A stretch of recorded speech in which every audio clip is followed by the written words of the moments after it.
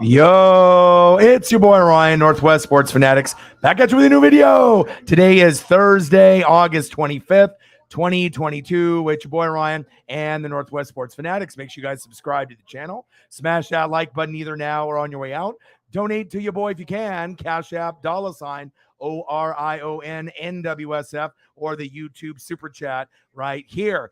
We got an exciting game today. We got preseason football, and we got one of the best matchups of all of preseason. We got the Green Bay Packers, go Pack Go, versus the Kansas City Chiefs and the Chiefs Kingdom. I'm hoping for some high scoring. If it ends up being lower scoring, I'm still going to enjoy it. But anytime we get two playoff teams and we get two of the upper tier, upper echelon teams in the business, one from the AFC and one from the NFC, I'm really excited to see a lot of the talent. I don't know if we're going to get a lot of the starters today. They said that Tom Brady and a lot of the starters are going to go against the Colts, even though our offensive line is depleted. I'm not really sure if that's a good idea or not. But in this game, I don't expect we're going to see any Aaron Rodgers, but we're going to see definitely a lot of Jordan Love. Will we see Aaron Jones? Aaron Jones? I highly doubt it, but we will get a lot of Romeo Doubs. And he's been getting touchdowns in every game in preseason. And today may not be like any other day. He'll probably score just like he did last week and the week before. And, 3 is a trend. Let's see if he can end up scoring again. And I doubt we're going to see a lot of Jair Alexander, but you never know. And then obviously we got Patty Mahomes, the rookie Sky Moore, Travis Kelce, Chris Jones, Chris Jones, George Karlaftis, and then another George pick. And if I have to pull up a few more, I will. I got my Devin White jersey. I was kind of, deciding if I wanted to go with the red one or the white one today. Last time I did the Chiefs game, I wore the Devin White red. Let's switch it up. It's 93 degrees here in Oregon, so it's very, very hot. The Mariners ended up getting a win against the Guardians. Dumbest name in baseball. Should still be the Cleveland Indians. So I'm good. Obviously, we got, let me see. I got to take a peek. I don't think that they are playing later tonight, but I am going to find out here in just a second, because the Mariners played, and I'm either going to have the Dodgers late tonight after this game is over, or they have the day off. And something's kind of telling me that they have the day off today. Let me double check. Yep, they do. All right, so they don't play. I got to wait till tomorrow. And then we got Dodgers Marlins at 3:40, and then the Mariners are going to be against the Guardians on Apple TV. They were just on fucking YouTube TV today. Broadcast is not very good there. 7:10 p.m. on Apple TV. And let me see who's pitching. Marco pitched today, and we got the win. Logan Gilbert, 10-5 versus Shane Bieber, 8-7. So that'll be a good one for tomorrow. But today we got the Packers and the Chiefs. And obviously they're talking right now about some of the different mini camps and practices. Aaron Donald swinging his helmet around like he's Myles Garrett, chasing after Mason Rudolph, trying to hit people on the head like whack-a-mole. Not good for the business. We obviously know Aaron Donald is a hothead, but we don't want anyone to get injured with him ripping off a helmet off a Bengal player. And who would have thought that after the Super Bowl, with the Bengals losing to the Rams, them doing a joint practice, like that was really going to go well. You knew there was going to be fights, especially with that particular matchup of two teams that just face each other in the Super Bowl. Come on, guys, be better. Let me take a quick look and see who we got in the room.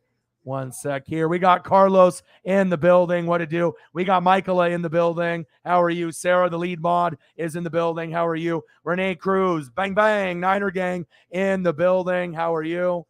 For life, brother, sister. Oh, yeah. I'm here. Carlos is in the building. Let's get it. Let's get to 100 in donos.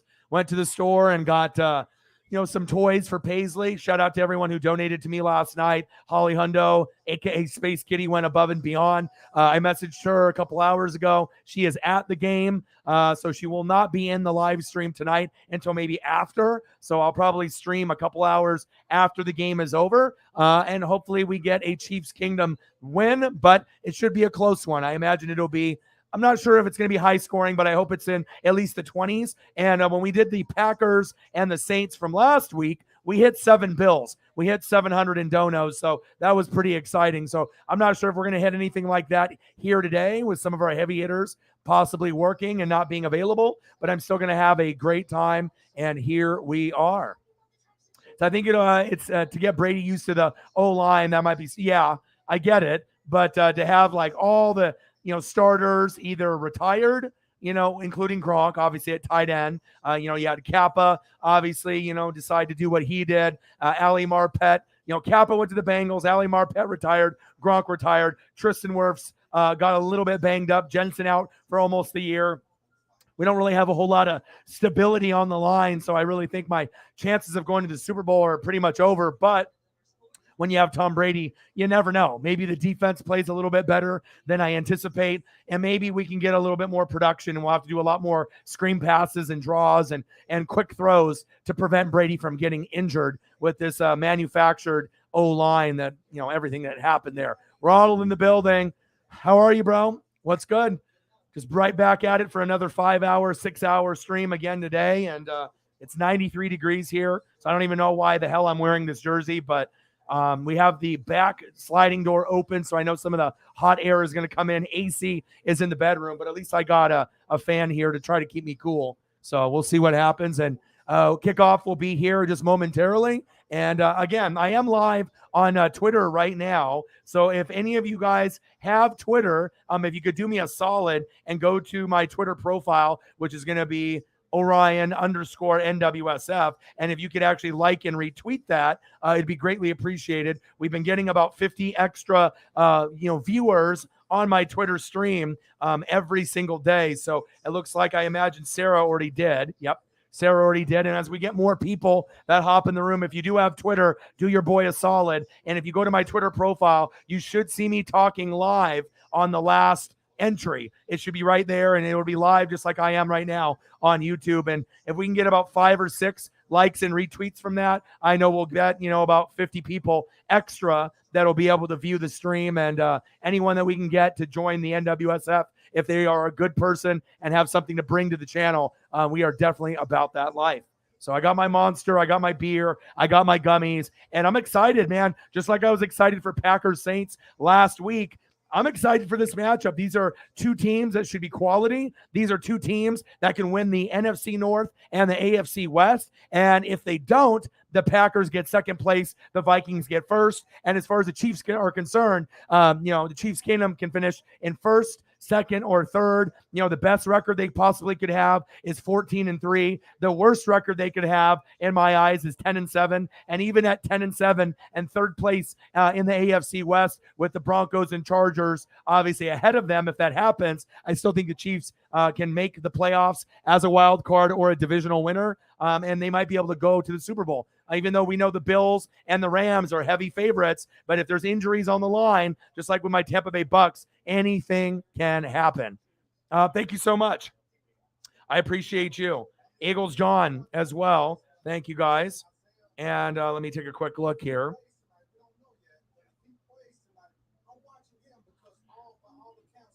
All right, perfect.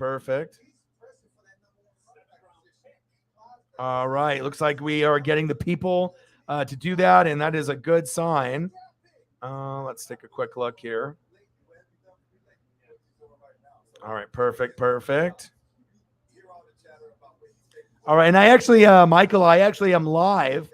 So if you actually go to Twitter and you look at the very first entry, like right when you scroll on my profile, right underneath followers, you should see me on Twitter, Packers versus Chiefs live, play-by-play and reaction. So if you could do it there as well, besides just the post, that would help, because that'll let everyone know that I am live, obviously there at the moment. So appreciate you. Thank you so much. And again, if anyone does have Twitter, please go to my Twitter handle, Orion_NWSF. And obviously I've done 2 posts. I've done 1 post saying that I'm live, and then I'm actually live on Twitter, just like I'm live right here on YouTube. So if we can get that number of me being live on Twitter, with, people don't sub to the channel, but they're just scrolling through Twitter and they see me doing my thing, then maybe we can get those people to click on it and then see what I'm about, or actually click on it and then leave Twitter and then come to YouTube, maybe sub, maybe donate, maybe, have something interesting to say and, interact with the fans. So anybody that has a Twitter, that would greatly appreciate that. I just got it linked up 3 days ago, and we've been getting about 50 extra eyeballs on the stream every single night that I've done it. So we're around that 45 to 50 range of extra viewers. So I appreciate that very much. Let's get it. We're going to have a good game today.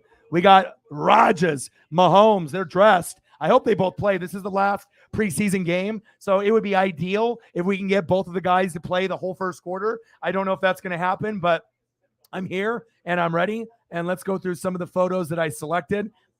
So we got Aaron Rodgers, Jordan Love, Aaron Jones. Who? Aaron Jones.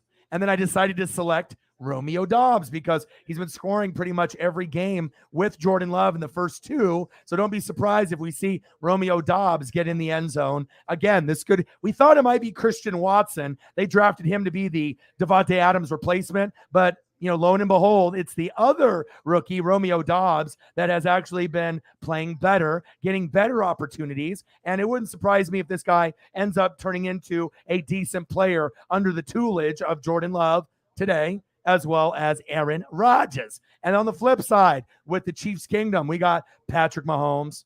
We got Sky Moore, who will try to be doing the same thing as Romeo Doubs and Christian Watson on that side. Sky Moore is going to try to be the, Tyreek the Freak Hill type of role. He's not going to be able to beat Tyreek, and it'll be wide receiver by committee with him and Juju and a lot of others. But I'm excited to see what he's going to do. We got Travis Kelce, the man.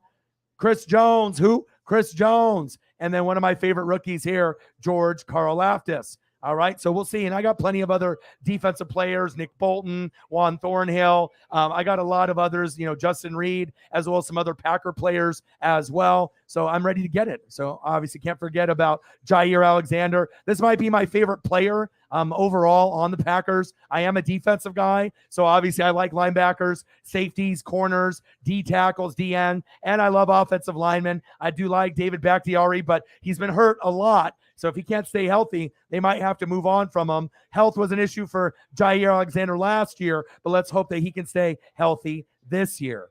And here we are. Hope everyone's having a fantastic day. Preseason week 3, Packers and Chiefs. And we're here. We're grinding it out, and I'm excited. Like I said, I don't mind doing Mariners and Dodger games at all. Michael, I thank you so much for doing that. Perfect. Now we got 3 people. We got Michaela, Eagles, John, and Sarah that have liked the actual live stream on Twitter. Thank you guys so much. And like I said, again, if you are there, let me know. And then it looks like we got some bad news from Bills rookie punter, Matt Ariaza, been accused with 2 others of gang raping a 17-year-old girl last year in a civil lawsuit when he was in college at San Diego State University. Obviously, you are innocent until proven guilty, but a lot of these cases for players like this, it depends if it's like a lacrosse team, thing that we had in the past, football players, basketball players. I don't want to say that he's 100% guilty, but a lot of times when some kind of story like this comes out,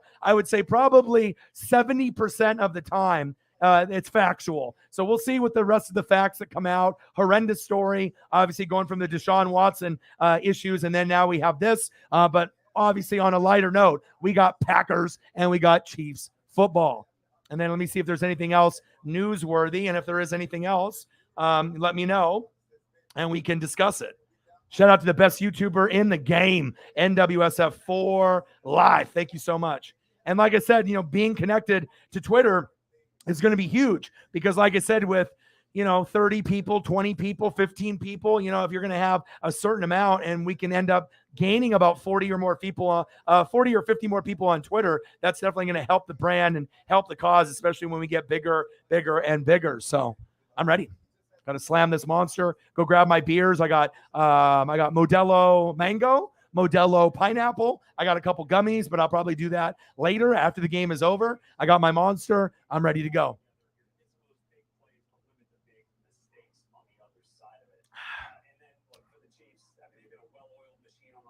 Went to Petco today, and I got a rope with a couple little tennis balls attached. Paisley literally ripped it up and ruined it within 20 minutes. I thought it was going to last at least a day, but she bit into the tennis balls, ripped them off, and she was taking off the pieces, and I don't want her to choke on that. And then she's on the rope now. So I ripped off the tennis balls, threw them away, and now she's got a rope that I tied in a couple knots, and so did the GF. And so hopefully that'll last. And then I got a bone that I'm hiding from her. So when she gets bitey here in about 5 hours, that hopefully will calm her down. And I got a brand new bone just waiting for her to be able to chew on, rather than my fingers, or the girlfriend or girlfriend's daughter. Chewing on a bone or a rope is much better. All right, here we go. Let's go, everybody. And again, I am on Twitter now. If you have Twitter, please like my live stream on Twitter. It'll be the newest entry. And please like it and retweet it so we can get more people here for the Fanatic family. Appreciate you guys very much. Let's go. Oh, I hear it. Ronald's in the building. Who dat? You dat. Megan with a $5. Greetings, fam. Not feeling the best. I'm having a quiet day working on my blog and webpage. Thank you so much. And like I said, if you have to bounce back and forth, let me know. But I appreciate you very, very much. $5 holla. And once we go into a commercial break, I'll start throwing up some photos. And here we go. Chiefs kickoff to the Packers. Return from the 5-yard line. Nice special teams. Whoa. He spun out of it. I was about to say, nice special teams tackle. And he hit him with a little looky-loo and gained a couple more yards. Okay.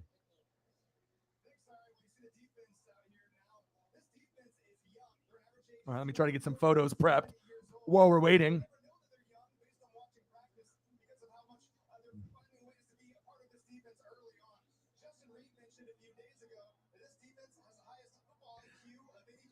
I do like the Chiefs. Packers will be good too. They got Jordan Love, so it looks like no Aaron Rodgers. We got Jordan Love under center. Let's see what we got here with the ones. First down and 10, man in motion. Halfback toss. No, halfback. Just a little handoff there over to the left-hand side. Gain of 2. This is for Megan for her $5 dono. We'll give her a little Pete Carroll. Seahawks in the building. We'll give her a little bit of Steve Largent. High stepping like Dion. Obviously, I love photos from the 80s, so I can always show you something unique and different. And then we got to go with her favorite, Jim Zorn as well, or one of her favorites. Jim Zorn, Steve Largent, and Pete Carroll. I'll get the next one up. Second down and 8, shotgun set. Jordan Love, little check down. Missed tackle. Nice effort there. So we got Pete, we got Steve, and let's try to find a nice Jim Zorn here. I wish there was more Jim Zorn on the internet for Jay-Z, and we ain't talking Jigga, the rapper, but obviously this Jay-Z, this is obviously one of Megan's favorites. She lives in Australia. She'll be coming to America shortly in a few weeks to be able to see the Seahawks in person, as well as the USC Trojans. She's a big Pete Carroll guy, Pete Carroll girl. And it's going to be amazing for her to be able to experience that. Third down and 2 for Jordan Love. Let's see what we get here. Shotgun set. Blitz coming. Check down. First down, Packers. I think he reached for it and got it. Let's see if they give it to him. Trent McDuffie. Let's see if he ended up getting it or not.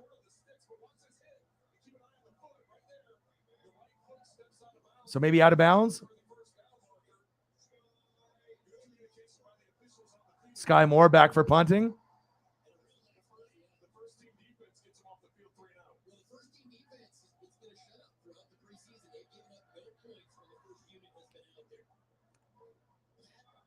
Shout out to the Chiefs Kingdom rookie, Trent McDuffie. McDuff is what we call him out here in the Northwest. Okay. Sky Moore. Go, Sky. Go, Sky. Go, go, go, go, go, go, go, go. Yes. Yeah. First down, Chiefs. Kind of reminds you of Dante Hall and Tyreek the Freak Hill, huh? Let's go. Let's go, baby. Chiefs. What a good return. Oh, look, we get Mahomes. They say, hey, we're too good to play Aaron Rodgers. Hey, they're like, nope, we're going to get some reps in. Good for them. Good for the fans that paid for that money. So that way we can see a little bit of Mahomes. and a little bit of Kelsey. Definitely want to see some Sky Moore too. All right, let's go, Pat.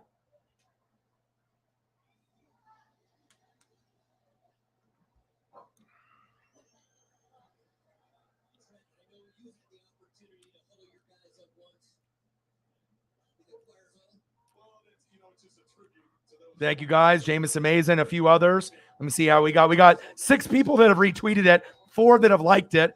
So if anyone has Twitter and can go to my Twitter page, Mahomes didn't even take a snap, huh? Or are they doing that for Len Dawson?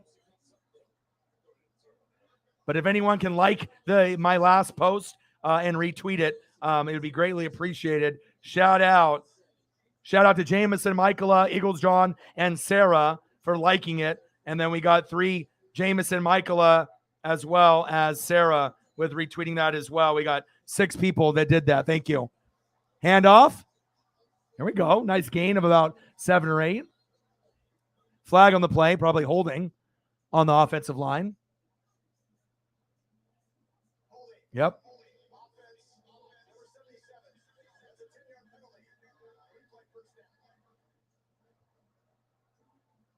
And I'll always throw back some college photos because I love being able to mix the past to the present. And obviously, woo, that Clyde Edwards-Helaire looking pretty fresh on LSU.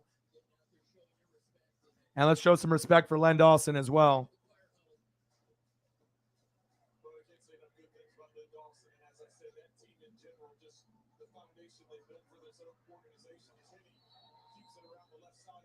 Chad Henne, shout out to Len. Rest in peace. Condolences to your family. And like I said, I love old school photos, but I hate it when we have legends die, like Len Dawson for the Chiefs recently, as well as my dad's Dodgers with Vin Scully. It's heartbreaking, but it's a part of life, and we can celebrate the life, and we can obviously commemorate and obviously put some decals and patches on there as well.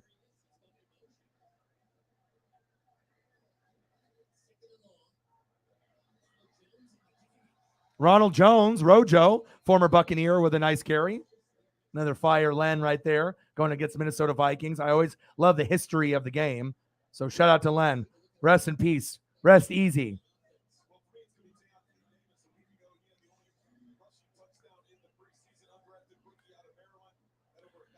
All right, let's see what we got here. Fleet Davis, Bushman, Eric Bieniemy, I see you.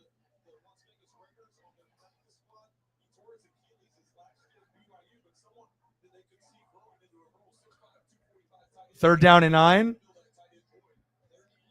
Big hit by the Packers.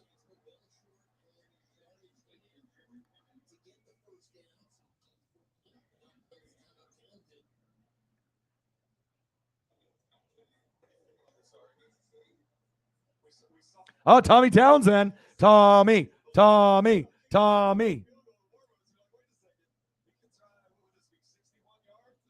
That's Holly's favorite. She's there. I'm not sure if she got a chance to talk to him or not. Probably not, but you never know. Let's see what kind of punt we get from Tommy today. Come on, Tommy. Good punt. Let's see if he can pin him within the 10-yard line. Nice. Good punt by Tommy. Hell yeah. Holly's cheering. Good stuff.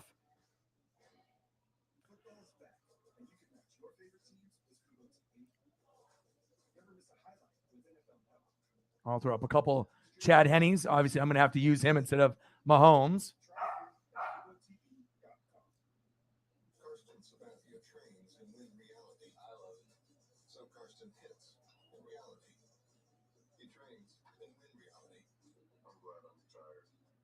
Just trying to see if I have any other ones that I like. I think that's the best one. Others are pretty good, but dimensions don't fit. All right. We'll see what we get next with the Packers. Want to see what Romeo Doubs does. And obviously, I was looking forward to seeing a little Rodgers and Mahomes, but I guess you don't want to have your guys have a fluke injury, so I get it. So we're going to have Jordan Love for a majority of the day go against Chad Henne, and I am mad at that.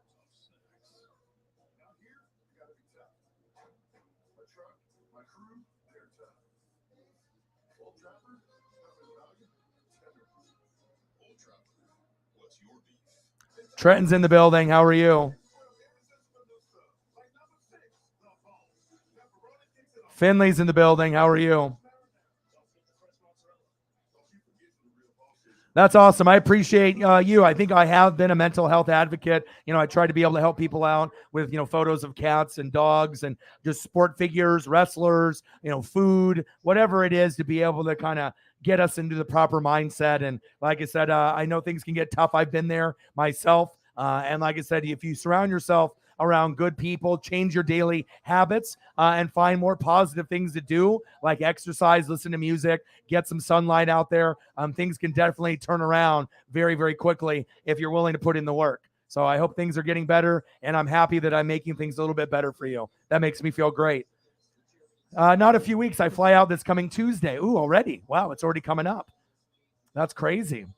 Another $5 donation. Appreciate you.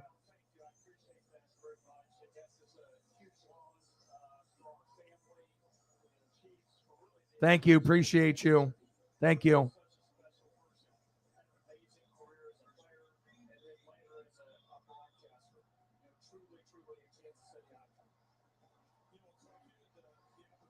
Yeah, I love Rodrigo. He's awesome.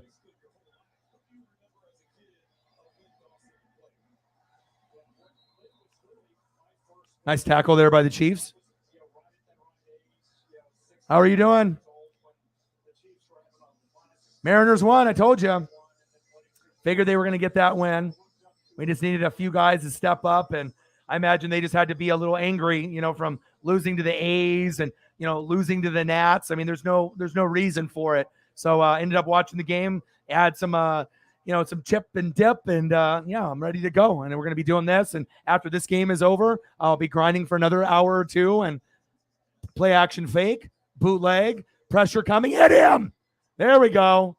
I'm not sure if that's a sack lunch. It's 12 noon. You know what time it is. It's time for a sack lunch. Yum, yum, yum, yum, yum. Let's go. And rest in peace to Len Dawson. Long live the legend, Chiefs Kingdom. The game is on NFL Network if anyone is looking for it. And I am here grinding it out. We got some Pete. We got some Steve. We got some Jim. And I'll pull up a few more other photos here for you, Megan, once we get to commercial break. 3rd down and 9.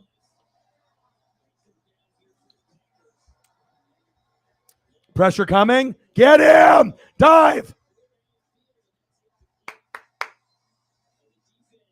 Good defense by the Chiefs. Juan Thornhill on coverage.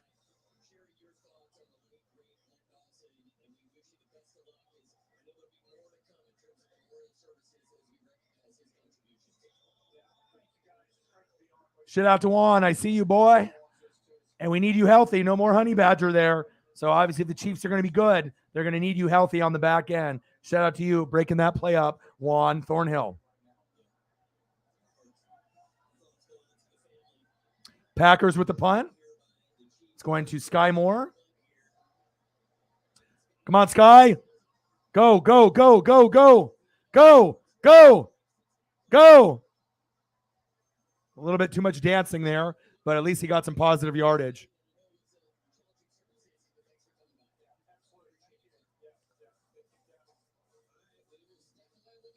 All right, next up we'll have Chad Henne, excuse me, and we'll be ready to go. I hope everyone is having a fantastic day. And like I said, it's a good day. When the Mariners win, it's a fucking good day. When they lose, not good. And obviously my dad's Dodgers, when they're actually doing well, that's always good for me as well. And again, if anyone is in here that has Twitter, if they can go to my Twitter profile, and I'm live on Twitter. I actually got it connected on YouTube. If you could do me a solid and like my live stream and retweet it if possible. We have 6 people that have retweeted it already and 4 people that have liked it. And that definitely helps getting more eyeballs to the channel. Obviously, we have some difficulties with analytics and different metrics and the way that they promote, channels here on the tube. But obviously, we gotten about 50 extra views each day by just having people, like the video and retweet it on Twitter and getting some new eyeballs and faces on the NWSF. So if anyone hasn't done that yet, if they could, I would be greatly appreciative of that particular request. And we'll see what we get here from Chad Henne. I got some nice photos here lined up. We got Rogers. We got Jordan Love. We got Aaron Jones. Aaron Jones. Romeo Dobbs still hasn't got a chance to get flowing in the offense yet, but give it time. I wouldn't be surprised if he scores again today. Jair Alexander, my favorite player on the Packers. And we got Patrick Mahomes, the rookie Sky Moore. As you saw, he does kick return, punt return, and is a wide receiver, just like Tyreek did when early in his career. Travis Kelce. Chris Jones. Chris Jones, the rookie George Karlaftis. He's got that motor. He's a good edge rusher. He might be one of the steals of the draft. And then we obviously got Clyde Edwards-Helaire back in college. A little salute to Len Dawson. Rest in peace. Tommy had that punt earlier. And obviously we have Chad Henne now. Let's go.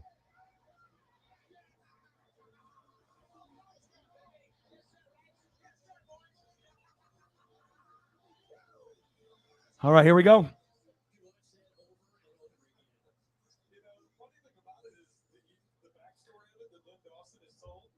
All right, come on, Henne. Let's see what you got. Handoff. Nice aggressive run. Gain of about 6 for Rojo, Ronald Jones, the former Buccaneer. Looks like it was 8-yard gain. It's a lot further than I thought.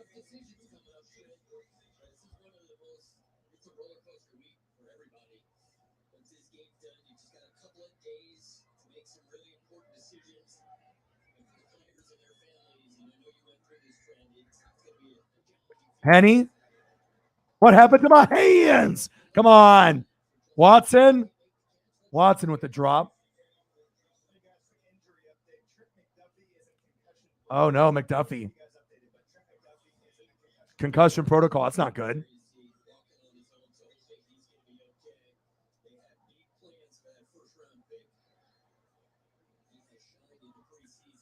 Let's see how many carries Rojo gets, the former Buccaneer.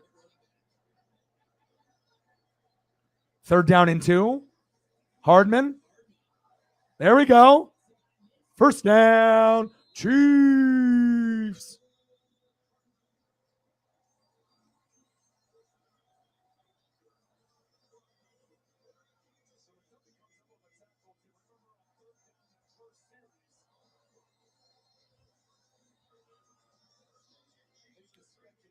First down, Chiefs. Move the chains.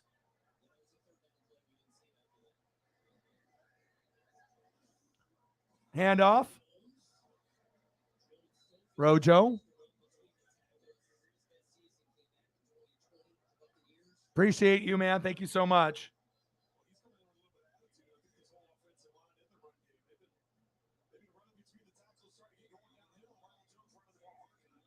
I actually got one post. I got one post right above that, Jeff, that actually is me live on Twitter. If you could do that one, that would be great too. That way we can actually get people to see that, hey, I am doing this game right now. So I did a post of saying, hey, a picture, a snapshot. Hey, I'm live. And then I actually am live on Twitter doing the stream. It just shows on Twitter just like it's showing here on YouTube. Thank you so much. Mbida in the building. Said, who dat? Does Donald get a pass from the league or does he get suspended? He should get suspended. He's a hothead. You know what I mean? He's trying to hit people in the head like whack-a-mole. You know what I mean? Pulling helmets off.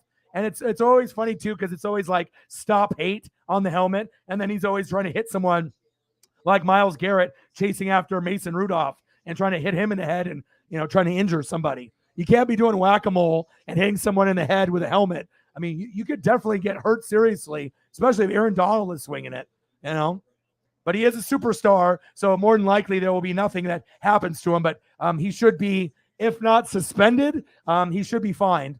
So I'm good. How are you, bro? Thank you, Jeff. Appreciate you. Yeah, just trying to get more eyeballs, and I've just got it linked up. I just got it linked up to Twitter like 3 days ago. So this is my 4th stream, and we've been gaining about 45 to 50 extra views by just, linking it to Twitter. So even though most of those people are just going to take a peek or keep scrolling, going long, going deep, what happened to my hands? But you never know. You might end up finding that one person that, clicks on it, likes what they see, hops over to YouTube, hops in the chat, likes it, subscribes, possibly donates, and then we get more people to join the channel, Pass interference, defense. Thank you, guys. You guys are great. So now we have 7 retweets, 5 likes, and then we have 7 retweets and 6 likes on the post, and then 7 retweets and 5 likes on the actual live stream. You guys are the best. Thank you.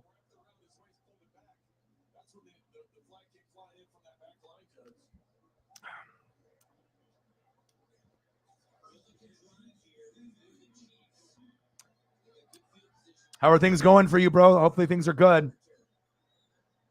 All right, here we go. 1st down and 10. Handoff. Go. Pacheco. Flags. That's got to be holding on the offensive line because your boy knows. Bring it back.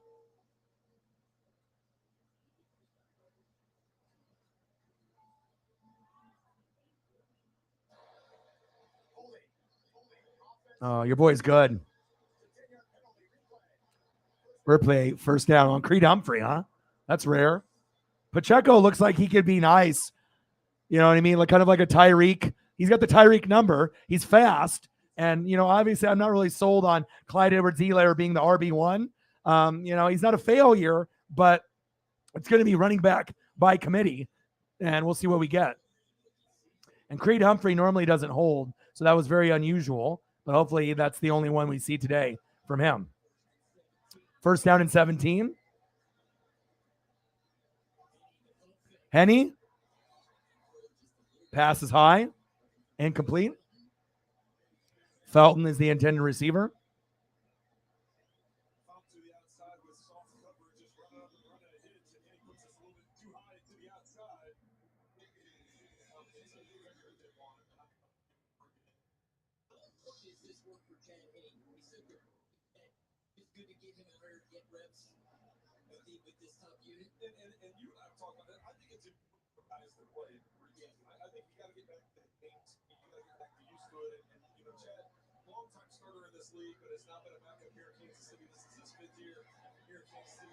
Nice tackle.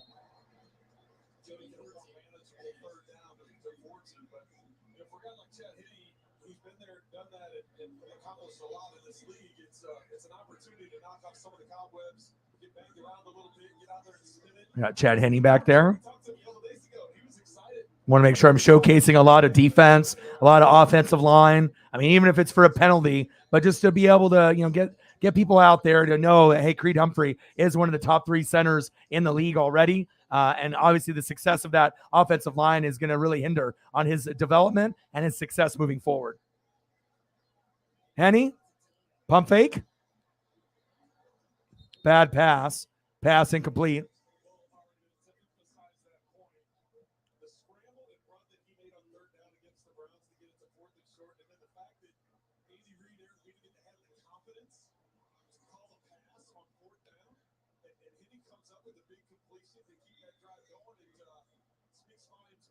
All right, we're going to have a 44-yard field goal attempt for Harrison Butt Kicker, a.k.a. Harrison Butker, one of the top 3 kickers in the league. You got Justin Tucker, Hall of Famer, the best. You got Evan McPherson from the Bengals, up-and-coming rookie. and he's in his second year. And you got Harrison Butker. Kick is up, and it's good. 3-0 Chiefs.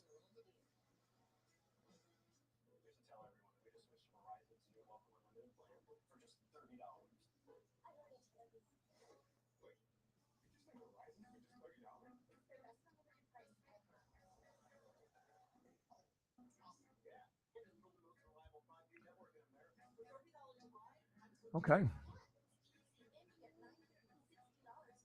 Let me try to get some photos here for Megan. So we'll go through and just cycle through the ones that we did before so we can just take a little bit better of a look. Pete Carroll, Steve Largent high stepping like he's Dion. Love that photo. Little Jim Zorn, old school photo. And let's go back to Pete. Actually, let's go to Steve here because that's like a good action shot. Now let's pull up a couple more, at least one more of each player or coach. They had Pete running quarterback with the ones. Obviously for an older gentleman, he still has it. He's got that energy. All right, let's go with Pete. We'll do Pete at USC. So we'll give you Pete at Seattle. Creed. We got Pete there at USC. And let's go for another one. Let's go another Steve Largent while we're on commercial break here for the dono. You donate, you get some photos, you get some love. Let's do another Steve Largent. Before Jerry Rice, there was Steve Largent. And obviously it set the tone now for guys like Cooper Kupp and Hunter Renfrow. Just because you're Caucasian doesn't mean that you can't play wide receiver. Even though the position is dominated by the brothers, some of these, Caucasian receivers, they can do it too. You know what I mean? Love it. And then let's go with another Jim Zorn. I just wish I had more Jim Zorn photos that would fit, because a lot of them are just smaller, grainier, and obviously he's not as a popular player or coach as a Steve Largent or Pete Carroll, so there's not as much of him, but the ones that I do find are very iconic, and I love this one. This is black and white, so little Jim, little Steve, little Pete, little Jim, little Steve, little Pete. Appreciate you. Thank you so much.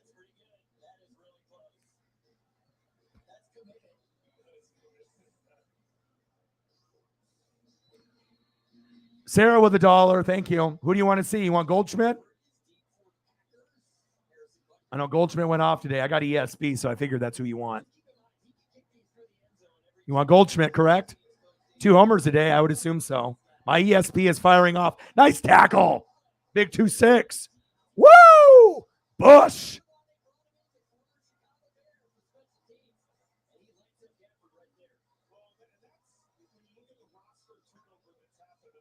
Bang, bang. Appreciate you.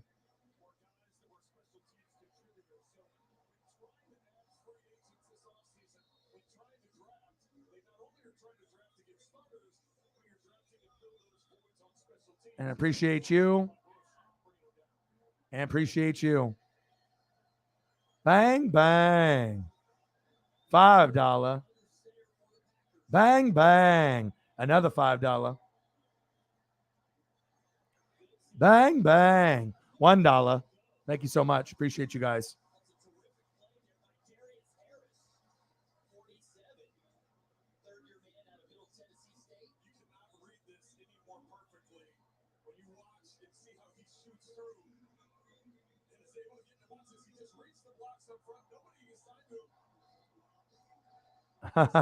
ESP.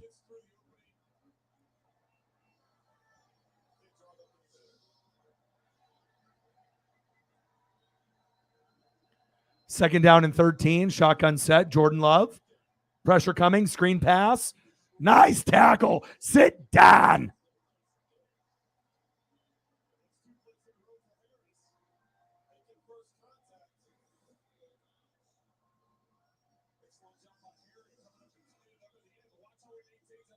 He's been on fire lately.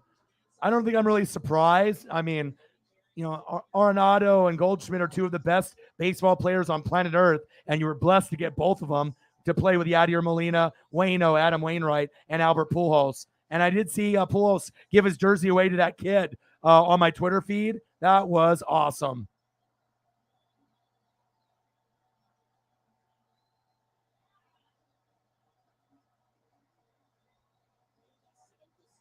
Screen pass, not going anywhere. Flag on the play.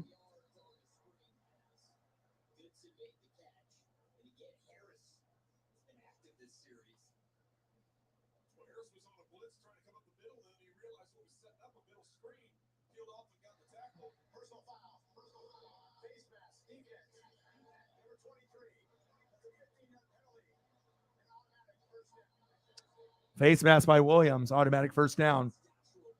Joshua Williams, shame on you.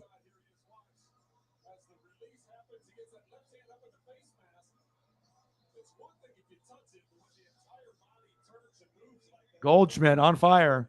And I definitely think that the Cardinals are going to have a chance to do some damage this year.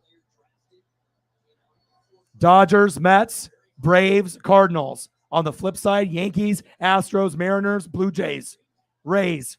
Go, go, go. First down, Packers. Tyler Goodson. Jameson Meza with a $5. Appreciate you. Who do you want to see? You want some Braves? Do you want some Titans?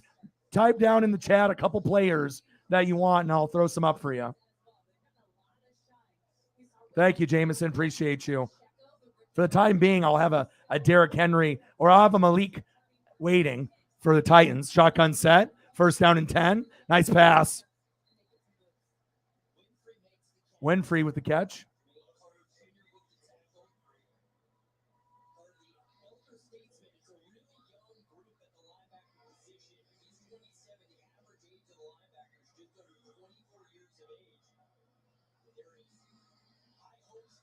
Shout out to you. $5 dono by my boy Jameson. Always repping the channel. Always taking care of business. Appreciate you. Bang, bang. Love. Play action fake. First down, Packers. Move the chains.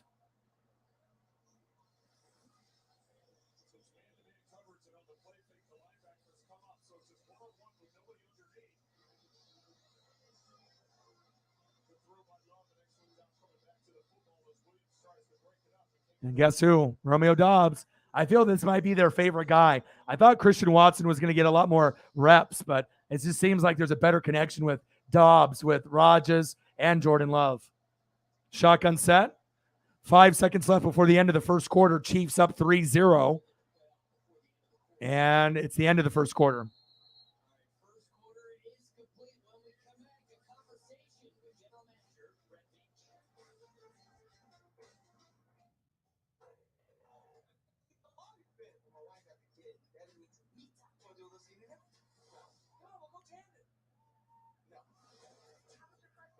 $16, 84 to go. Yeah, that was cool. And I actually went to the dad's Twitter, and he actually got to go on the field and help out with some batting practice. He got Albert Pujols' autograph earlier that day or the game before. So he already, met him. And then he was just, lucky enough to have the right position with the seats and had a sign saying, hey, well, you want to trade jerseys? And he had a little T-shirt jersey thing going on.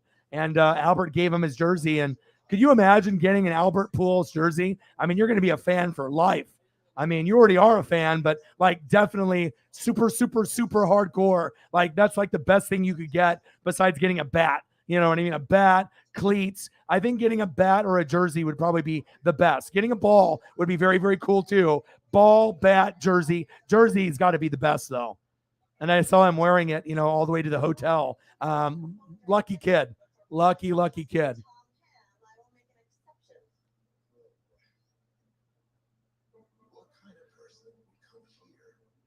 Okay.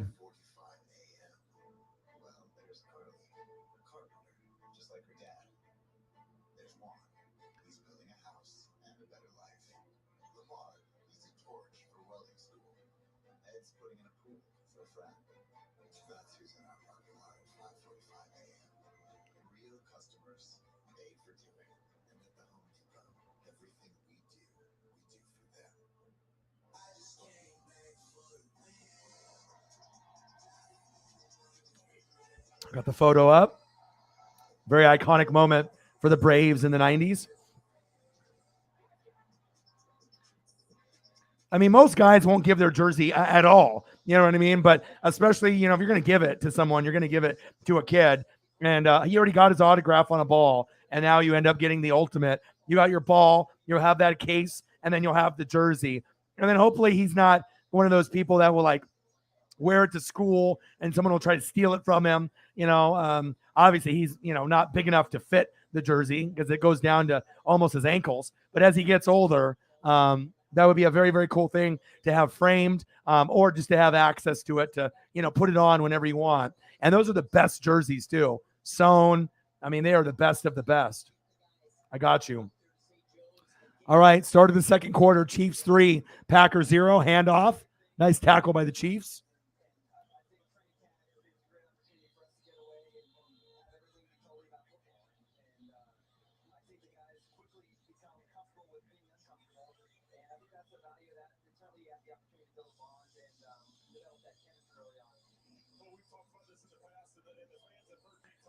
Father, a gamer, Kansas City Chief fan, Latino guy, Chaz Gaming. I just followed you back. And he commented on the stream, says he likes it. So I appreciate you guys. Now we have 8 retweets and 6 likes. So like I said, what you guys are doing for me on Twitter is really helping. First down, Packers. And especially I give you something totally different. You can always look at someone, on the screen talking the whole time, which is fine. But when we can sprinkle in, some HD photos, it definitely takes the stream to a whole nother level. And then on top of that, it doesn't have to be limited to football. I mean, we could end up doing a lot of different things from, pop culture and Stranger Things. We'll end up doing maybe a little bit of NASCAR. I mean, you never really know what direction we're going to go on any given day. And I love that. Second quarter, man in motion. Handoff. Breaks the tackle. Nice gang tackle right there on the sideline by the Chiefs. Gain of 1 or 2.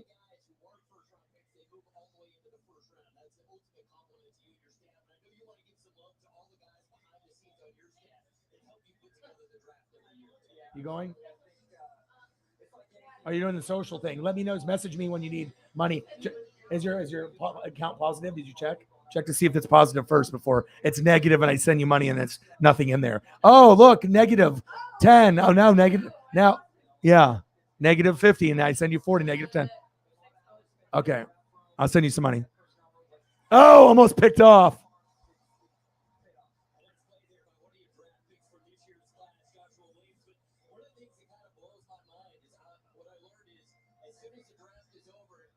Almost picked. What happened to my hands? You got to catch that.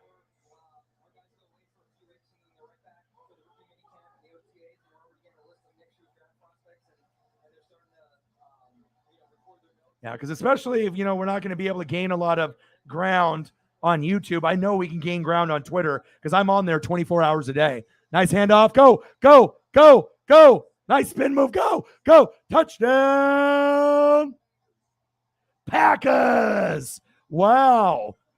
That was a hell of a run. Ran hard. Was pumping those legs. Broke 2 tackles. Hit a spin move. Hit him in a spin cycle. Watch them close twice. Whirlpool. Get off me. Touchdown. Packers. That was a hell of a touchdown.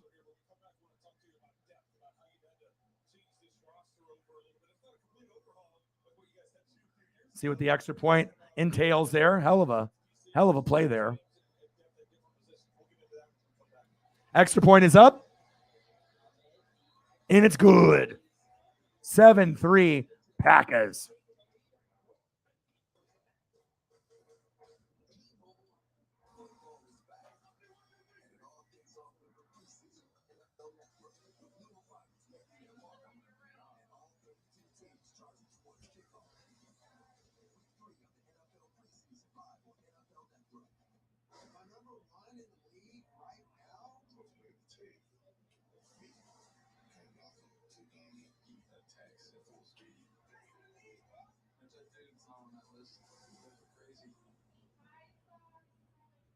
The summer supercharged sales event is here. So stop by your Ford dealer today and discover how Ford can take your summer to a whole new level. Get 2.9 for 60 plus 500 bonus cash on a 2023 F-150 or Bronco Sport only at your local Ford dealer.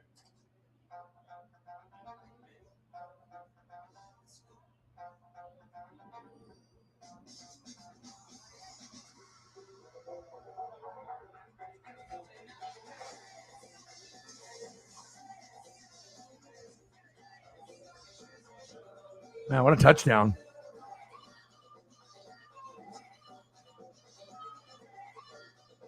Get a free storage upgrade in case with S Pen when you pre-order.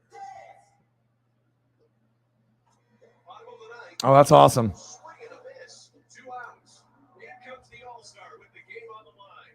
Let's see if Smith can protect his home turf.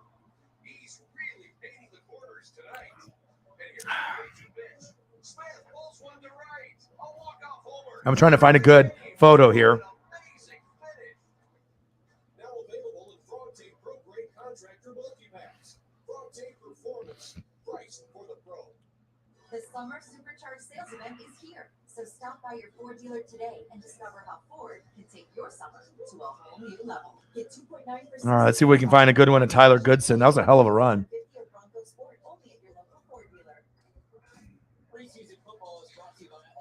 Maybe I can find a good Iowa Hawkeye one.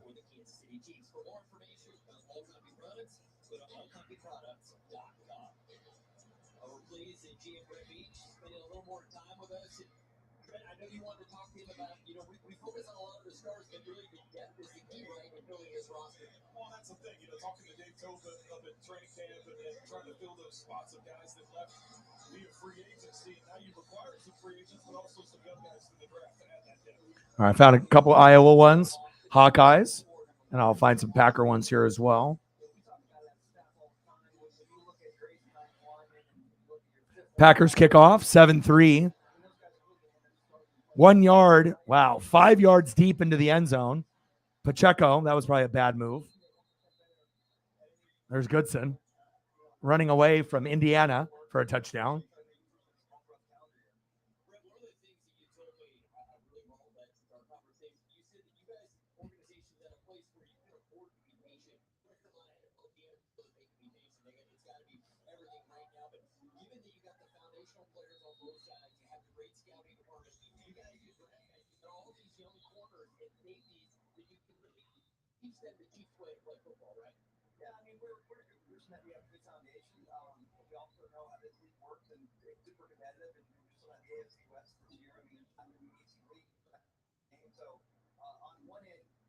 What a touchdown by Tyler.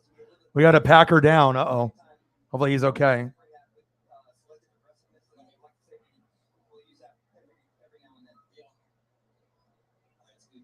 We got Bouchel going to be coming in at quarterback. There's Tyler Goodson.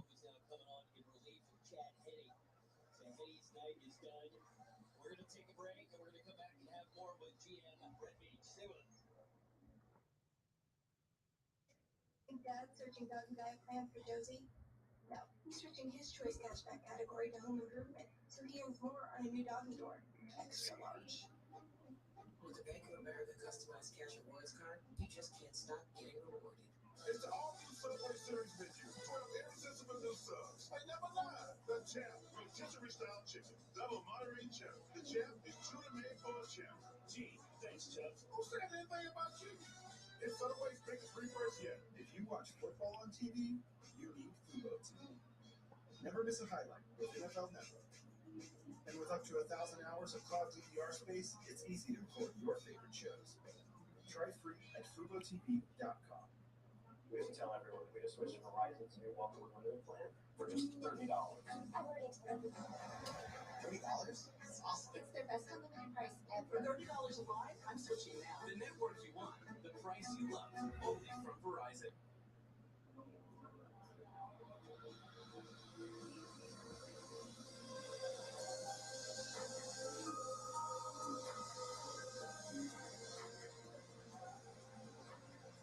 All electric with room for up to 7.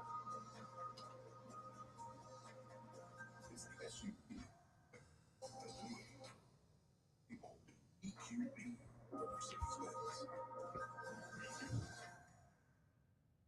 NFL Plus is here, bringing you live out-of-market preseason games and 5 local and primetime regular season games.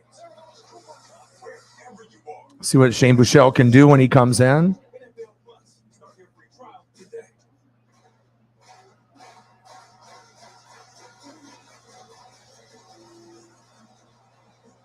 It's from SMU.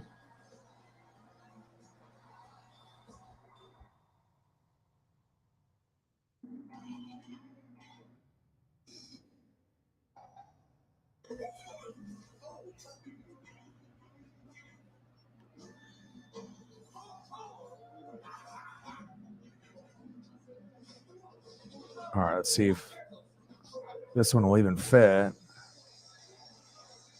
here it is. The famous Bobcat dude. It's a big part of training me up and got a lot of laughs and a lot of fun for you and your staff. That's the star training camp right there. Yes, those are the star. Those are long days up there. And Shout out to Tyler Goodson from the Iowa Hawkeyes with that amazing touchdown. And let's see what we can do here now.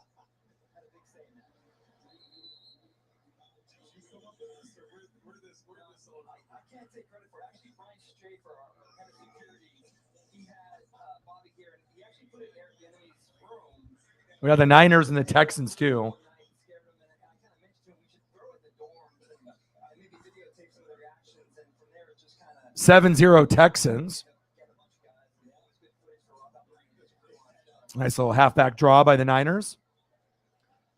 I got that on the computer now as well. 2nd down and 5, shotgun set. Buechele, play action fake. Screen pass. Rojo. There we go. Rojo, that looks like he's got a little bit of a burst.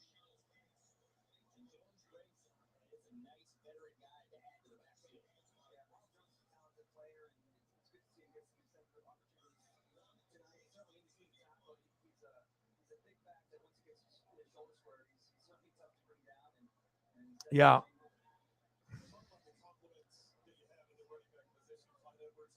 How you doing, Eagles? I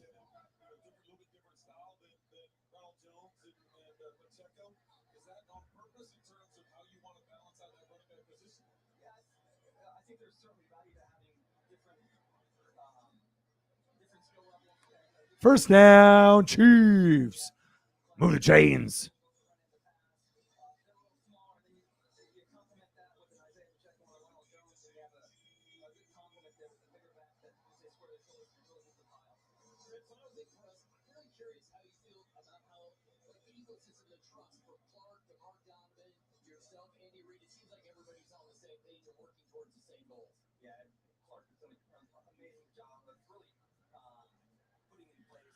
All right, first down and 10.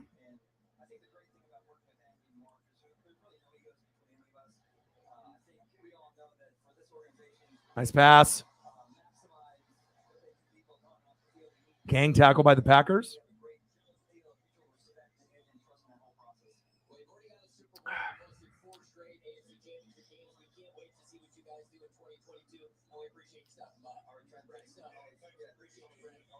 $7-0 Texans over the Niners. Now, if there's anything crazy on baseball wise, type it in the chat and let me know. 2nd down and 3, or if there's any news in general for wrestling, CM Punk news based off his injury, baseball news, football, you let me know. Nice play. Go, go. First down, Chiefs. Move the chains. That was a great play call by Eric Bieniemy.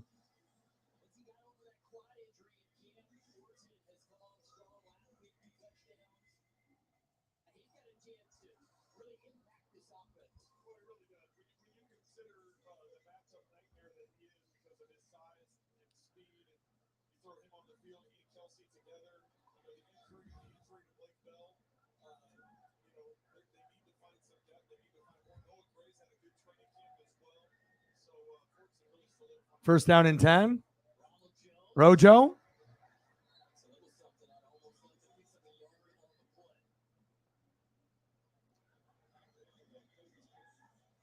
We just didn't have a place for him on Tampa Bay, but we'll see if he makes the Chiefs roster.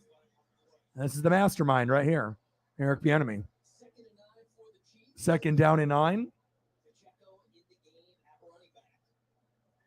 See if Pacheco gets the ball.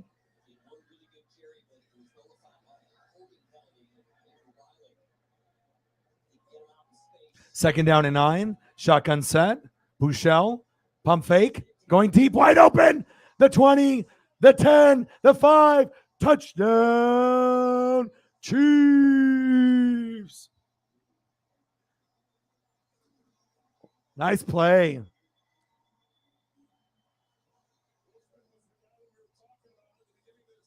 Let's just play again by Bieniemy.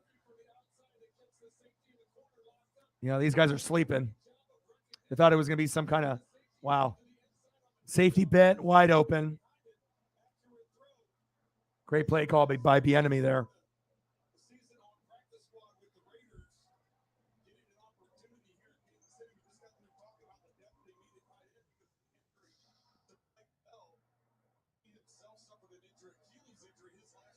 Extra point is up.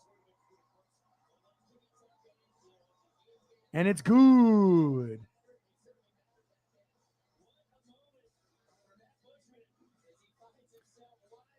Matt Bushman. 10-7 Chiefs.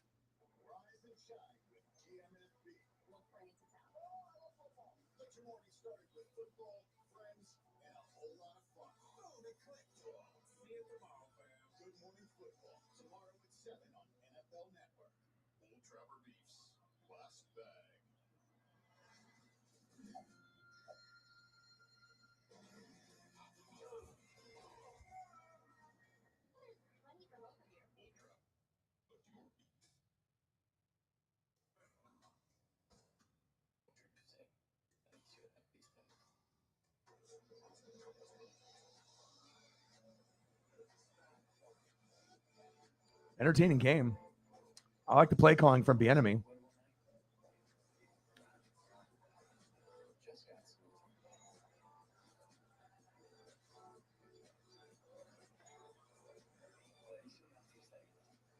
Oh, really? No, he's not playing. If he was going to play, he would have already played already. Megan with a 5. What's the difference between a kicker and a punter? Kicker kicks only field goals and extra points. Punter kicks punts. That's probably the easiest way I could explain it. But sometimes when kickers get hurt, a punter can make an extra point, or a field goal, but that's the difference.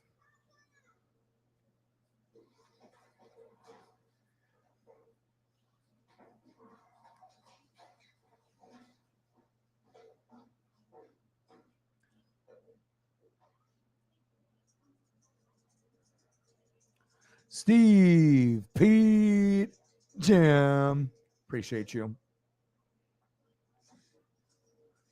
Steve, Pete, Jim.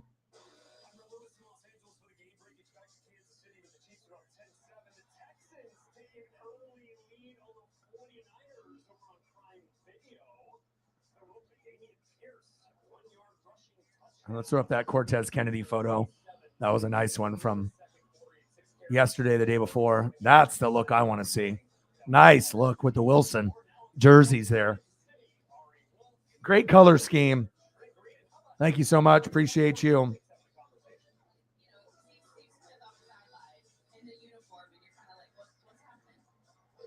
Bang, bang.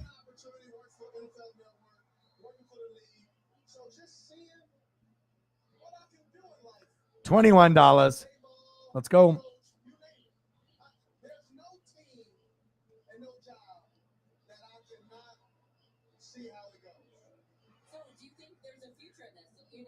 Yeah. In football, they never have one person do both. It's there's too much on their plate. You know what I mean? They have to have specialists, placeholders. Every guy has a job.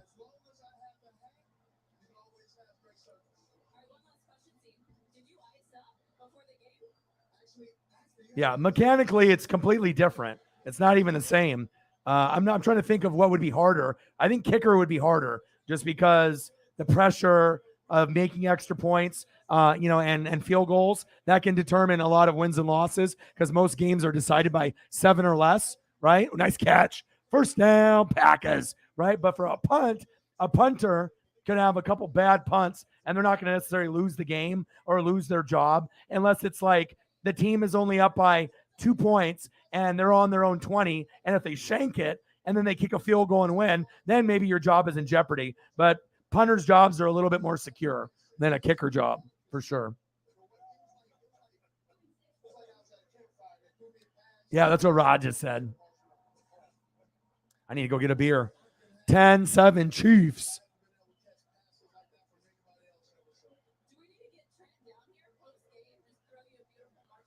Jordan Love, what happened to my hands?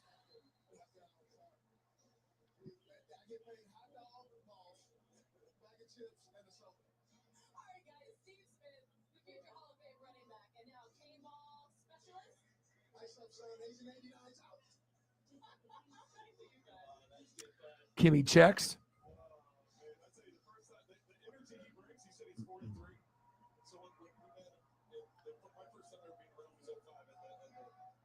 No problem.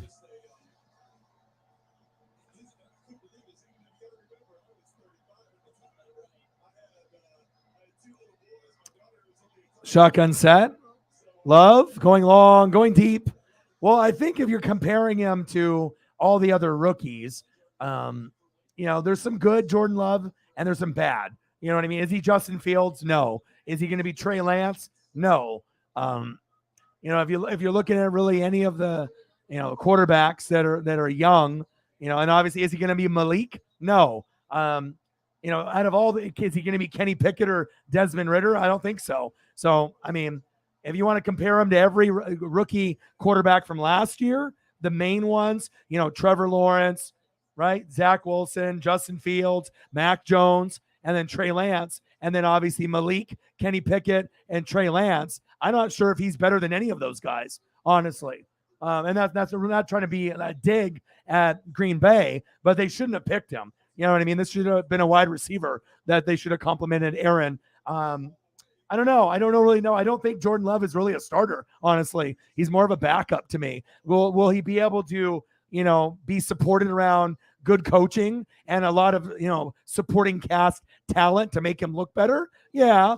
But I mean, if Jordan Love was on the Browns, do you think he would succeed? Fuck no. So I'm not even sure if he can succeed with one of the best ideal situations for him on Green Bay. I mean, for me, if I say that he could take over for Aaron, I would say no, just to be realistic. You know what I mean? I do see some flashes of decent football, but I don't really think he's that good. I think, like I said, Justin Fields is better. I think Malik is better. And I think Trey Lance is going to be better. So, I mean, I don't really know what you're expecting, but if you want someone just to fill in temporarily, but you're going to need someone better because the Vikings are coming. That's just my personal thought. But we need to see a little bit more.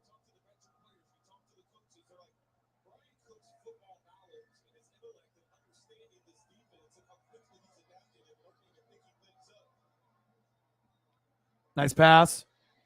Because, obviously you guys got a lot of talent and, you got Gutekunst, you got LaFleur, you got good defense.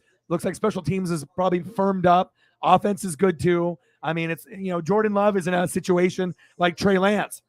You got a lot of pieces and great coaching around you. All you got to do is just don't fumble and don't throw picks. You know what I mean? Don't fumble and don't throw picks.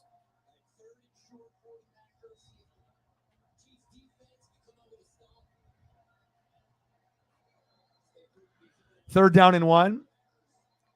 And I don't think Jordan Love is horrible, but for the Packers' reputation, first down, Packers. I just don't think he's good enough. I mean, you're going from Bart Starr to Brett Favre to Aaron Rodgers. Yeah, Don Majkowski, in the past. I just don't know if Jordan Love can be the guy, for them.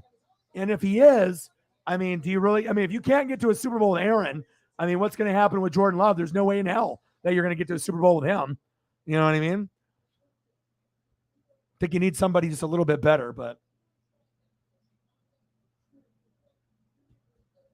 I don't know what happened here. The audio.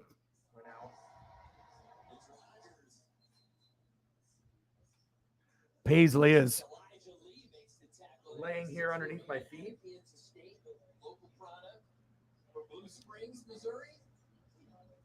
There we go, Lynn Dickey.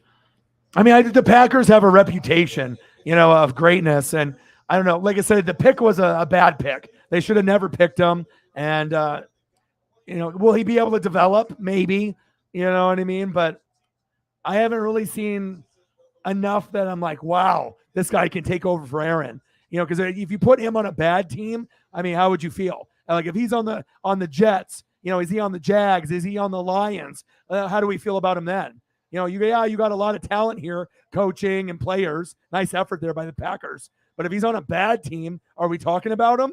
I mean, we're going to be talking about him on the Packers, but if he's on the Lions, Jags, or Jets, can he actually do anything?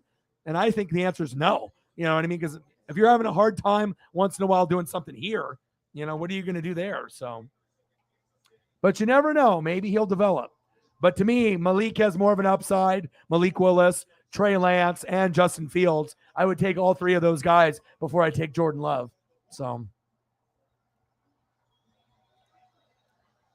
yeah, true. They have been spoiled as a franchise. But on the flip side, even though they've been spoiled by quarterbacks, they don't have the rings to show for it either, though. So they've gone through a lot of misery, since they've had these, three great quarterbacks, legends, and Bart Starr got a bunch, but with Favre and Aaron with only one, pretty disappointing if you're a Packer fan.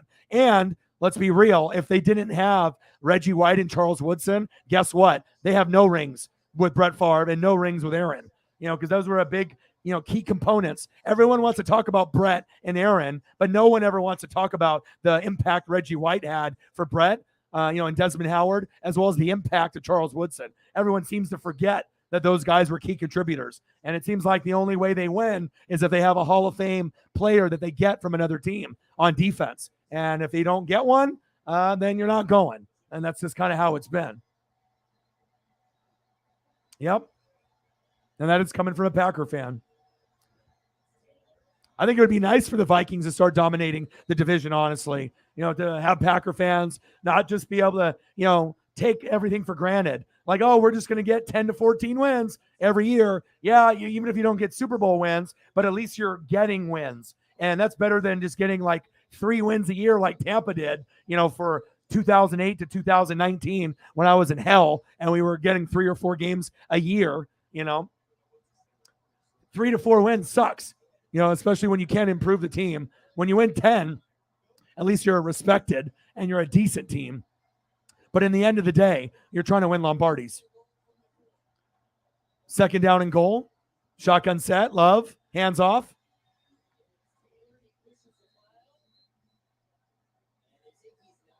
Wow, they didn't give him the touchdown there. Third down and goal. But have you noticed that? I mean, Packer fans, right? But you know what I'm saying? Like, I'm not a Packer fan. I'm a fan of the NFL and the NFL's history. But when's the last time you heard Packer fans actually say, yeah, if we didn't have Reggie White and Charles Woodson, we would have been fucked? Nobody says that unless you're like an OG like me that actually knows football. But I never hear Packer, faithful say anything like that. They just always, give the love to Brett and they give the love, to Aaron. But, it is a team sport and you have to have good quarterbacks like that. But I think a lot of people, if the younger generation didn't watch back then they have no idea. But, they had to have those Hall of Fame guys, Reggie White, Charles Woodson, and let's not forget about the impact of Desmond Howard. Obviously, kick return, punt return, obviously with Brett Favre in that year. That was very instrumental for them to go as far as they did. So,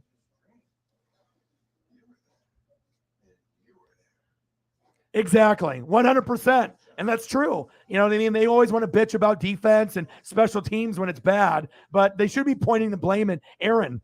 You know what I mean? But they always want to treat him like a fucking Jesus or God or a godly figure. We get it. He might be the naturally most gifted thrower, but that doesn't give you rings at the end of the day. You know what I mean? And that's why I think a lot of us are disappointed, because when we see guys like Drew Brees, Russell Wilson, Aaron Rodgers, we expect more. We hold them to a higher standard, like Peyton Manning, right? Like Joe Montana, Brady. We hold John Elway, Dan Marino. We hold these guys to a different standard. And when you see guys that are elite, but then They have a shit ass record, like 5-6 in his last 11 appearances, and Mahomes is 8-3. And people tell me all day how much Aaron is so much better. Well, he's not better in the playoffs. You know what I mean? It's probably the most overrated quarterback in NFL history as far as elite. You know, I don't think I've ever seen an elite quarterback, choke, and let alone choke at home. And you can bitch and complain the defense, the O-line, and special teams. But at some point, as much as you love Aaron, you got to be able to point the blame at the quarterback. You didn't win MVP 2 years in a row by doing psychedelics. It was Nathaniel Hackett and Aaron together. But he doesn't even want to give Nathaniel Hackett that love. So seems like he's kind of a selfish player. And honestly, I'm kind of glad that, just to be very clear, I'm glad I'm not a Packer fan because, number one, they need an owner, and being owned by the fans is horrible, right? You need to be able to have structure.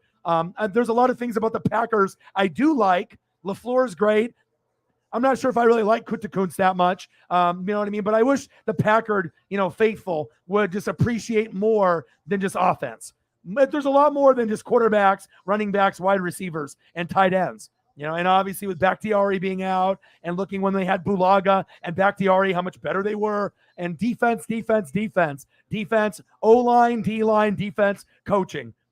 Special teams is big too. And Air Freak is a Packer fan, It's just, there's a lot of expectations, but after a while, even if you win 10 to 14 games every year, you already know that when it comes to playoff time, you can't even count on them winning unless you're just maybe one of those new Packer fans and thinks they're going to win the Super Bowl every year. But if you've been watching for the last, 10 to 20 years, you kind of know the routine, start off fast and then fade late. So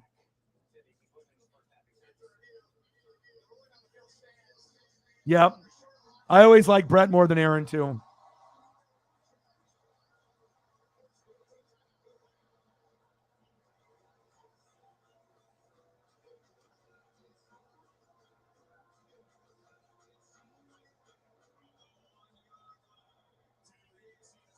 Yeah. Nose tackle. Yeah, I know. It's annoying, man, when you get these younger people that try to, talk to the older generation about football and who's great. It's just like almost laughable because they don't even do the research or watch film or even try to know about the history of the game. You know what I mean? They only see what they see in front of them. Recency bias, whatever is happening now, what happened last year. Like all these fucking idiots that tell me LeBron is better than Jordan and Kobe. It's laughable, Illegal formation.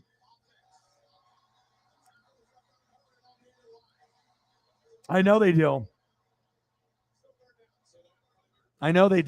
But don't you think if you guys had a sole owner, right? Owner, not the board, but an owner, a GM, head coach, OCDC, like everyone else, I think you guys would be much better off. I think it's like a kind of a nostalgic, cool idea that you can own a piece of the team like Grossi and a lot of the Packer fans. But ultimately, I think it's a curse. You guys need to have stability, not Gutekunst going into the board meeting and saying, hey, we're going to do this. And they look at each other and nod and say, okay, because what happens if the GM sucks? Then you guys are going backwards, Pass incomplete. Good defense there.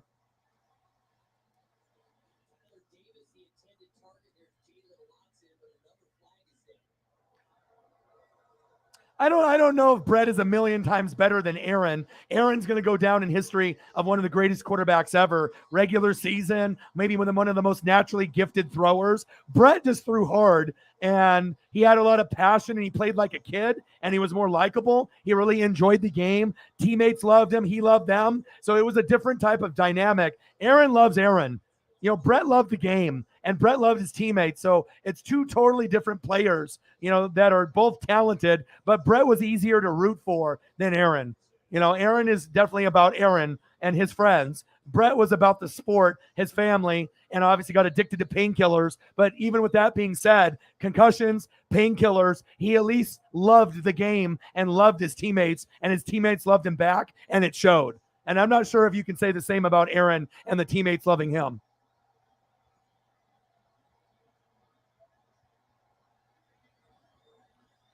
Field goal is up. Oh, kicker went down. Flag on the play. Field goal is up, and they just undercut the kicker there. Hopefully he's okay. That was a big hit right here. A little bit of a flop. A little bit of a flop there, but he did run into him. And honestly, even when I was in my teens, I did a lot of reading and a lot of film study. You know what I mean? So you can be smart, when you're 18, 20, 22. But, a lot of these people that are younger, they just don't know. You know what I mean? They think they know, but they don't.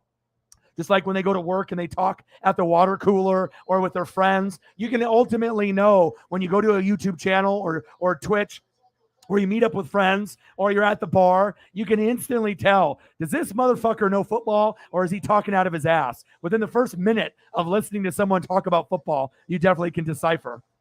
10-10, Packers and Chiefs.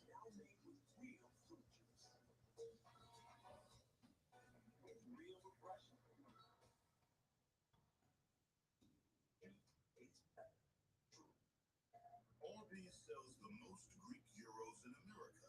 If they wanted to sell the most Greek gyros in Greece, they'd have to open a store there and call it Arby's. Yeah. But in Greece, Arby's, we have the meat. Football is back. Yeah, Brett was easier to root for. You know what I mean? I think. And it's kind of funny, and Air Freak, let me know if I'm right or not. But I think the Packer fans, the fan base, they're a little salty. If you hear the way that they talk about Brady and a lot of the other elite quarterbacks, there's a lot of hatred in the Packer fans' hearts. They can say that they're not, but the hate they have towards the Vikings, it's understandable in the division, but sometimes unnecessary, as well as the Bears and the Lions. You know what I mean? It's like kind of like that cocky big brother, that you go to your friend's house and you have that cocky big brother that tries to pick on you. It's kind of the vibe that I feel. You know what I mean? And I think it's a lot of jealousy and a lot of envy, but a lot of extra kind of, shit talking, towards greatness. Like they just can't accept that Tom Brady's better than Aaron or Peyton Manning or Joe Montana. It's like there's just a lot of defensive Packer fans, and even a lot of them even towards Brett, how they're less like Aaron is so much better, but I don't know. I mean, I hear what all the fan bases say, you know what I mean? And I think there is a lot of jealousy and envy and frustrations, and that's why some of those comments come out. But I mean, if you want to complain, instead of complaining about other quarterbacks and other organizations, why don't you complain about your own and try to figure shit out within the organization themselves? And maybe point the blame at Aaron for once instead of pointing the blame on the defense, on the O-line, on the special teams, because when you're MVP, one touchdown is not good enough. You know what I mean? Especially when you win MVP 2 times. MVP to me means in the big games, you're throwing for 3, 4, 5 touchdown passes. You know what I mean? Or you're going for 3 touchdown passes, no picks, and you're throwing for 300. You know what I mean? And you're executing the offense and you're a leader. But I mean, I've never seen an elite quarterback in the last 11 starts go 5-6 and lose, almost every time at home at Lambeau, which is supposed to be one of the, home field destination where you don't really go in there and win. But in the Packers sense, you go to Green Bay, you can win. Just weird. They have a passionate fan base, you know what I mean? But I just never seen an elite quarterback struggle in the big games like Aaron. I would just like him to take accountability. You know what I mean? Just be like, you know what? I fucked up. Why can't he do that? Why does it always have to be someone else but him? Always. It's like I've never heard him say anything about, hey, I'm sorry, I fucked up. You know what I mean? Like that would go a long ways for other fans that aren't Packer fans. Be like, okay, maybe this guy is human,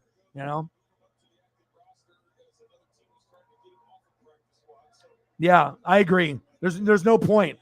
I mean, to be a rivalry, it has to be even. And when you're beating up on the Lions and Bears and overly talking shit, it makes you look like an idiot. Now, if you want to talk about the Vikings, because that's a little bit more even, then that can be a little bit more of a rivalry. And pretty soon, karma is going to be a bitch because the Vikings are going to take over the division sooner than later. Because if you don't get someone better than Jordan Love, if you don't get like a Tannehill or better, I mean, the Vikings are going to run the division. I mean, the Packers could still end up winning, 10 games. But if the Vikings are winning 11 or 12, they're not going to win the division, So, yeah. And I totally agree.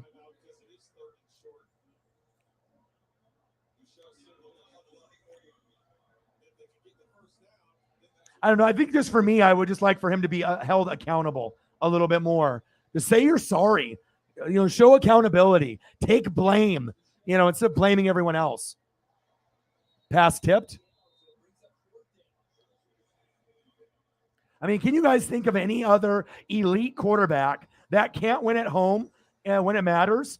And that has this type of personality. I'm trying to think of anyone else that's elite, and I can't, because Drew Brees wasn't like this. Russell Wilson isn't like this, and they all have one ring. And the difference is Brees has one. Aaron Rodgers is going to end with one, and Russell Wilson will probably end with 2 or 3. All right, Tommy Townsend with the punt. Holly's going crazy right now. Tommy Winch. Let's see what kind of punt that he does here.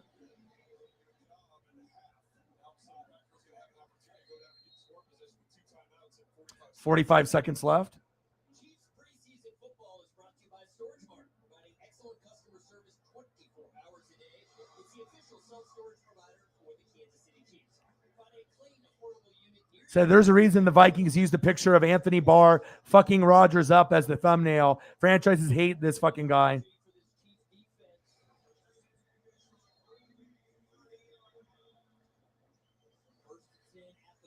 Yeah, I mean, that's true. That's true. Air Freak, right? Who actually supports Aaron? Like, in the media or in interviews, you rarely hear anyone say, like genuinely, now, they might say, that's my guy, that's my quarterback. But, let's just quit the political fake bullshit and, supporting the quarterback thing. How many people really are like genuinely like our friends and have his back?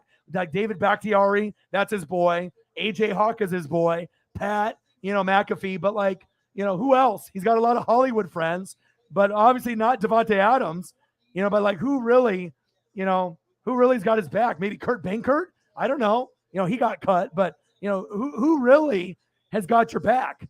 It's very rare that you hear anyone talk about him. That's true.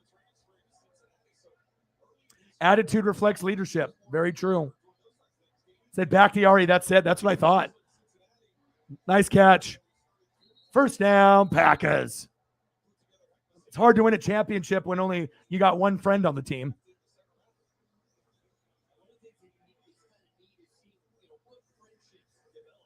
But I guess you reap what you sow, right?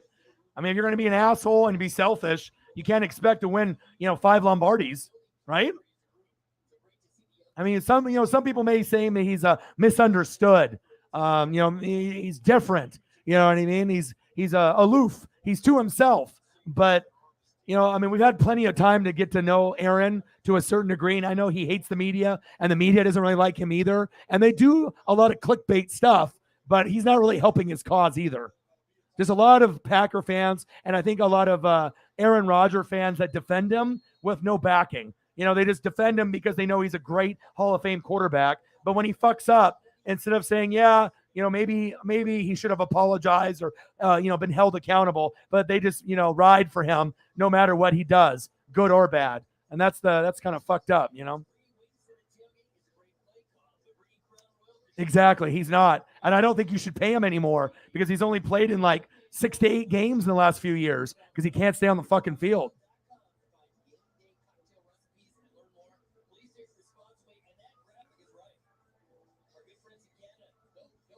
People turned on Pat.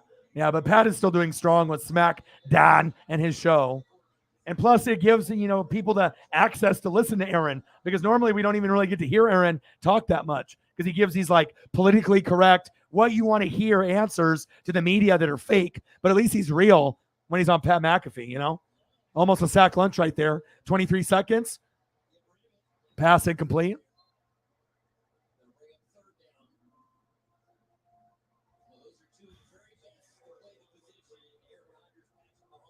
I need to go get a beer.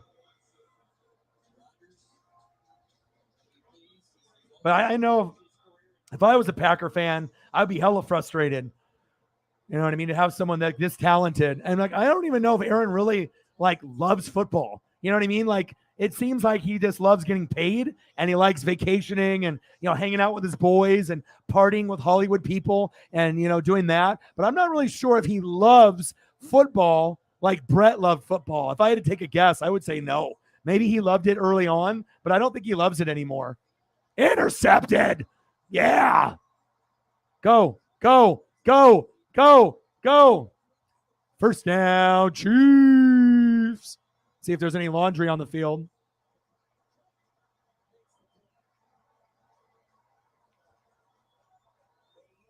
Yeah. True. And I already knew he was going to leave. They can say, oh, Aaron was only going to play for a year or two. But that bond that Carr and him had at Fresno State, I watched a lot of them together. I knew at some point before Devontae retired, he was going to play with Carr. I knew it. Whether it be on the Raiders or if Carr went somewhere, he would follow eventually. They're boys, like true friends. Not what Aaron and him have or ever had. So...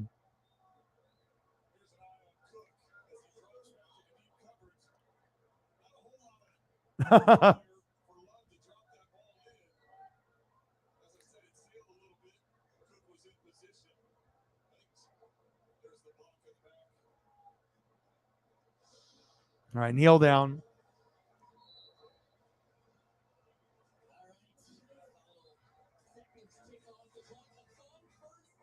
Fun first half.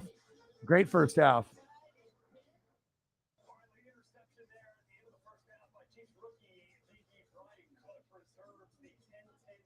All right, let me go get a beer.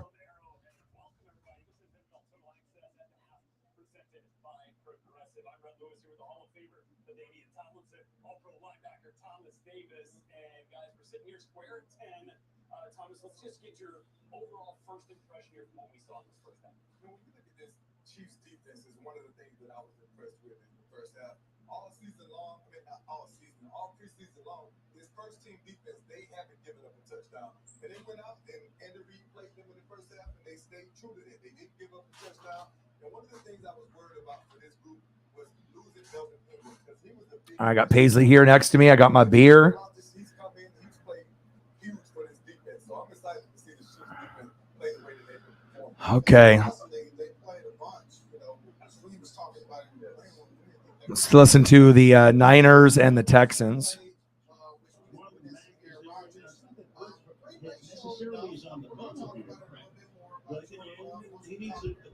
Cheers. I got a couple pineapples and a couple mangoes. Cheers, guys. Thursday.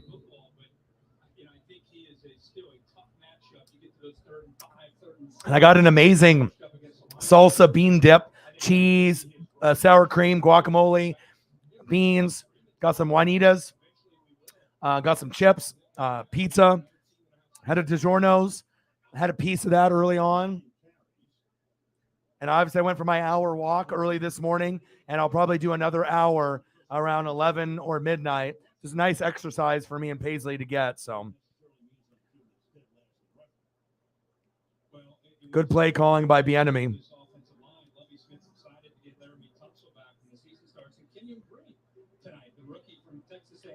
Lovie Smith here on the screen, 7-0 Texans.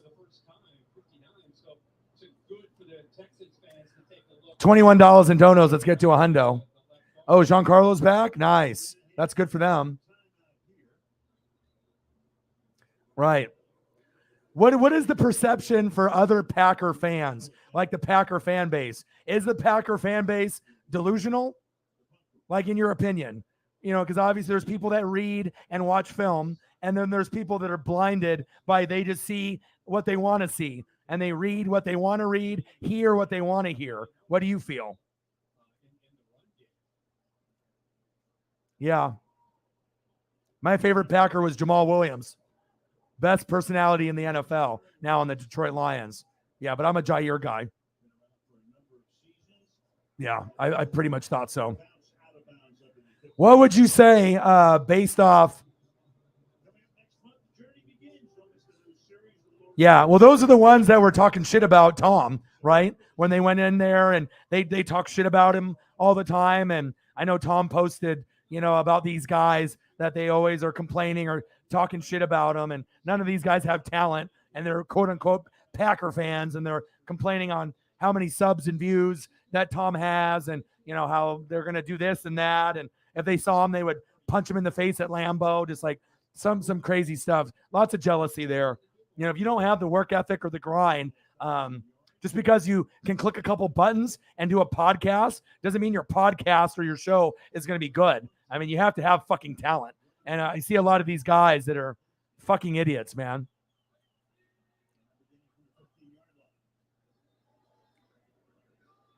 Yeah. What would you say the percentage of the Packer fan base, young and old, that's delusional, in your opinion, from the interactions that you've had?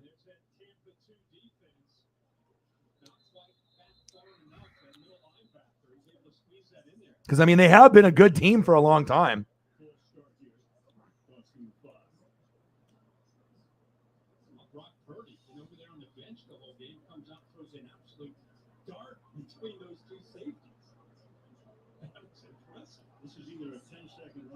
All right, 7-0 Texans. Nice. We got 7 likes and 8 retweets on the live stream. And Chaz Gaming said, great channel. So that's awesome. Followed me on there. We got 6 likes and 7 retweets on my post. Appreciate you guys.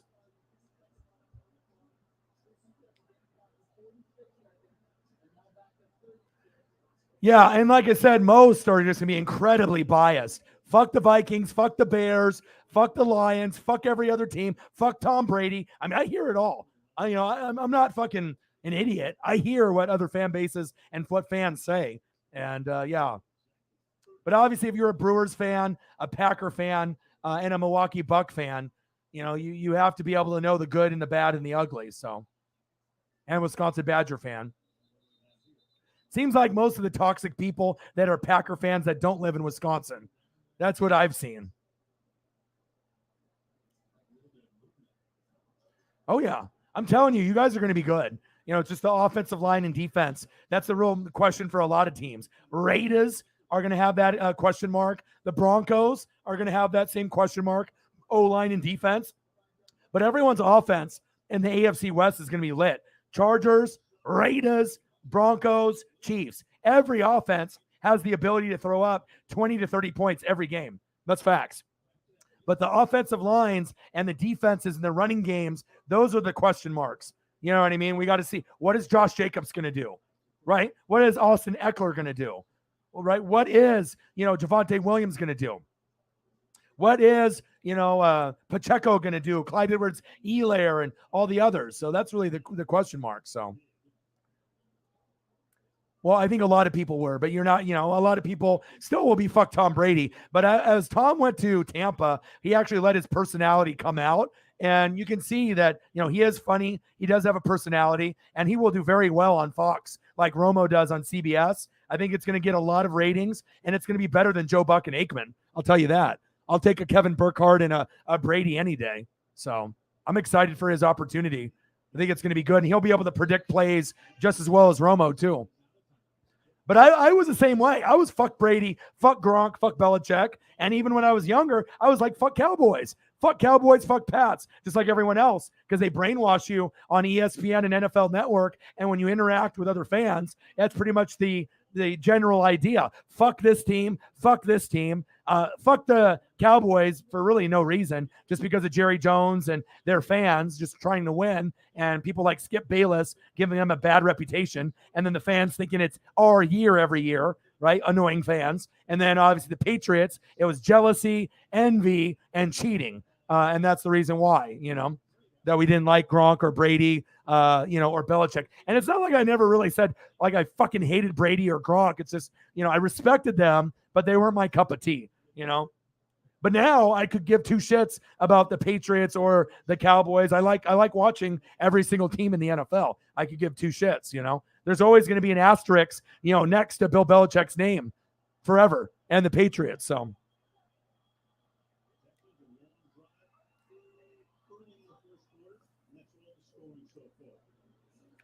Yeah. Yeah, I don't think New England is going to be very good at all. I think, 7 to 9 wins this year. Oh, Ike is nice.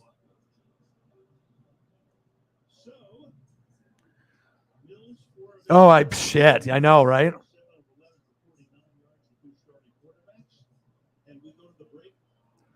Rodgers was almost a Raider. Favre wanted to trade him for Randy.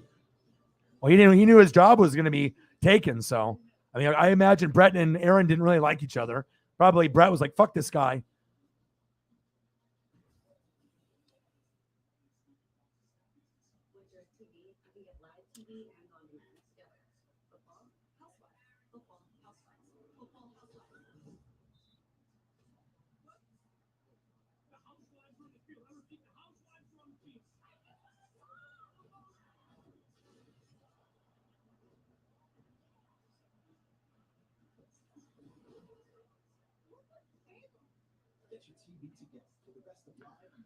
All right. Got a commercial here. Let me turn this one off or mute it. We take a quick look at the scores, see if there's anything else going on.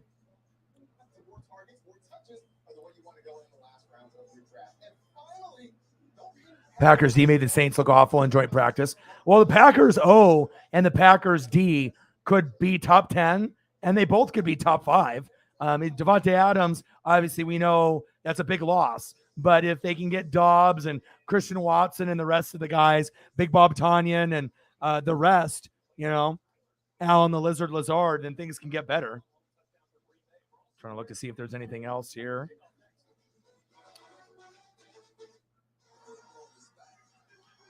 Let's see. White Sox 3, Orioles 2, Phillies 4, Reds 0, Mets 3. Let's see. Rockies 1, Blue Jays 5, Red Sox 4, Astros 5, Twins 2, Rays 8, Angels 3, Cardinals 8, Cubs 3. I watched that. Mariners 3, Guardians 1, and then we got the Yankees and the Athletics in about 3 or 4 minutes. Maybe I'll put that on. I mean, I do want to check out this Niners and Texans, but I don't think anything's really happening. Maybe I'll turn that one on. With Public.com, you can easily invest in stocks, ETFs, and crypto, all in one place. Okay, no problem. Thank you for coming in, and thanks for the donos and the support. Appreciate you.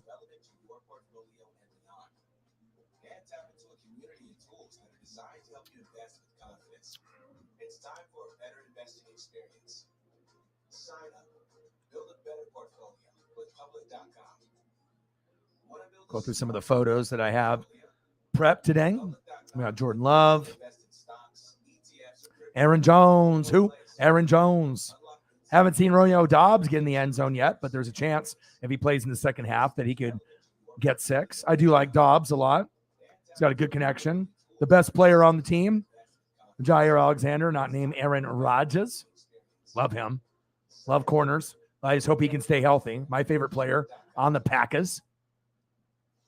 We got Mahomes, Sky Moore, Kelsey, Chris Jones. Who? Chris Jones. George Karlaftis. Love him. He's got a good motor. Tommy Winch. Juan Thornhill. Chad Henne.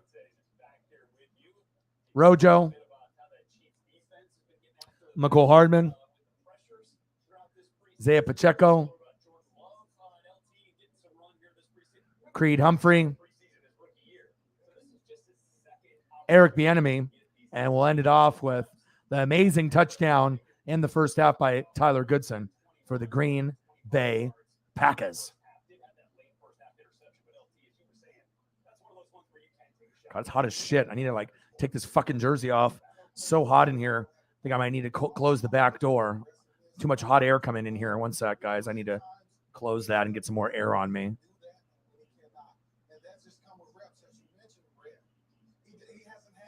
All right, let's take a quick look at Tyler Goodson. Let me go close the back door. I'll be right back, Paisley.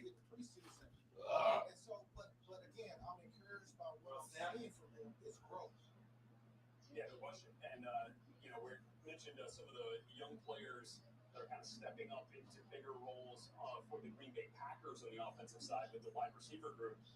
We're talking about Romeo Dobbs, who's been one of the absolute stars of training camp for the Packers, had 2 catches, 13 yards. Samori Toure, another rookie wideout that was drafted out of Nebraska, 2 catches and 42 yards. So, see if we get more out of those younger players as they try to make an impression before cutdown day. And for now, though, we go back out to Arrowhead Stadium. Second half kickoff. Here's Ari Wolf, Tree Green, and our pal, and Jeff's on the call for the Chiefs. And here we go. Short kick. Coleman from the 2-yard line. Coleman gets a good block. Coleman across the 40. At the 46-yard line, a great return. Now the Thorns first-round pick back in 2016 in Cleveland Browns. Coleman, nice looking return.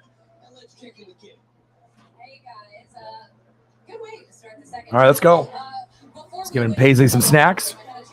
I got these blueberry yogurt cookies that she fucking loves. And I got her some toys today from the Donos. Shout out to Holly, holding it down last night.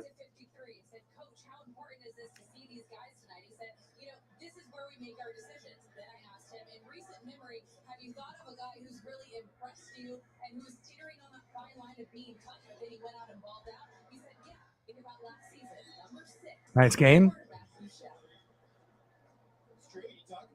All right, third quarter.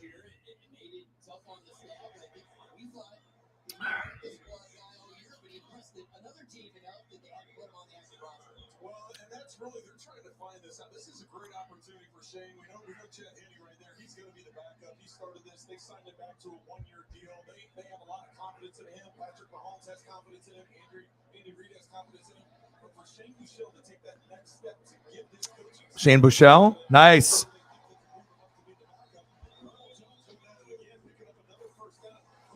First down. Chiefs. Move the chains.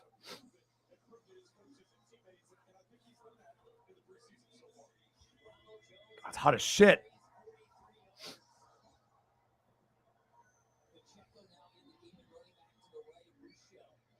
All right, Rojo, I see you. Let's see what Pacheco can do. Handoff. He's got speed. He gives you that like flashes of kind of Tyreek. He's never going to be Tyreek, even though he's wearing Tyreek's old number. But I like what I see out of Pacheco. A little undersized, you know, compared to someone like Clyde Edwards-Helaire. But what's up? I sent you 40. Okay. Okay. All right, I got you. Love you. Bye. See what we get here. I'll play action fake. Go. The 20, the 10. Oh, just out of bounds. Nice play call.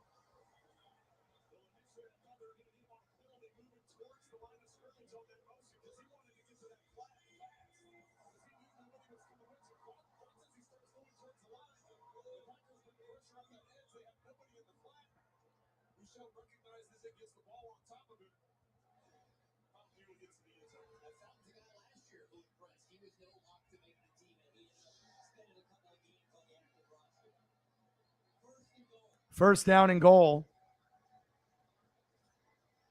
Almost picked. Touchdown, Chiefs. How was that not picked off? How was that not picked off? Wow. That was like this far from being picked. That was close. Buechele, wow.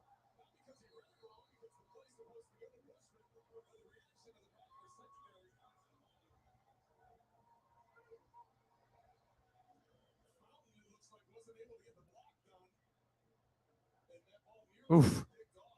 Almost picked off. Matt Bushman.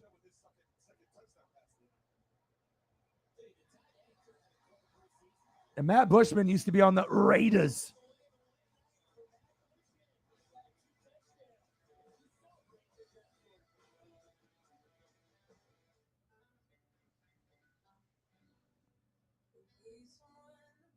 Careful, Paisley. Be careful under there. Be careful.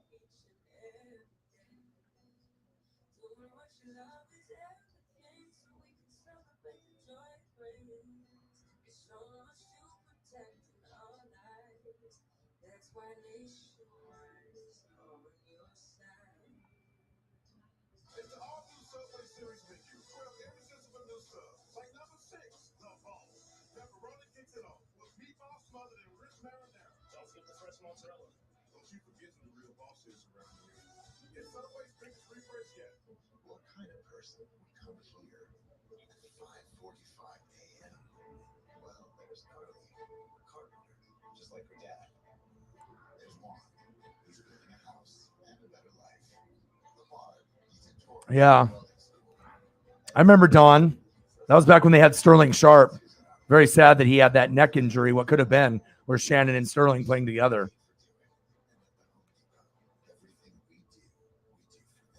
Yeah. I'm excited to see what you guys can do this year. And like I said, I think that Josh McDaniels is the perfect guy for the team. You know, it's someone that you guys can have for 5 to 10 years, and hopefully they give him time and they just don't fire him after 3. I think he can be successful there.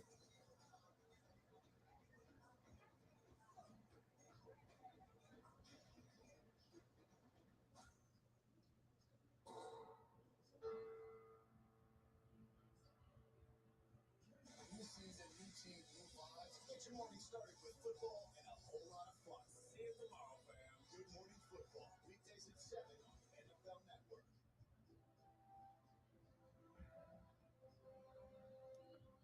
Summary presented by Sleep Number. 5 plays, 54 yards, 35 seconds off the clock. Michelle Bush. Okay, man. Have a good one.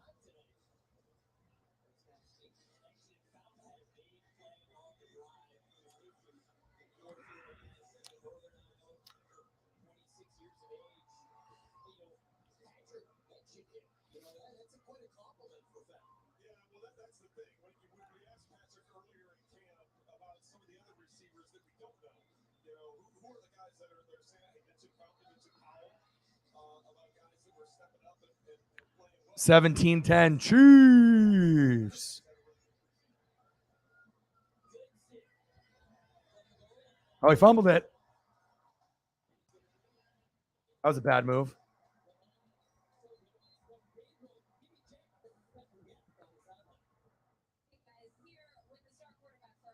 Mahomes. Patrick Mahomes. Now, Patrick, I got to start off by the very first offensive play of the game. You started with the choir huddle to honor the late Lynn Dawson. Talk about what went into that. You saw every single person here standing, giving a round of applause to honor him in that moment. Yeah, we all wanted to do something. I think Clark and Coach Reed talked about it, and they came up with the idea. And obviously, we're praying for his family, but he did so much to impact the Kansas City community and this organization. We wanted to do something, a little token to show our appreciation. Jordan Love, screen pass.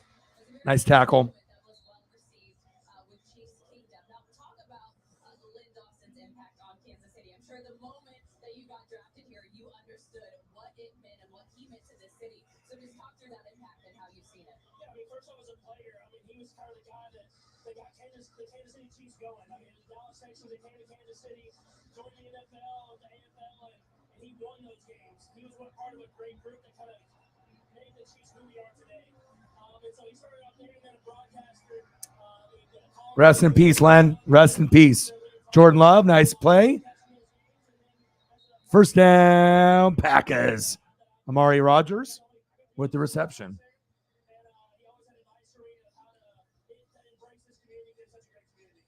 And I'm sure you're following in his footsteps in that regard. Another way you followed in his footsteps is when you won the Super Bowl. There are 2 flags hanging over the end zone. One from the Super Bowl he won, Super Bowl number 4, and then the one that you won. How does it feel to carry on that legacy of Lynn Dawson? Yeah, it's special. There's always a certain amount of quarterbacks need to win Super Bowls, and Lynn kind of set the standard here in Kansas City, and I'm thankful enough to be able to go up there and win one. And it's a hard thing to do out there. I realize Screen. it's hard to do the Super Bowl, and so I wish I do my best to try to get more flags up there and try to win a few more Super Bowls. All right, thank you so much, Patrick. As you can see, myself and all the Chiefs staff were wearing these number 16 pins to honor him. So another incredible tribute to an incredible Kansas City and Lynn Dawson. That's great stuff, Kimmy, and great to hear from Patrick showing his respect. Look, you're a part of that exclusive fraternity.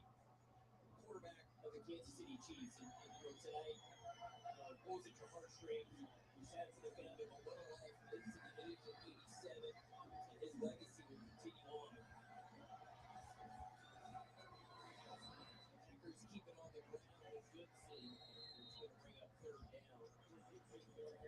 If you weren't with us at the very start of the game, they did the choir huddle, and Patrick high-fives everybody out there. It's a special moment, and the crowd was grateful. You got to do that a number of years ago after the passing of the legendary Coach Hank Strand. Just seeing some of the traditions and the bonds within the organization. 3rd down and 3. 17-10 Chiefs. Shotgun set for Jordan Love. It's been a pretty entertaining game for preseason, week 3, the finale. Shotgun set, blitz coming. Love. What happened to my hands? Pass was overthrown and incomplete.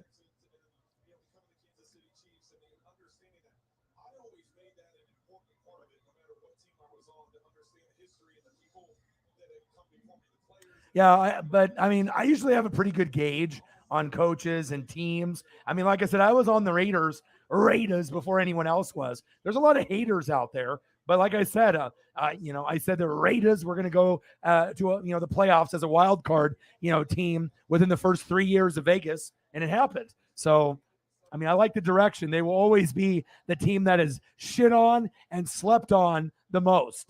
They will always be the most underappreciated team in the AFC West. Always. Mahomes and Kelsey.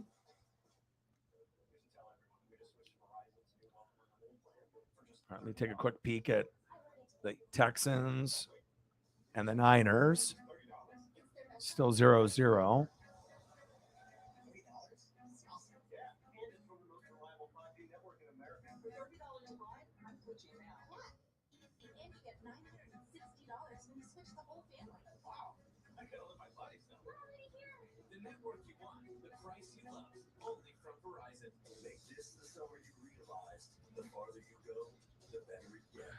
All right, I got Yankees and A's on the computer here, as well as the Niner game.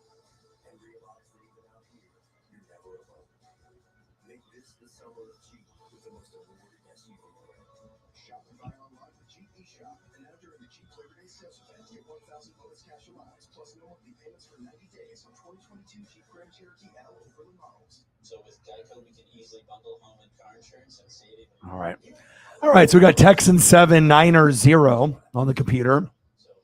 We got the Packers and the Chiefs on a commercial break. And then we got Giancarlo Stanton back with Aaron Judge going against the Oakland A's.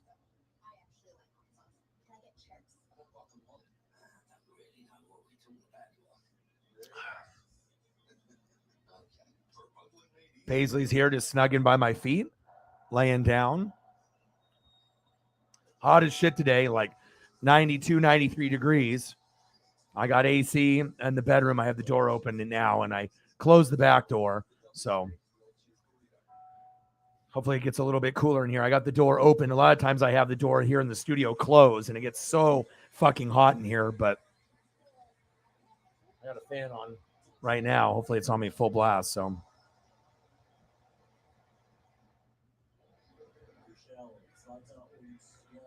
Constantly lurking. Bushman.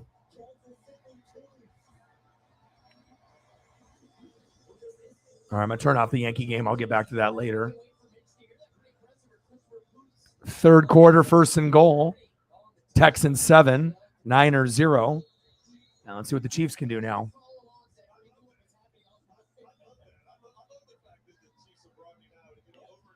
$17-10 Chiefs. 9:26 left in the 3rd quarter. Let's see what they got going on here. Man in motion. Quarterback draw to Pacheco. He's got speed, man. He's got that Tyreek-ish speed. He's not Tyreek, but he definitely gives you flashes of Tyreek, when he gets the football in his hands. Very fast. They probably would be better off having him, even though he's undersized. But if they want to have a fast lineup, instead of going with Clyde Edwards-Helaire or just having Pacheco be the 3rd down back. But I like what I see from him.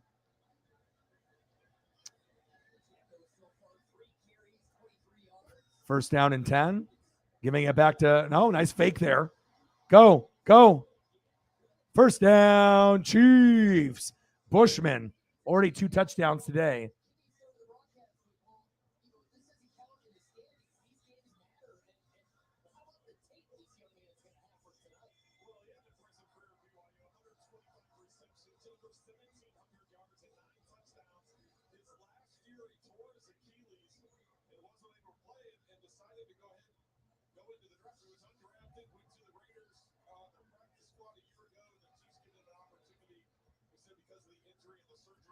All right, here we go. First down and 10, 17-10. Chiefs Kingdom, 8:05 left in the third quarter. Bushell, pass incomplete.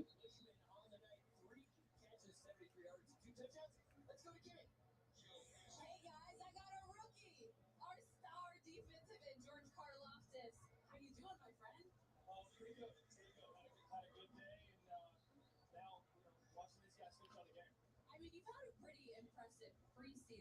A lot of people say George, preseason games are where the rookies sleeper. get some snaps, Careful, they get Paisley. to, the NFL play, and you've just gone in here kind of coasting. Yeah, I think that just should, that speaks a lot. Go lay down. We go hard, and There you go. that makes the games just fun from time to time. So I love the way we practice. That translates on the field for sure. It does. Now, guys, the last time I saw George, This guy's got a motor. it was at the NFL Combine. This was before you had joined the team. This was right after you worked out and you got off the field. So it's a full circle moment. How did you feel when your name was called for Kansas City? No doubt. It was incredible. Just 13-0 Texans, pouring it on the Niners. I doubt they had any of their starters playing. Holly is at the game. Otherwise, she probably would be in here at some point or another. And hopefully we get a few more of the Gokes to, come through. Bushell. First down, Chiefs. Powell with the reception. Move the chains. I mean, I know it's preseason, but I mean, like, what else is on right now? You know what I mean? Unless you're watching baseball or something. It's a good matchup, too. It's better than the Texans and the Niners.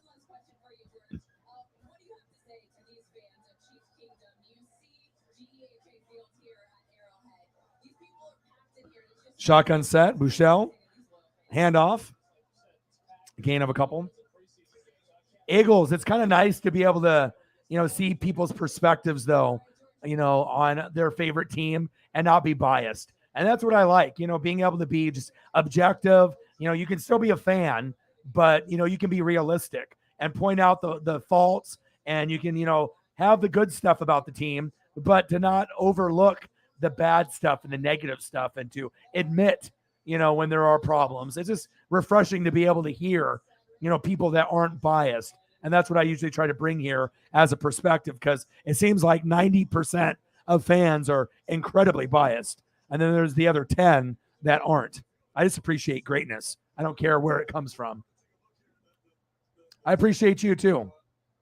A lot of us can just, just be real. You know what I mean? It's like, we get it. There's rivals and there's, players on other teams that you like or dislike. But the main reason that I won't go over the top and talk shit, because you don't want to be like the Washington Redskins, right? And complain about Carson Wentz or Donovan McNabb, how they're trash. And then a few years later, that's your starting quarterback. You know what I mean? You never know where players are going to end up. So I never try to be negative about it. Just bad karma. Pacheco, short game.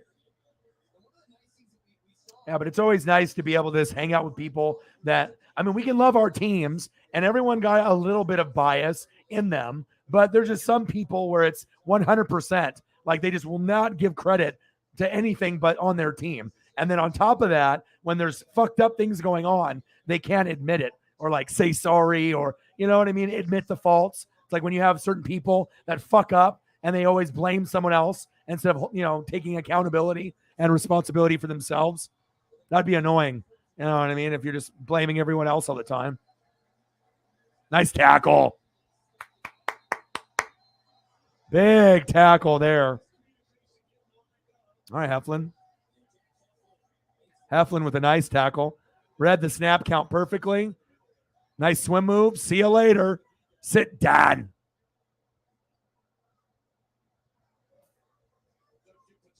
For real. He's probably the only Packer fan on planet Earth that's like that.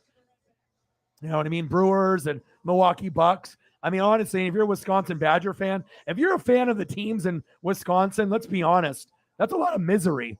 Like Packer fans, you can be hyped and know that you're a good team, but you're never going to win a Super Bowl. You know what I mean? Brewers, you're not winning. Wisconsin's good, but you're not going to win a Rose Bowl, especially if you're going against Oregon. So the only thing you can really hang your hat on is you got Giannis and you got the Milwaukee Bucks. So, you know, you got the championship and he did the impossible, and there's still going to be a top, 2, top 3 team as long as Giannis is there. So at least they have one thing that they can really hang their hat on, 14-0 Texans.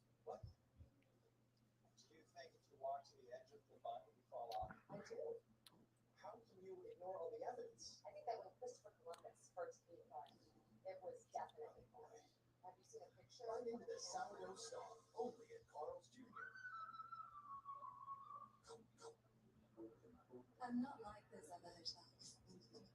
I'm what you call boutique. I'm into intimate conversations, leather lounge chairs, and soaking up the city's atmosphere. I'm looking to go out on a unique experience. Do you like a single origin coffee or a game of chess? Yeah. Me too. And don't you just feel like everything's so warm online? Yeah. But like I said, I got to keep it real with you too. I got to keep it real with every single friend and fan base. You know what I mean? And like I said, I just try to be able to call it out how I see it. You know what I mean? And some people take it as like an attack. You know what I mean? And I'm not sure if that's just immaturity. People just feeling like people are getting, because there's a lot of shit talkers out there. So sometimes people do feel attacked, but sometimes you just have to be realistic and you have to look in, like, put yourself in someone else's shoes. And most people can't do that. They don't have empathy or sympathy, but it's like when I was talking about, like, maybe like with Megan and the Seahawks early on, she thought I was attacking her and the Seahawks, but the bottom line is we all know the Seahawks are not going to be good, so you got to put your fandom to the side and understand where someone is just being real, and if you go to another, Twitch or, YouTube channel, maybe there are a bunch of haters there and people are talking shit, but you just got to point out the facts. I mean, I can't sugarcoat shit for someone just because they're, a friend of the channel. I got to keep it real. Because that wouldn't be good of me to lie and be like, oh, yeah, the Seahawks are going to be a great team. They're going to be in the playoffs. And we know goddamn well that's not true. So.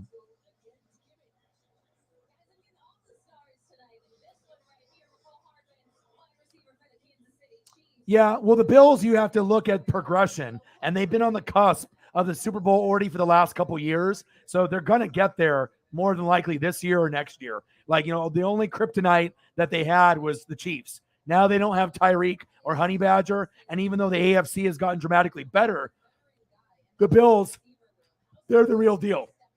They are the real deal. And then they got James Cook at running back now with Singletary and Zach Moss, and they got a plethora of running backs, including Josh Allen's legs. So I think that even the Bills are hyped, but they're hyped for the right reason. Like I said, I would be kind of surprised if they don't get to the AFC Championship game or the Super Bowl. I mean, they're that good. I mean, they got all the pieces lined up, but the AFC is going to be competitive. It's like all 4 AFC West teams, right? The Bengals, the Bills, the Colts, right? That's like the majority. And then you'll have Titans, Ravens, Steelers, Dolphins, and we'll see what they do, And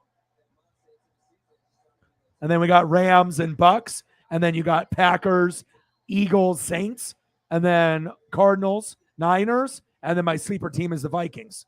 So, nice tackle there. 17-10 Chiefs.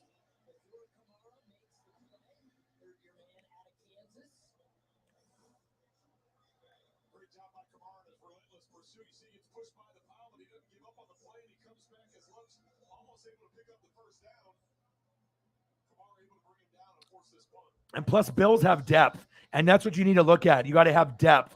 And my O-line is fucked now. So if you look at like teams that have depth, you got Rams, Bills, the Chargers, Buccaneers did, but then we have all these injuries now. So right now it's Chargers, Bills, and Rams. Those are the teams that have the best rosters. So, and if you go to the Super Bowl one year, then you might not go next year. So, You got to look.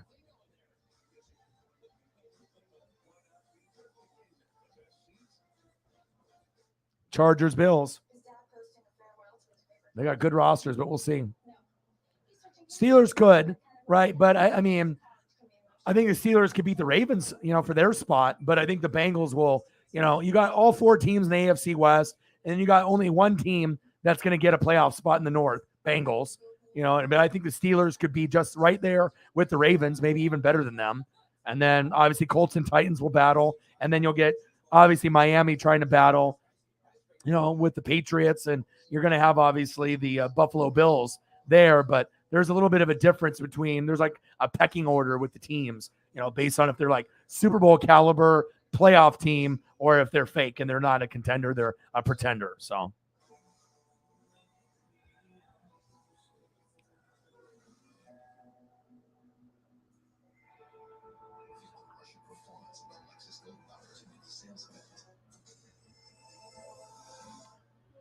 Old Trapper Beefs.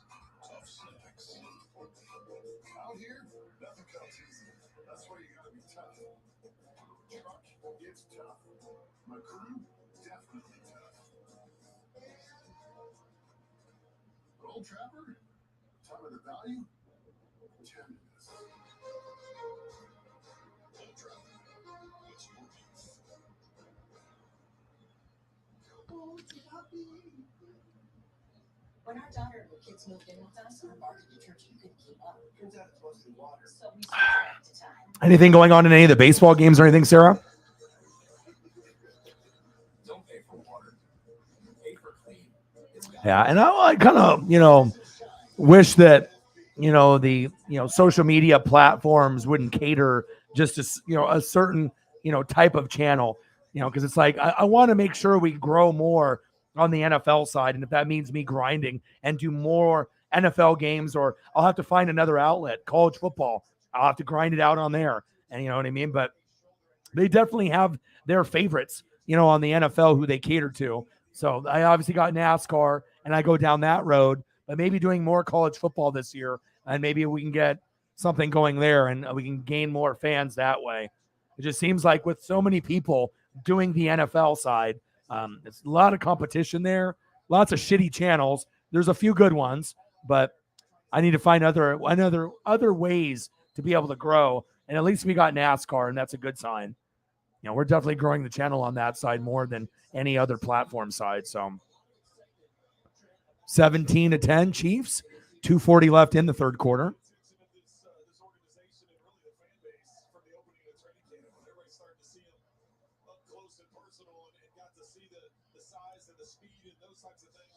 Yeah, true.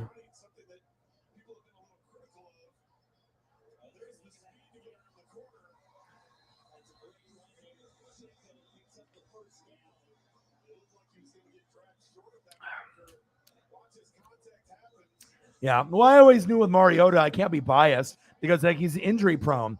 Carr was always the best one. I've always had Carr as like the 11th best quarterback. And Mariota when healthy, but I think a lot of people that don't know football thought that Mariota was better. There's like overall, and it's like the guy can't stay healthy. He's got a good touchdown to interception ratio, great locker room guy, but he's not better than Carr. I mean, Carr could have been right there in the running for the MVP a few years ago if he didn't get hurt. So, yeah, I mean, I'm if I got to do more NASCAR or NHL, wrestling, college basketball, college football, I mean, I got to find ways to be able, and I know if I start doing like reaction videos, I know I can grow that rate, but at that point, I mean, doing reaction videos doesn't pay the bills. You know what I mean? It's like I can get subs, I can get views, you know what I mean? But I need to make sure that, if I have time, if I can find, I only have so much time in a day. And also too, if I can do live streams and interact, I would prefer to do that. And my girlfriend doesn't really get out of the studio here until 4 or 5 o'clock. So we'll see if I can get that other platform working. Because I mean, I do enjoy doing the reaction videos, but the reaction videos are kind of like, you can get views on them from like little kids and also fans. but you don't get anything for it. It's like you're not getting compensated. There is no donation factor. Little interaction with the fans. They leave a comment. You can respond back if you want, but it's like something that was kind of popular in like 2017, but we're in 2022 now. So it's like, I do like, calling the highlights the way that, like in an urban way, like the way that I would do it. But I also need to be able to support my family and pay the bills. So if I just started doing just a bunch of uploads and doing a bunch of reaction videos to all the games, I know we could grow a shitload of subs and views that way, but I need to be able to pay rent and stuff too. So I guess maybe trying to find a balance and to try to do a little bit of that. But a lot of times it's like, if I'm doing multiple games on Sunday, I need to be doing the reaction videos that night. And I'm doing Sunday Night Football, the morning game, the afternoon game. There's no time. And then Monday Night Football comes around and it's already at 5. I have no time to do them in Monday morning. And then if I start doing reaction videos on Tuesday or Wednesday, it's too late. You already missed that crowd that's looking for those highlights immediately, and you're not going to get as many views. So it's kind of like a catch-22. Like, I want to do them, but doing reaction videos on Tuesday and Wednesday, and then boom, you're already into the next week because you have Thursday Night Football. It just doesn't leave me a lot of time.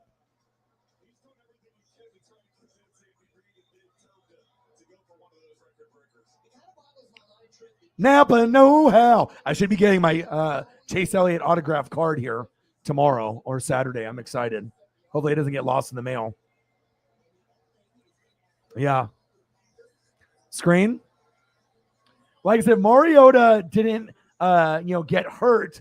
He would be a starting quarterback, but he never was going to live up to the Heisman, trophy and that dominance he had at Oregon. Because a lot of those guys that run that offense, when you go to the NFL, you got D linemen that can keep up with you for 5 or 8 yards. You know what I mean? So you're not getting that get off and going into the second level as easy as it was in college, where like when you go around the outside, then all you have to do is worry about the corner or the safety, and you can, beat them out at angles. But when you have D linemen that are 300 plus that can keep up with you, and, maybe not for 20 yards, but maybe for 5 or 8 yards, they can keep up with you. You're not able to run that same type of Colin Kaepernick, RG3, read option RPO offense. It's not going to work.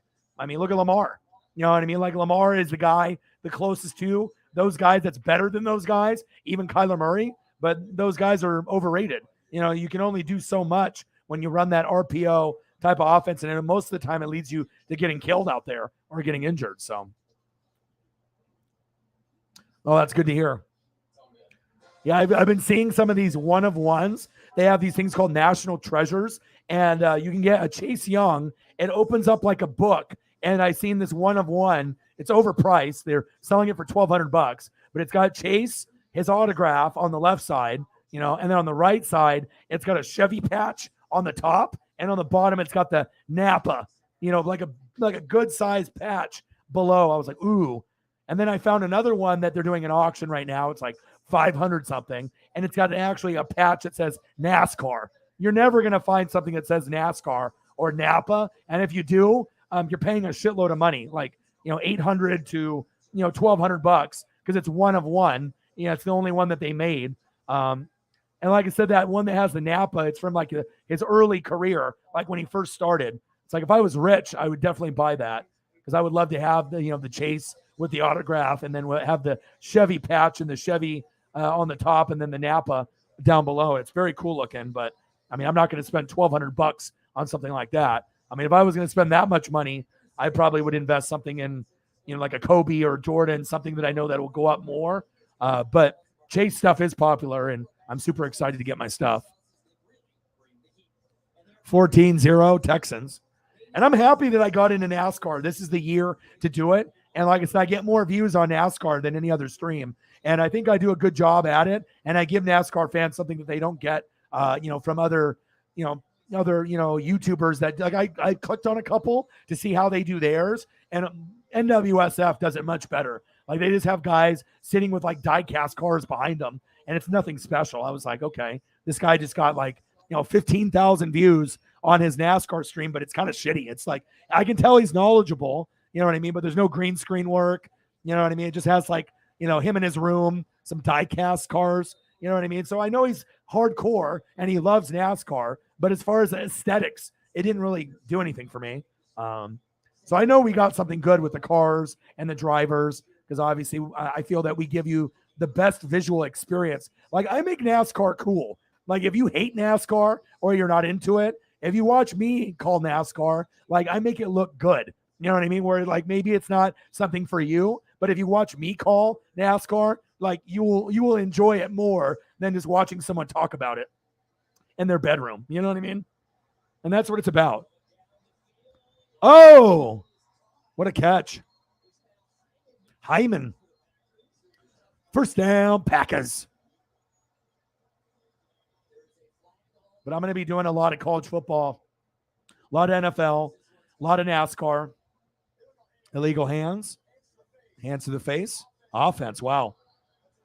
I don't think I'll be doing a lot of college hoops or NBA. But I mean, March Madness I'll do.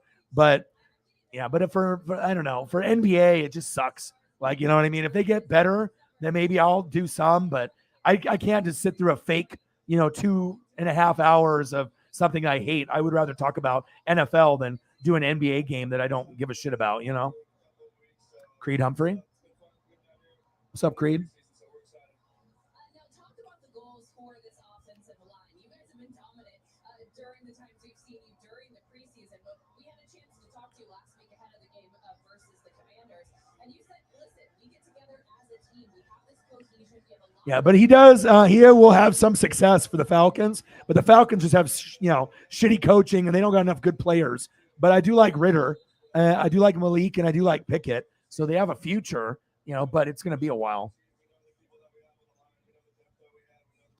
And like I said, a lot of it comes from above. You got to have a good owner, a good GM, good OC, good DC, and it trickles down. If you have good people above, you don't need a bunch of elite players. They'll be average and turn into good or great because of the coaching. And it all starts up above at the top. If you don't have good people at the top, Cowboys, Jerry Jones, then you're never going to win anything.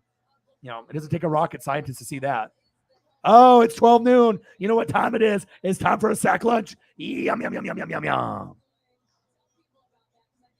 Kendo with the sack lunch, baby.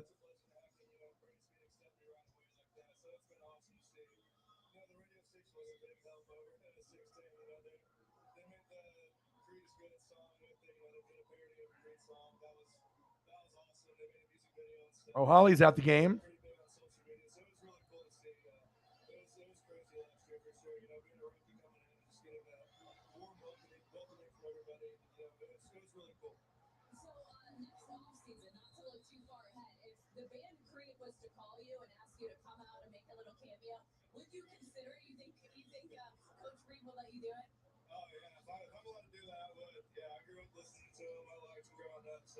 That'd be really cool. All right. If you're listening, Creed Bands, you got to get this guy on in the offseason one more time for the center for the Chiefs, Creed Humphrey. Holly looks like she's having fun.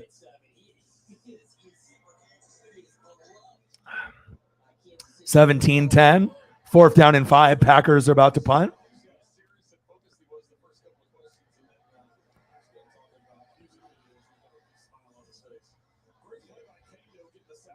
Oh, nice tackle. Oh, shit.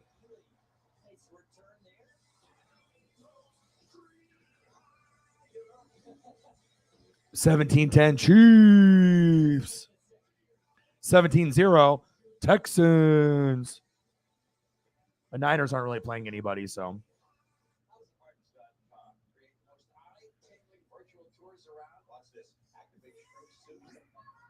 See what Bieniemy has in store.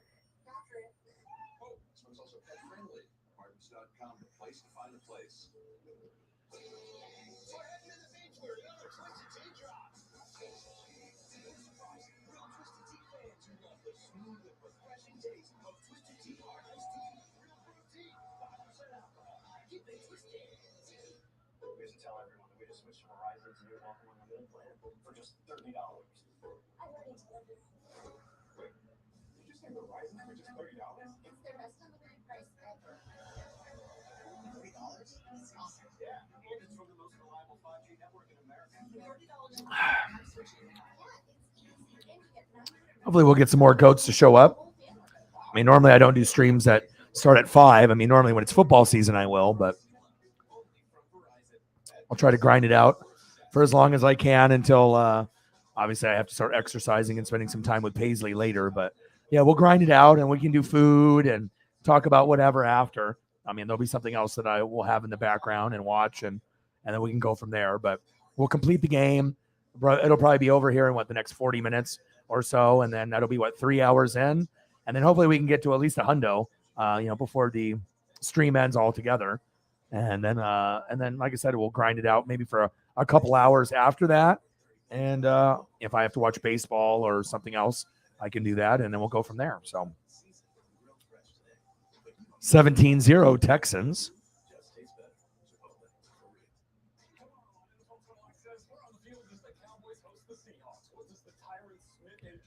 Yeah, I definitely don't want to do that Cowboys and Seahawks tomorrow. I'd rather do like the Saints and the Charger game, even if I have like a little bit of a delay.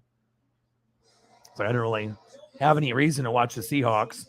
And then for the Cowboys, I mean, we already know what the punt returner and the kick returner situation looks like, but Bills, Panthers at 4, Seahawks and Cowboys at 5 on NFL Network, Chargers and Saints at 5, and Patriots and Raiders at 5:15.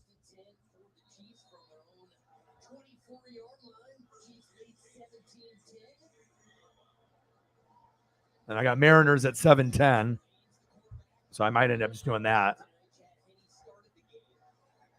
First down and 10. Shotgun set. Oh, pass deflected. Intended target was Powell.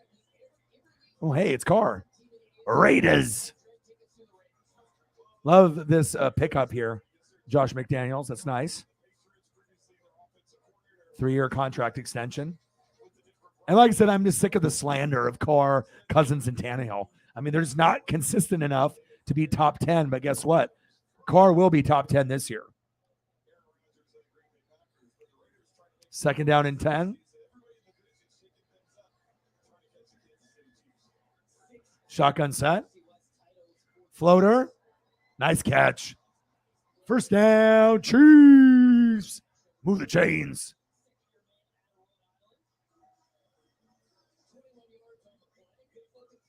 I saw that. I got to see what my schedule is like on Saturday. Got to be able to figure out some, time with the friends and family, as well as, grinding every day. There has to be some kind of balance. Dodgers and Marlins play at 3. Mariners play late at 7:10 against the Guardians. And then we obviously have some games on Saturday. See you later. Sit down. We got Jags, Falcons at noon. Rams, Bengals at 3. Bears, Browns at 4.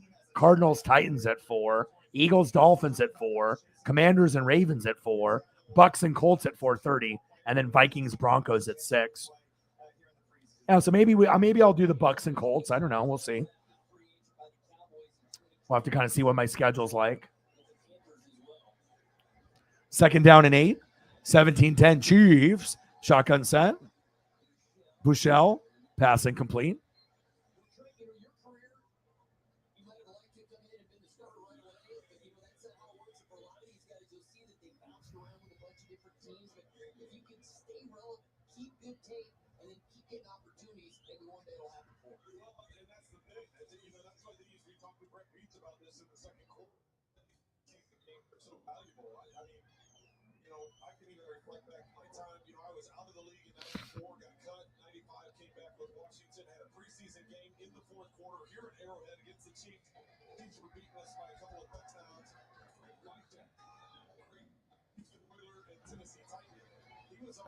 Shotgun set. Bushell going long, going deep. Pass overthrown. Incomplete.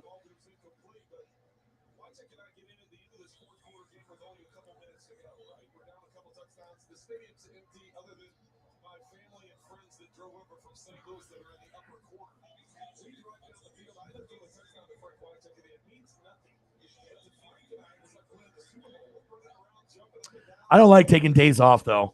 I like working hard, and I like being able to spend time with the goats. And Tommy's about to punt. I mean, I can always find a little bit of time, but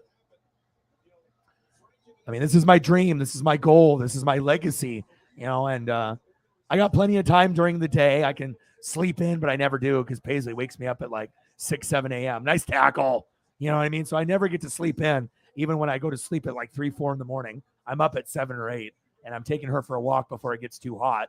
So I'm always grinding. I'm always, trying to put in that time, but I always have a time to take a nap or go do stuff during the day. But when it's 5 p.m. to midnight, I mean, that's time for the channel. So, I mean, especially when I'm not getting help, from social media and the different platforms, I have to find ways to get help from the people in the room, Twitter, linking that up, because obviously the only thing that's really, going above and beyond for me right now is NASCAR. So I'm really blessed on that regard to be able to grow that fan base. Like we got 10 subs just from the last stream. We hit 4,000, which is for some people nothing, but for me, that's pretty big.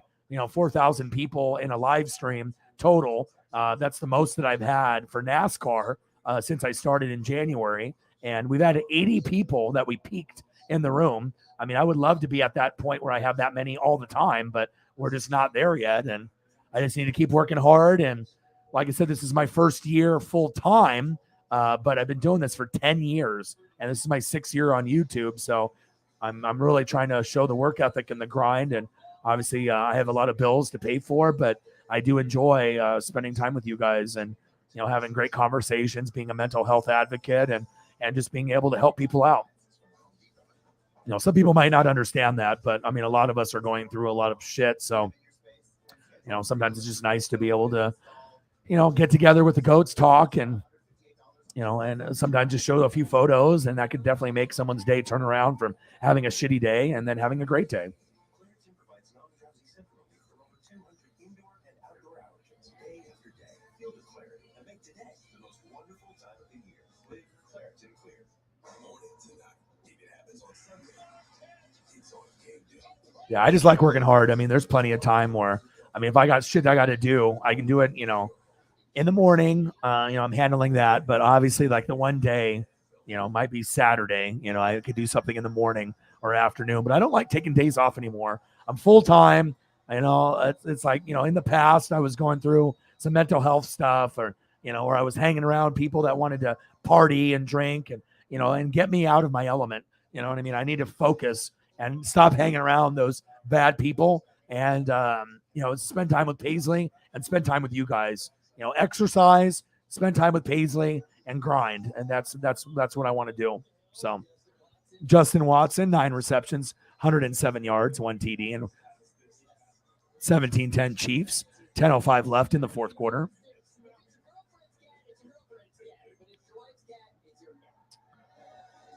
Danny Shelton from UW. Looks like they replaced Jordan Love finally. Good tackle.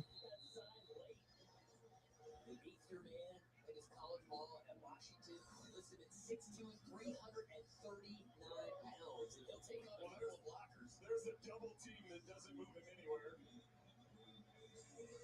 Chris Jones, we talked to him last week, and he was like, I had Don Tarwick early in my career, and Don Tarwick was a big, but Danny Shelton is huge. Love me some Chris Jones. 2nd down and 8. Shotgun set. Nice catch. First down, Packers. I thought we were going to get a little bit more of Romeo Doubs, but I guess not today. Listen, guys, we know what Danny Shelton can do on defense, but we've seen what Coach Reed's done with guys like Terry Poe on offense. When you have a 349-pound guy, I mean, maybe on the goal line this season, we'll see. Can he throw a pass? I don't know.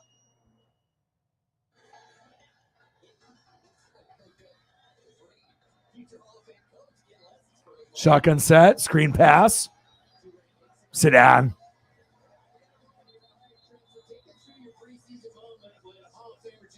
So here we are in the fourth quarter, right? And some players are wanting the clock to keep moving, right? So this is my last story was 1995. So move 2 years ahead, 1997. We're playing the Bills. It's late in the game, late in the fourth quarter. I'm throwing up, running around. I were able to scramble out of bounds. I happened to get tackled out of bounds over on the Bills sideline. But Kelly's standing there. Throw up a photo of Danny Shelton. You know, UW. he starts yelling, "Hey, Chad, Big boy. stay in bounds. Keep the clock running. We're trying to get this game over with. It's the last free." I'm like, "Dude, you're already on the team." Second down and 10. Play action fake. Get him. It's 12 noon. You know what time it is. Time for a sack lunch. Yum, yum, yum, yum, yum, yum, yum, yum. Let's go.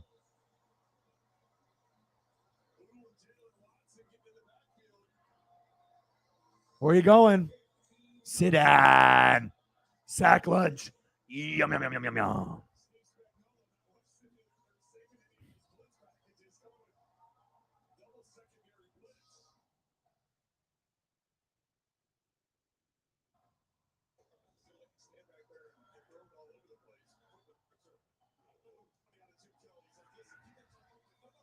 Etling. We'll check down. So I thought they obviously thought Etling was better than Kurt Benkert.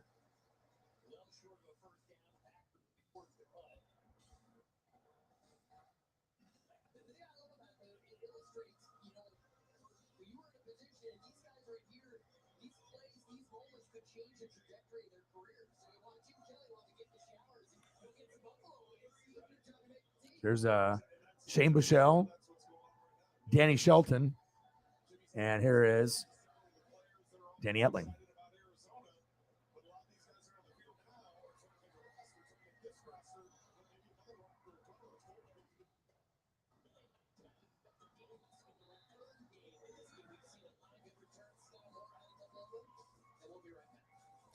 All right, 17-10 Chiefs. I mean, we had a lot of action early on, but when you have third-string quarterbacks and Shane Buechele and Danny Etling, I mean, you can't really expect a whole lot. So,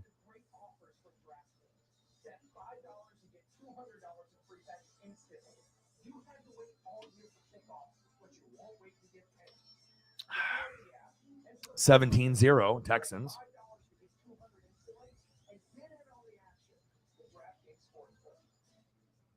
I'm gonna go take my jersey off. It's getting way too hot in here.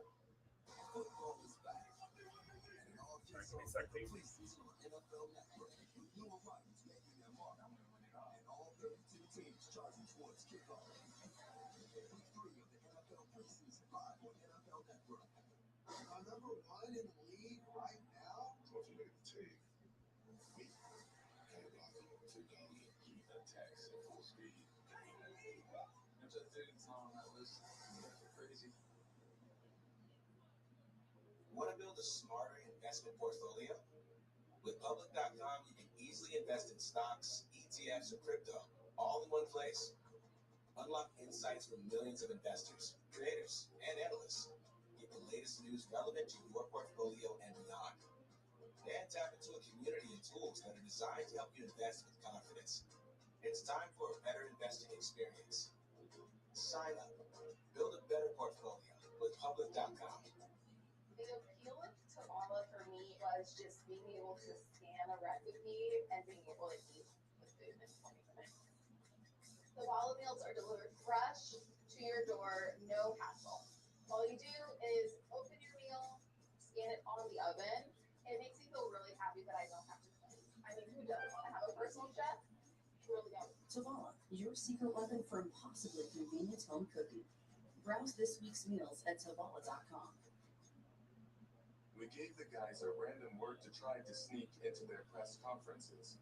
Let's see how they did. The word is cottage cheese. Being around the guys, standing in the dorm rooms. We got the time. There's really good cottage cheese. All right, much better. Fuck.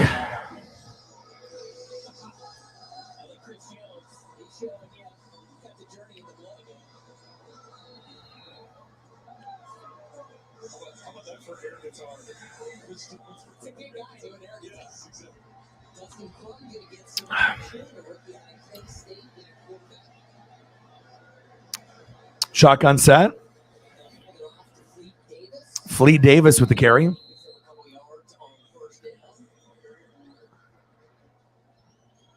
Oh, so much better. Football is serious business. There's a lot at stake. One thing I can say about this Chiefs group, they're not scared to have a little fun as well. And I also love seeing I got Paisley underneath me here. I think it might be time to take some gummies, man. Might be that time. Well, those three quarterbacks all have their earpieces in. Seeing that Dustin Crum, we saw his numbers in the preseason, and those guys are all listening in and trying to support him. Always on the grass, but fortunately, Fleet Davis able to track it down. All right, let's take a look at the early part of the schedule, and it is a really tough stretch. Well, we talked about at Arizona. That's the opener, and of course, the following week is the home opener on Thursday on Amazon Prime and against the Chargers, division opponent. Then you got two tough ones on the road again at Indianapolis, at Ryan, and at Tampa Bay. Nothing on the Cash App side. Or at least Holly went ham sandwich yesterday. So even though she's not in the stream now, maybe she'll be in the stream after. I guess it just depends on what time she gets home and how much longer I'm going to be streaming for. So nice little check down. Go, go. Nice gain.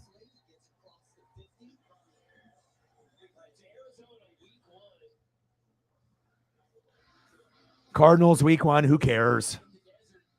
What? You should be able to beat them. It's not like the Chiefs are afraid of the fucking Cardinals. I mean, they do start off the season usually pretty good the first couple months, but look at that. Week 1 through 7, 7-0. Weeks 8 through the wild card, garbage.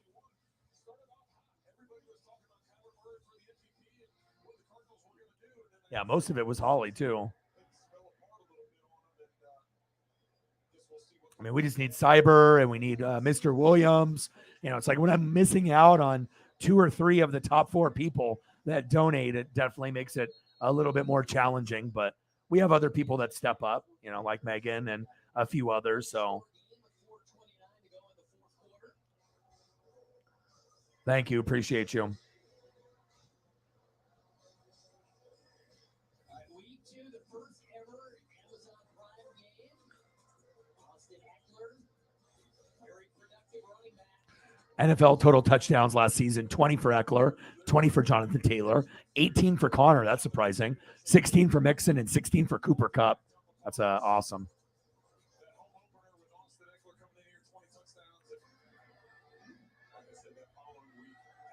Let's throw up a couple photos for Megan. Etling, hands off. Good run. Right, so next up, it will be Frank Reich and the Colts. New quarterback. Another new quarterback, right? That's right from Atlanta. Matt Ryan getting a fresh start in Frank Reich's system. And as we just said, Jonathan Taylor, 20 touchdowns, 18 of them on the ground a year ago. And Ike Godwin got traded from Vegas. Look at the different starting quarterbacks over the last 6 seasons for the Colts. Matt Ryan. Tolzien, Luck, Brissett, Rivers, Wentz, and Ryan. It's like a different quarterback every single year. Need to find that next Andrew Luck, you know, that next Peyton Manning. No play there. It's going to be a false start. All start. Offense. Number 65. 5-yard penalty. Second down. Well, really with the Colts, what came involved that quarterback situation was Andrew Luck. You know, you looked like you had a franchise quarterback, and he was playing that way, and then the injuries started stacking up. So then all of a sudden the injuries stack up, and it's like you're trying to find that next guy. You weren't anticipating Andrew Luck stopping because of the injury, but when it did happen, then you're trying to find the game clock.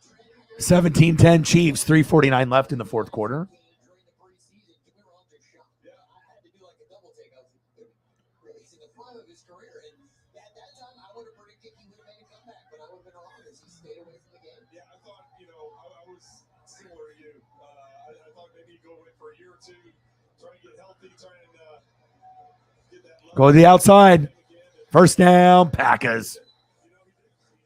good for him. Tom Brady is lost his passion for the game. Well, it's pretty amazing the fact that he just keeps on going. I thought, I know Aaron Rodgers had Todd Bowles, baby. here, but very easily could have Yeah, but my offensive line is fucked now, so it's like there goes my chances. I was actually thinking that we could be a good legit team this year, but you know, if you don't have offensive line, you ain't gonna do shit.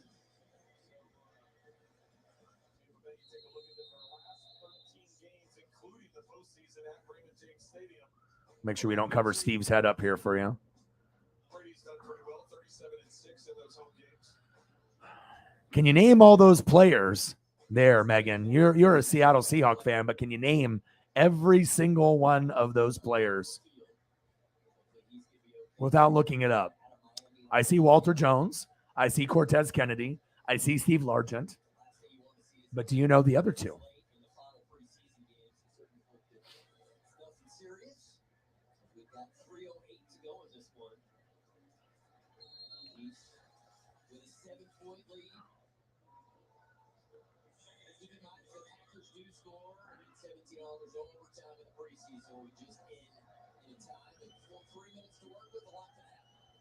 Thank you. Appreciate you. Bang, bang. To Dalahala. Danny Etling looking for anybody. Wide open. Nice. First down. Packers. Move the chains. All right, Danny. 23. 77 to go.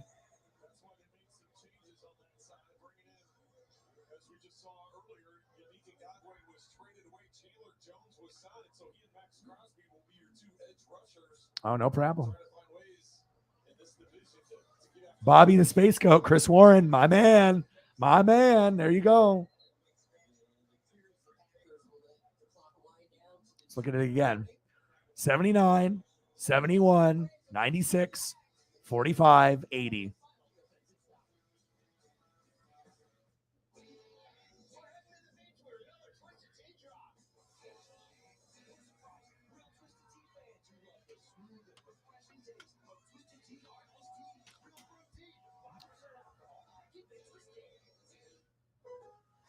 This Labor Day, we want you to enjoy all the fall things without worrying about affording all the things. So we promise to have your back if you just promise to take it in fall colors. Really love these unis. I mean, you can look at all the different years of the uniforms. The older ones are so much better. And then they had Kurt Warner, the running back, from back in the day, too. Not to be confused with Kurt Warner, the quarterback.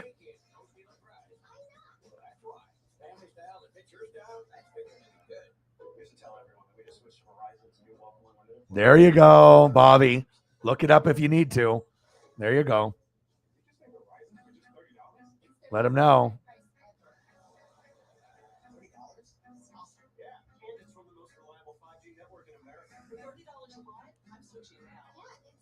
You got some, offensive linemen, a defensive lineman, a wide receiver. So you got a little bit of everything there. Hey, you have to. Even the most hardcore Seahawks fans aren't going to know every single one of those guys. I mean, you'll know most, but I thought it would be a little trivia there for you. Because even for myself, I'm very hardcore. And at first glance, I'm like, okay, Walter Jones, Cortez, Largent. But if you're not really in tune, you're like, who the hell is 79? And who the hell is 45? You know what I mean? That's what most people would say at first glance. They might be able to get 71, 96, and 80, but I don't think many people would get 79 and 45. Even the most hardcore Seahawks fans, they might not be able to get that off first glance. So, but Bobby's like, I looked it up. I think most Seahawks fans would even have to look that up, to be honest.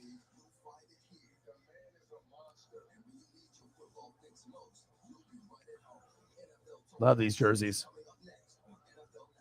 And at least we saw like one good play tonight with Goodson. That was nice. We got to see him do his little spin move. Bieniemy's been calling, obviously some great plays tonight as well. But when it goes to Shane Buechele and Danny Etling, I mean, you can't really expect a whole lot. Got to see a little flashes of Rojo. A couple plays with Henny. Davis Mills. Davis Mills isn't actually that bad of a quarterback. There's a shitty franchise with the Texans, but he's not that bad. Davis Mills is actually statistically, his stats last year were actually pretty fucking good. He's not that bad of a quarterback.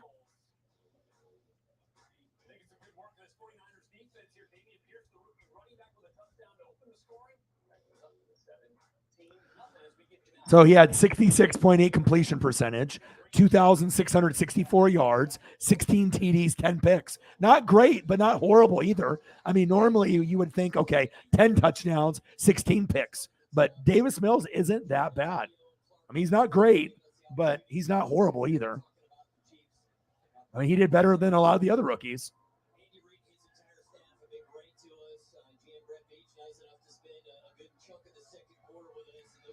Yeah, but you also have to understand, too, if you're over 40 years old, then people know Largent. But if you're under 35 or under 40, a lot of people didn't watch Largent in the 80s because they weren't born. You know, if you're 20 years old, you never saw him. You know, even if you're 30, you probably didn't see him at all. So it's like, you have to be a certain age unless, you look up the history. But a lot of people that are younger have no idea who Steve Largent is, unfortunately.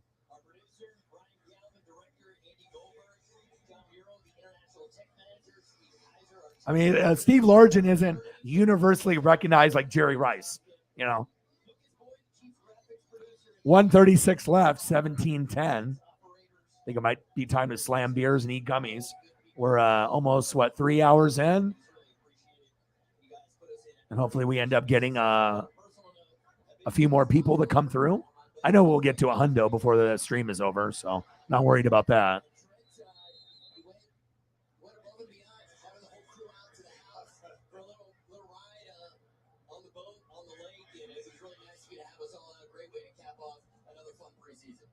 It's always great to work with you. Enjoyed the preseason, and Foxy says next year you better put him first. He doesn't want to be towards the end. He wants to be first. I thought he was last. He would still feel special. No, this is a great crew. It's 12 years for me in the preseason, and it's just a lot of fun living here at Kansas City and being part of this organization. Shotgun set, Etling. Pass behind the intended receiver. Come on, Danny.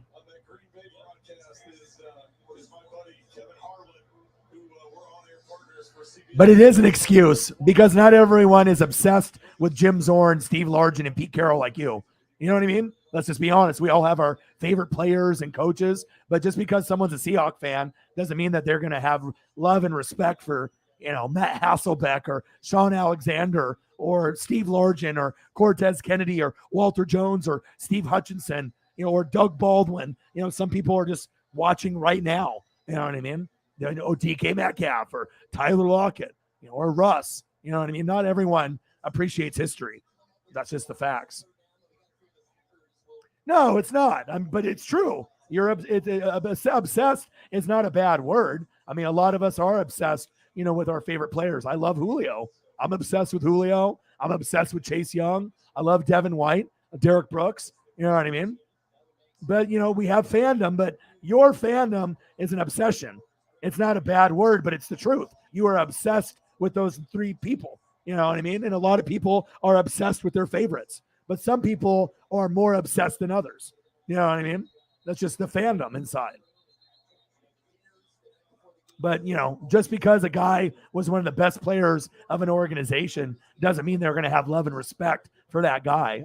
You would think that people would go back into the history books, but a lot of these younger kids and younger fans, they don't give a shit. They just see what's in front of them. It's called recency bias. So they just see what happened last year, this year, and that's what they care about. They don't appreciate the game and the history. A lot of the younger generation is like that. It's okay to be obsessed.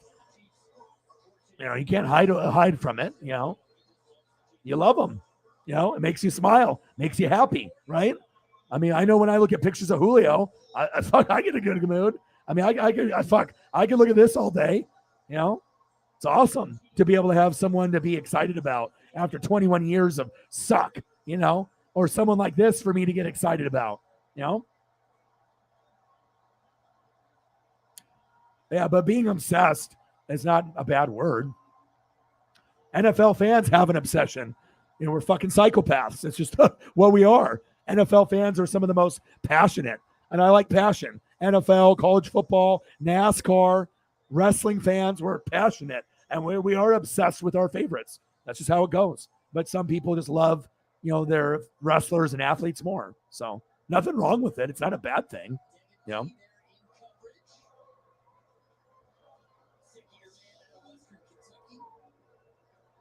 Of course, it's always good when you can have those things to count on making you happy. It's like for me, mine for you, it's Steve Largent, Jim Zorn, and Pete Carroll. For me, it's Simpsons.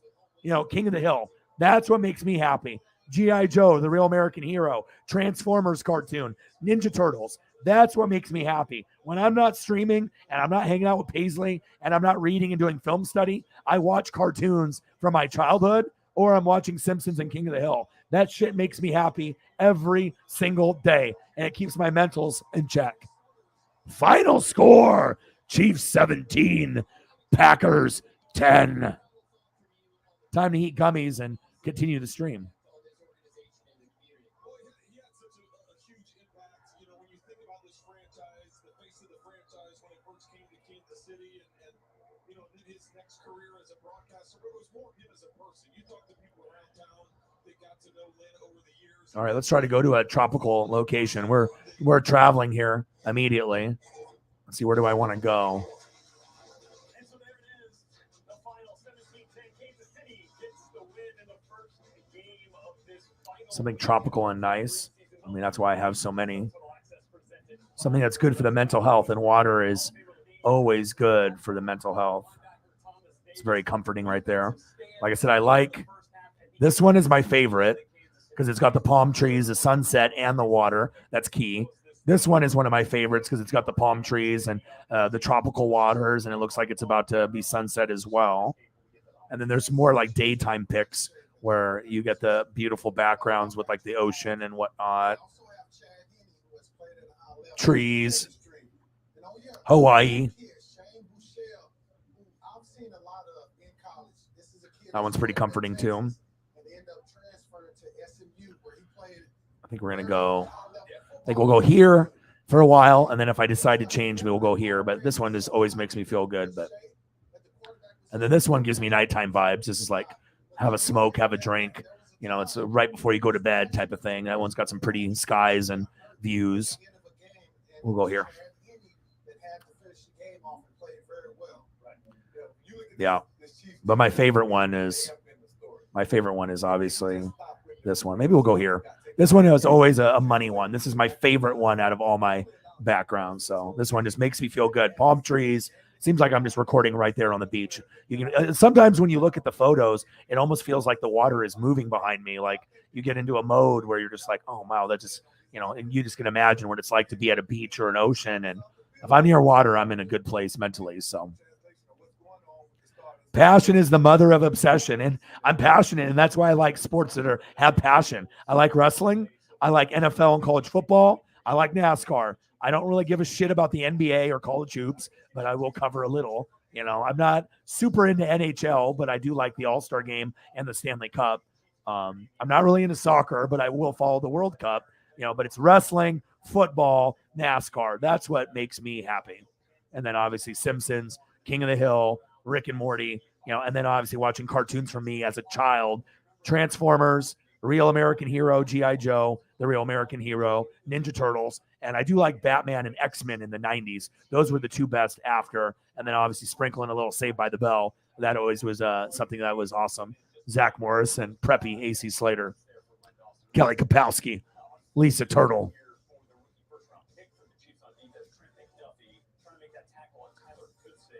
Yeah, most places in LA will, they'll have stuff like that that's accessible. So that's good.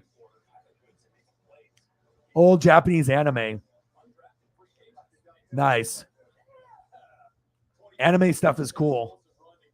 I'm trying to think. Akira, when I was a kid, that was big. A Ninja Scroll. I mean, sometimes you'll have like the sexual stuff because, the Japanese people are perverts. I mean, I'm part Japanese. I don't think I'm a pervert, but Japanese people feed off the anime stuff for them to get away with like boobs and just like raunchy stuff. Like they'll have people with swords and they're doing the anime battles, but they always find some kind of sexual scene in the anime, and then you get these young kids that buy that stuff. Like, Mom, I'm buying the anime for the fighting scenes. No, you're looking at it for the cartoon boobies that are in it, Johnny, But Akira is a good one. Ninja Scroll is classic. That might be one of the best ever.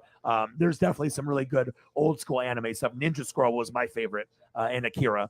But if anyone knows anime, I mean, obviously, I don't watch it really that much anymore, but I had a few that were like, oh, okay. Yeah, but like I said, for me, it's Transformers, G.I. Joe, Turtles, and I watch it every night, at least a half hour to an hour. I'm right. Like, if you go to the Hasbro channel on YouTube, they got two of them, Hasbro Pulse and Hasbro, and you can watch G.I. Joe on there, and you can watch Transformers. The only one that you can't watch is Ninja Turtles. They have it like copyrighted. You can still find episodes from season 1, episode 1, 1987, but it's like, you know, a little box in the corner, or they have it split up into 4 parts. But I still try to watch it. So Ghost in the Shell, that's a good one too. Yeah, Ghost in the Shell is good. Yeah, but it's always a good mindset to put yourself, you know, back when you were a kid. Simpler times. Yes, lots of cuts.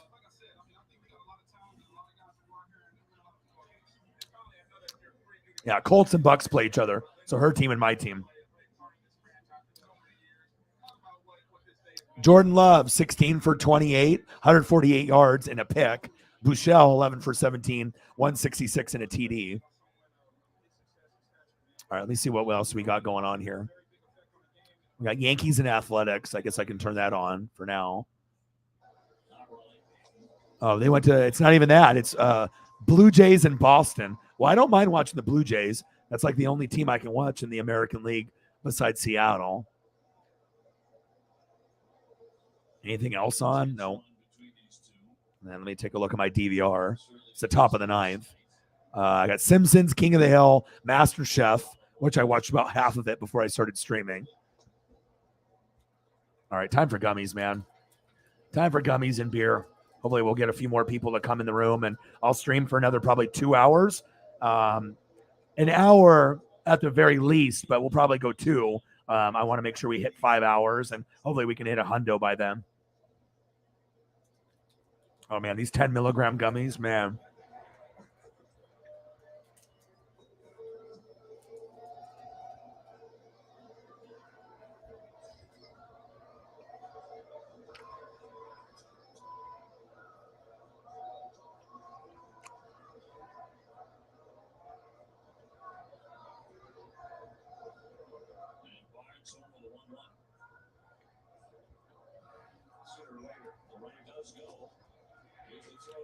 All right, gummies are done. So now give me about a half hour, and I'll be feeling good for probably about 2 hours after. I got to erase a lot of these photos here. Shout out to Tyler Goodson. Probably had the play of the day with that spin move and then kept rumbling and bumbling for a touchdown. Shout out to you.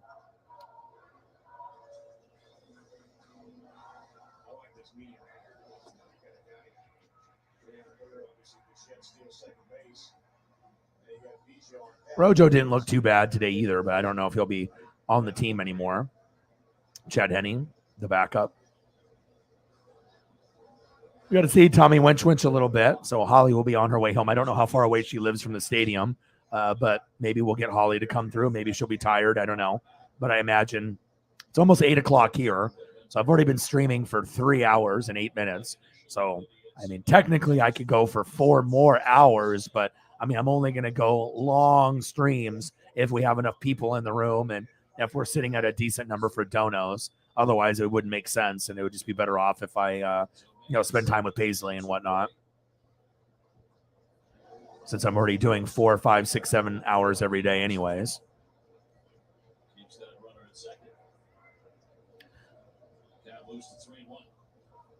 I was hoping to, see more of the starters, but I get it. They don't want to risk any injuries. So I totally understand. But I am excited to see Jair Alexander. And I was hoping to see Romeo Dobbs get some touchdowns today, but not today. Not today.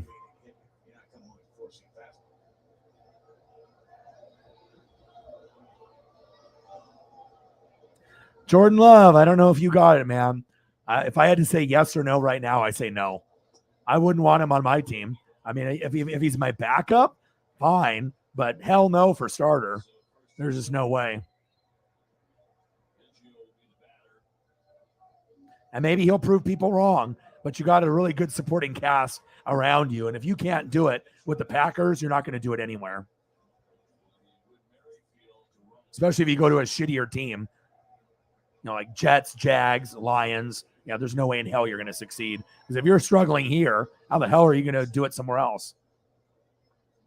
It's facts. But we'll see. Sometimes guys will, impress you over time. But I'm not really that big of a fan of Jordan Love, honestly. Appreciate you guys. 5-5, Blue Jays and Red Sox, top of the ninth. So now it's up to you guys. Gummies are taken. Beer is been drank. Gummies been done. So it's up to you guys. Whatever you guys want to talk about now for the next hour or two is up to you. If you want me to throw up food pictures, wrestlers, football, cars, movies, TV. I mean, you guys talk about the topics that you want. And like I said, I will oblige. We can go back in time if we want to. I hope Holly had fun. She looked like she had fun. Shout out to the Chiefs Kingdom.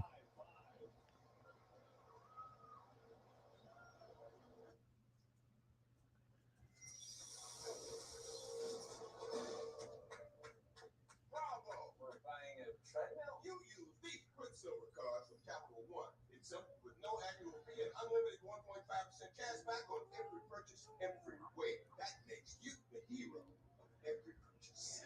Heroes don't take mistakes. Just a parachute. Yeah. 4 or 5 hours is good. But like we say that like it's no big deal because I'm just so used to doing it. But there's no other YouTuber doing 5 hours every day or 4 hours. It's like I said, it's one thing if you're playing video games and you can do 4 or 5 hours easy. But when you're actually working and you're, hustling and talking and, pulling up pictures, there's nobody else that's doing 4 or 5 hours every single day. But I mean, we make 5 hours look like an hour or two, and usually when we have a lot of people in the room and interesting people, then there's more stuff to talk about. So, but it shows you when Holly's in the room, when Cyber's in the room, when Mr. Williams is in the room, it's a different fucking vibe. It just brings the energy level up. Chief, JT, Jose, a lot of the others too. Shepard Williams. Yep.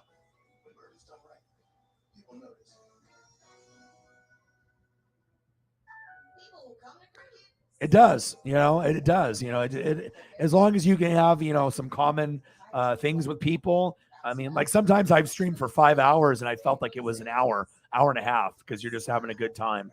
So, but I hope Holly had a good time. She posted a selfie on Twitter.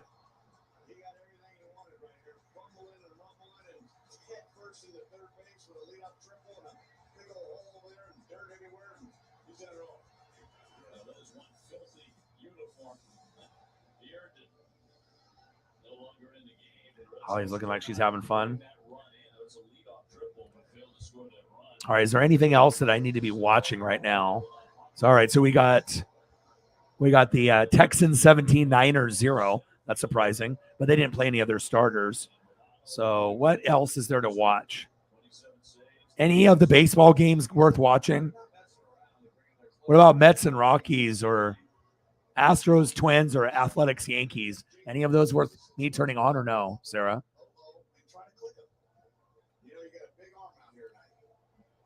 Yeah. And we have a wide variety of fans across the globe here. And like I said, I have a reputation, that I like to make sure I, hold here. And, it used to be like we would have anybody on, good people, disrespectful people, we would just, whoever's in the room. But then you get to a point when you get people that are biased or assholes, or they're just trying to cause drama. And, if I have to lose hundreds of subs, to get those people out of the room. And if they want to be toxic, they can do it somewhere else. I want to make sure we're protecting the vibe, and that's what it's about for me. It's nice to be able to, at night, go somewhere where there's no bullshit. Every once in a while, you'll get newbies, or you'll get people that are, creating multiple profiles and, being a nuisance. But for the most part, we have a very, very great community. And then, like I said, if we get someone that's an asshole, then you know what happens. What happens when we get an asshole?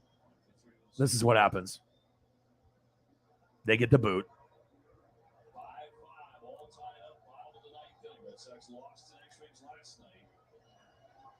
Yes, right, exactly, and that's what they gear the anime towards. They're like, oh, we're doing it for the fighting, the sword battles, and the cool special effects, and just everything, in Japanese subtitles and just the animation. You're like, oh, cool, and then you start seeing like it's being over sexualized with like boobs bouncing around and just all the sexual content. Like maybe when you're younger, you don't really fully realize it. Then you get older, you're like, damn, what the hell was I watching? So.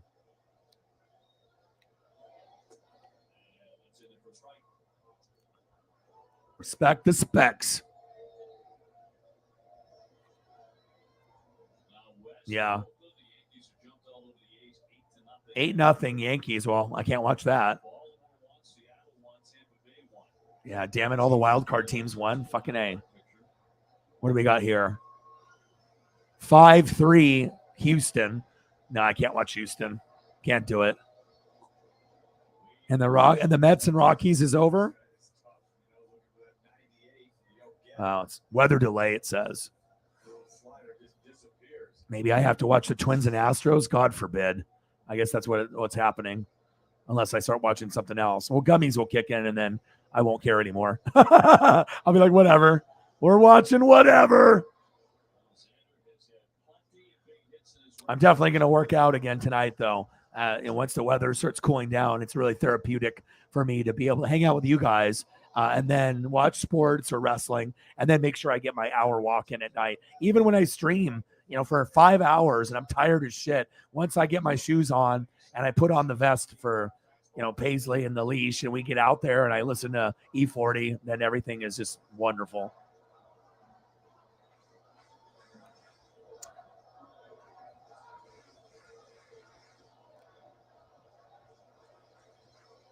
Did watch a highlight reel of Sabu on my Twitter. God, makes me like really remember why I love RVD and Sabu as much as I do. They were innovators and trendsetters. They were so fun to watch. WWE and WCW never had anyone like Sabu and RVD until RVD came when he was late and he was old and it wasn't the same RVD that he was in ECW. All right, they got 5-5, 0 outs. Runners on second and third. The Red Sox are about to beat the Blue Jays. I love that. Good shit. I need the Mariners to catch up. We appreciate you too. It's good to have that bond. I mean, who would have thought that, we would be this close, you, me, and Holly, Sarah? I feel that with me and Holly, that's changed a lot for you in your life compared to, and obviously Holly with the raid and then me making you lead mod. Things have changed dramatically, in the last 8-9 months, but for the better. And I'm glad to have you. And I'm glad to have, Holly a part of the channel as well as all the other goats that are in the room right now. Padres are 10 games over 500, yet 20 games out of first. I feel the Padres are pretenders. They are the best team over 500. That isn't going to do shit in the playoffs. It's like you got Dodgers, you got Mets, you got Braves, you got Cardinals. Those are the ones that Padres are pretenders to me. They could do something, but with Tatis and the suspension, you're going to need the Machado, Tatis, and Soto. You're going to need everyone. And Hader has been a bust. Even though he's got like the most saves, motherfucker's ERA is like 14. You're not going to win a game with Hader, okay? And then on the flip side, you got Yankees, Astros, Mariners, Blue Jays, and Rays. But, yeah, I think the Padres are the biggest pretender out of a team that's over 500. All right, bases loaded, bottom of the ninth. If they get out of this, if the Blue Jays get out of this jam, no outs, bases loaded, bottom of the ninth, and it's 5-5. I just don't. I mean, you're going to get at least one run here. But imagine if he struck out 3 guys in a row with bases bases loaded, stranded. That would be amazing. Oh, big strike right there, 0-2 count. I better not talk it into existence because I need the Blue Jays to lose as well as the Rays. And we talk about mental health every stream, and I don't try to shove it down anybody's throat or anything like that, but I think it is important to talk about since a lot of us are going through problems or we have gone through problems. And sometimes it's just nice to have a reminder if you're fucking up in life or you feel that everything is crumbling around you, remember what Jim Carrey said best. He said, I believe depression and anxiety is legitimate, but I also believe if you don't exercise, you don't eat nutritious food, you don't get sunlight, you don't get enough sleep, and if you don't consume positive material or listen to music, surround yourself with good support, you're not giving yourself a fighting chance. And I couldn't agree with that statement even more. That's why I read it off every stream. It's so true. It is so fucking true. And when I was in my dark, dark place and I got fired from a job last year and I was in bed for 3 weeks, woe is me, it was not a good point. I wasn't suicidal, but I was just eating, going to the bathroom, sleeping. And I would sleep for 12 hours a day or more. It was not good. And I'm so glad that we got Paisley. I got you guys, and I've crawled myself out of that hole, and I plan on not going back. But anyone that's got depression and anxiety knows that sometimes it does come back. And a lot of times when I get it, I get triggered from maybe someone that I'm living with. You know what I mean? Like the way that I'm being treated, or what they say or what they do or don't do. But I feel that, the more time I spend here, the less I have to deal with that. So sometimes it's good, sometimes it's not good. Like in any relationship, Sometimes you have good times, sometimes you don't. You got more faith in the Phillies? I don't think I got any faith in the Phillies either. I'm not trying to, just tell Eagles John that, his favorite baseball team sucks ass, but he even knows that they're nothing this year. You got to wait till next year.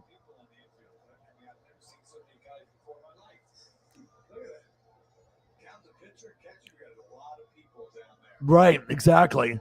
I mean, he had a lot of saves, and he was like number one, but mentally, he's like Carson Wentz. I think he's broken. I don't think he's mentally there, so. He's got a steady diet of sliders. There's a bats here against the Blue Jays last night, tonight, so this situation that he's in battle mode. A little fly ball can do it again. There's 2 outfielders. Kike Hernandez, my boy. I love Kike. I got my first foul ball at a Dodger game with my dad was a Kike Hernandez ball. And I always root for Kike. Oh, double play. They get out of it. Wow, Kike Hernandez just hit into a double play. They had bases loaded with no outs, and they got out of it like I said. Can you believe that? Orion says he's going to get out of it, and then they do. That's creepy. How often when the score is 5-5, bases loaded, no outs, and they get out of the inning? Like 1%? Wow, that's creepy. The chances of that happening is 1 in a million. And they literally struck out the first guy, and then Kike Hernandez went into a double play, and they leave 3 stranded. Unbelievable. Wow.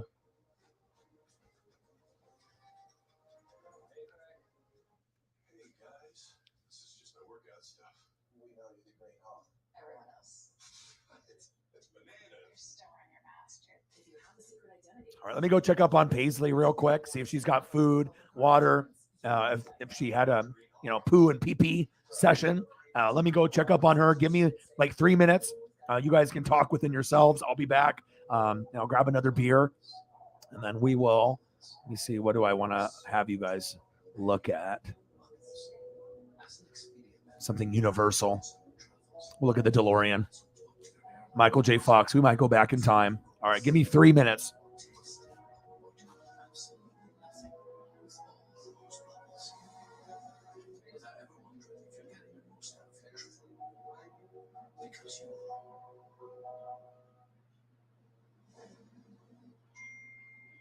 Hey, mate, meet us at the bottom of the trail. Oh, man. Hey.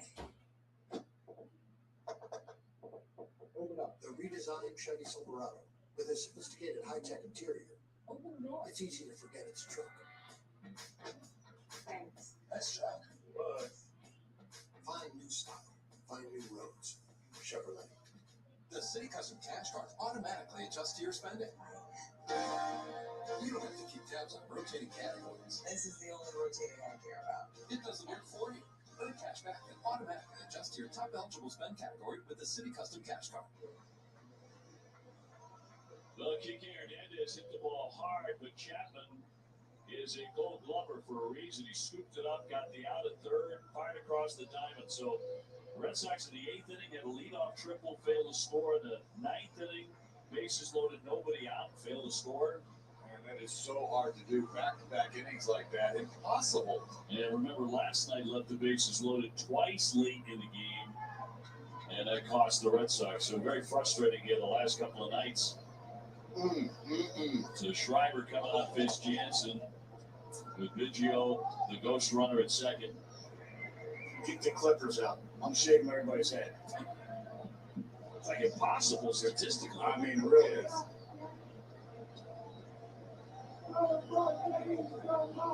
And the 1-0 to Jansen, who's cracked a home run. He has 3 hits. Boyd's had a good night. The ball hard. That missile he hit out. Home run, number 10 for him.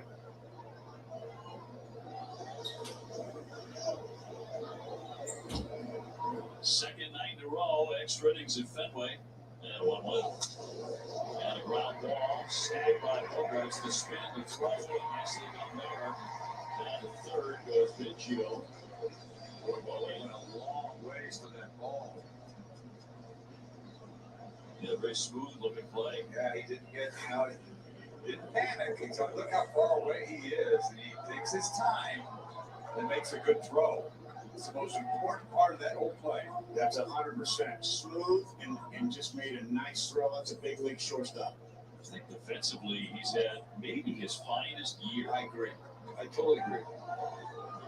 The metrics support that. Now Springer infield in for the Red Sox. Will be the third. George has walked 3 times and has a single.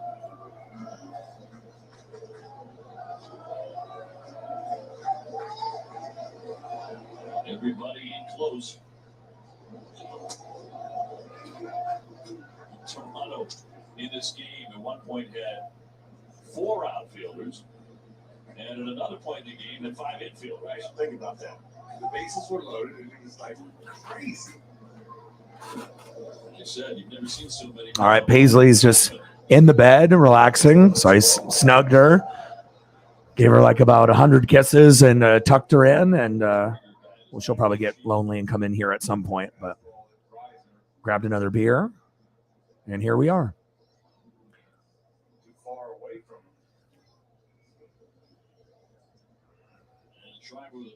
Last beer of the night. I try not to drink more than like 2 or 3.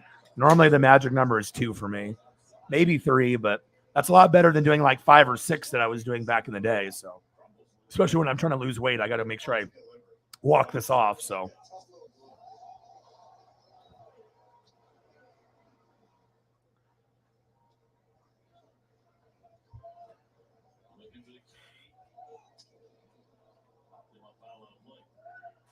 guys that have had success right-handed off of Schreiber hit the ball the other way. You know, try to shoot that little hole to right. all right, 5-5 Blue Jays and the Red Sox. 1 out, 2-2 count. Runner on third, top of the 10th. Well, at least we have something. I'm watching something.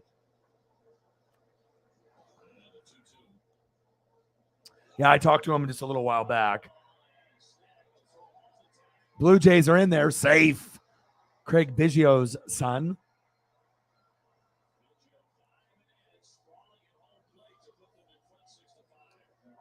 That's when I know I'm old, is when I start seeing like the sons of the dads that I used to watch when I was a kid. Craig Biggio, Vlad Guerrero. Dante Bichette. Now you got Baby Biggio. You got Vlad Jr. And you got Bo Bichette. It's crazy.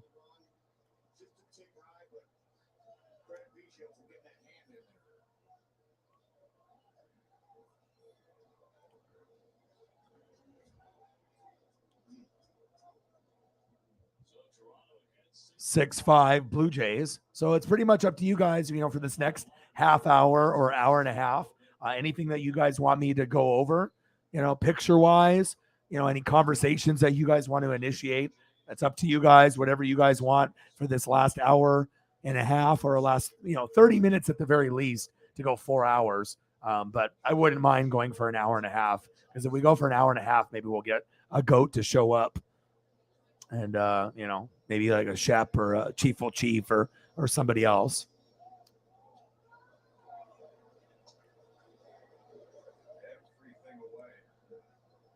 Yeah. I was going to say, so what do you think about Bryce Harper overall? Do you think it was a mistake getting him, or do you like having him there?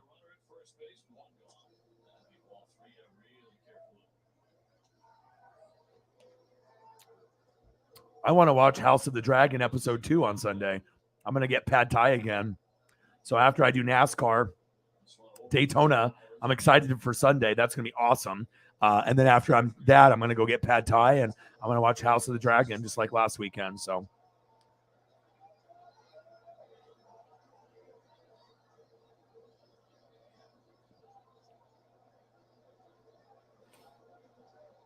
let's take a look at what Eagles Johns has to say here. Let me go back to the conversation. There we go. So the Phils don't even have their infield settled. They have 3 DHs as positional players, and the BP has pitched well, but paper thin, the bullpen. It just seems like the pitching staff hasn't been there. You had like Nola, and a couple others, but it just seems they haven't really been able to put together a pitching staff with the type of hitting that they need to be able to make a run. And then Bryce has been hurt too. He hasn't been healthy all the time.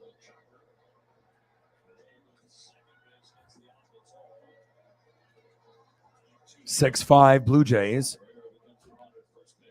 2 outs, runner on first, top of the 10th.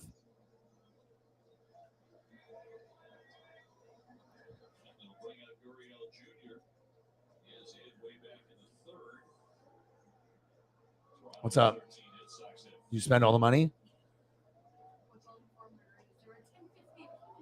Yeah. Did you get cigarettes?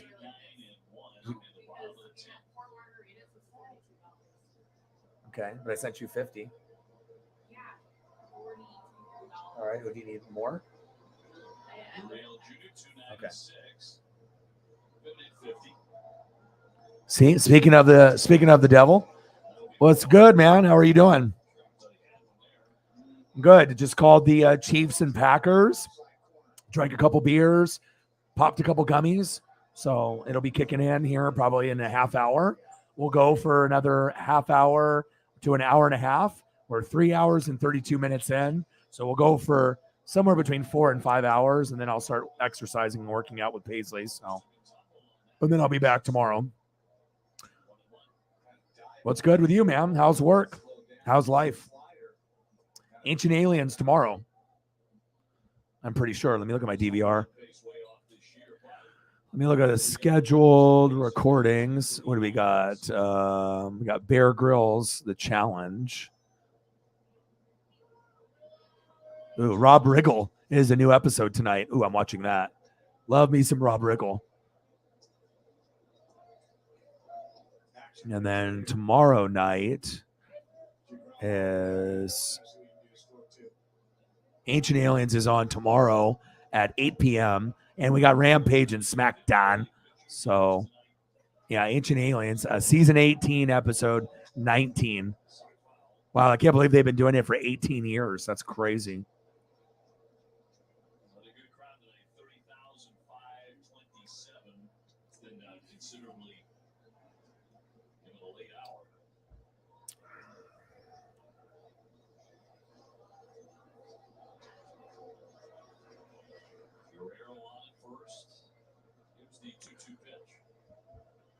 Six 6-5 Blue Jays, 2 outs, 2-2 count, runner on first, top of the 10th.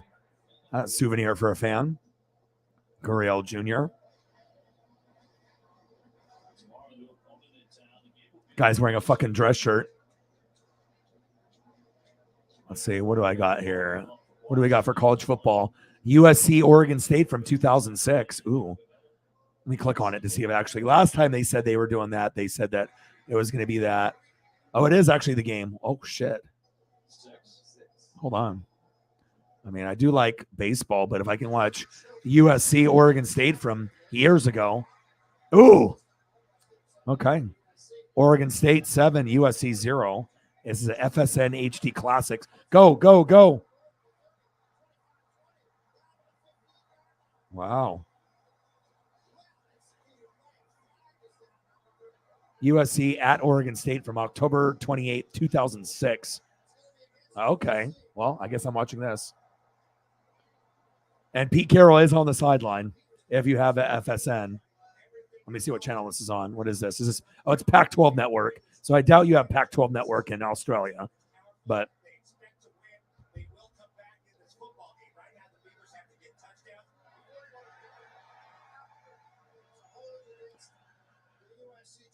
$23. Let's get to 50, and then let's get to a hundo.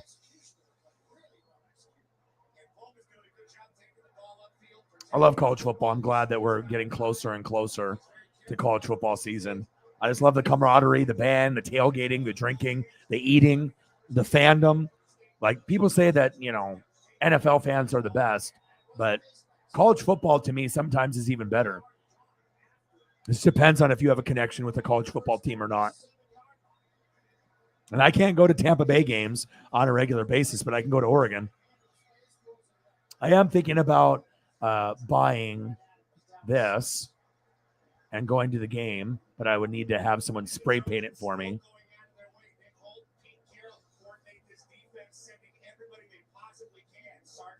But I am thinking about doing something like this. I know on Etsy and like eBay, they have a couple people that are trying to sell these, but I'm trying to possibly buy something like that. And so I don't necessarily need like the skulls, but I definitely want to get shoulder pads, and, you know, and if I can get the shoulder pads to be spray painted green apple, and then I can have black spikes, and I can wear that over my Herbert jersey, and then I can have the like 5 chains and then the gloves. That would be unique. I wouldn't mind doing something like that. So, but I am looking about that, but I don't know if I want to spend $400 on some custom shoulder pads. You know what I mean? Like, it would be a cool thing to have. And I definitely would get a lot of pictures, and people would, you know, because they already know me down there, but, you know, I don't know. Careful, Paisley. Careful. Careful, Paisley. Yeah, but I mean, for that type of money, I could buy a wrestling belt, you know, so it's like, if I'm going to spend that much, like, do I really want to get the, you know, Legion of Doom Road Warrior spikes? But I think it would be cool if I could get them, you know, if I can get them spray painted and have them look the way that I want. Because obviously I could wear them for Tampa Bay games, you know, because it's black, you know, red, and then the black spikes. But I would want to have it like green apple, and then maybe yellow O on it for like Oregon, and then to have black spikes or whatever, or spray paint it green and have yellow spikes or whatever. But I think black spikes would be good. And then just being able to have it spray painted like green apple would be dope. I love me some college football. I got USC, Oregon State. Oregon State's up right now 7-0 against USC. Pete Carroll is on the sideline. Yeah, I can watch college football. Sometimes college football is more entertaining to me than NFL. I mean, it depends on the matchup, but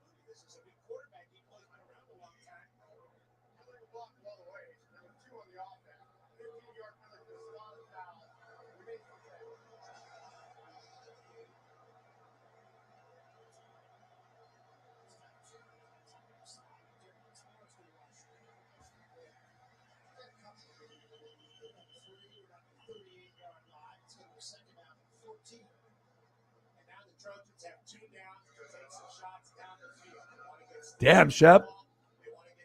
That's nice. That is nice, Shep. That is nice, Shep.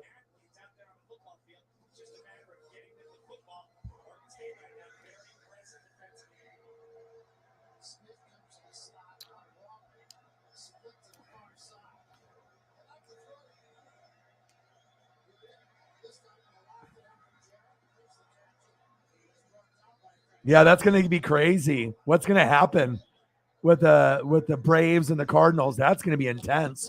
Hopefully a split between both of you guys, but who knows? I mean, both teams are kind of hot right now, so.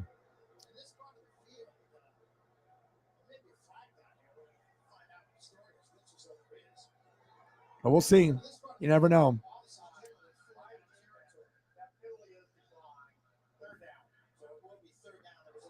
Nebraska taking on Northwestern and Ireland. Wow. So we got games already like in a couple days. Let me look at the schedule for college football while I'm watching this. All right, hold on. Let me see. We got soccer. What else do we got here? All right, we got USC, Oregon State, which is I'm watching now. What else do we got? Baseball. And then probably a replay of the game that we just watched. Oh, they have Niners and Texans, but we already know what happened there. All right, let me take a quick peek at this baseball if it's still going. I don't mind the Blue Jays. Wow, thank you so much. Appreciate you. Bang, bang, bang, bang, bang. Appreciate you. Thank you so much. That definitely saved the stream for tonight. Appreciate you. So I've never felt so welcome so quickly on a stream aside from my 12s who welcome me the Hawks Nets with open arms, which they should, because if it's a Seahawk channel, why wouldn't they open arms with anyone that loves the Seahawks? So I'm not sure if I can be considered a GOAT, but I've wanted to do this for a long time. Bang, bang, bang. There you go. Well, anyone that donates to me and donates to me on a regular basis and participates in the chat is positive, and obviously, can bring something to the channel, and it means a lot, because like I said, there's people that'll never donate to me. There's people that think about donating to me. And then there's people, it's one thing to subscribe to a channel, or it's another thing to like a video, or to retweet it or to share it.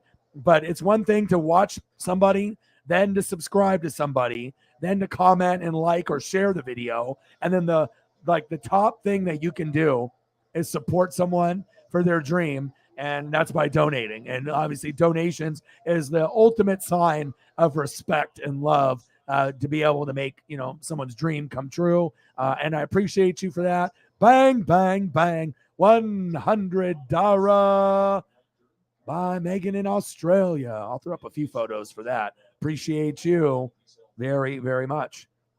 And you can always count on a GOAT to save the stream, because sometimes we're missing, the top 3 or top 4 that donate. So sometimes someone else steps up to make sure that we end the night on a good note. And that person tonight is you. Thank you so much. I appreciate you.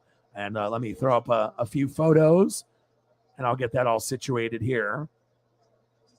Bang, bang. $100. Let's get astronaut Space Kitty here.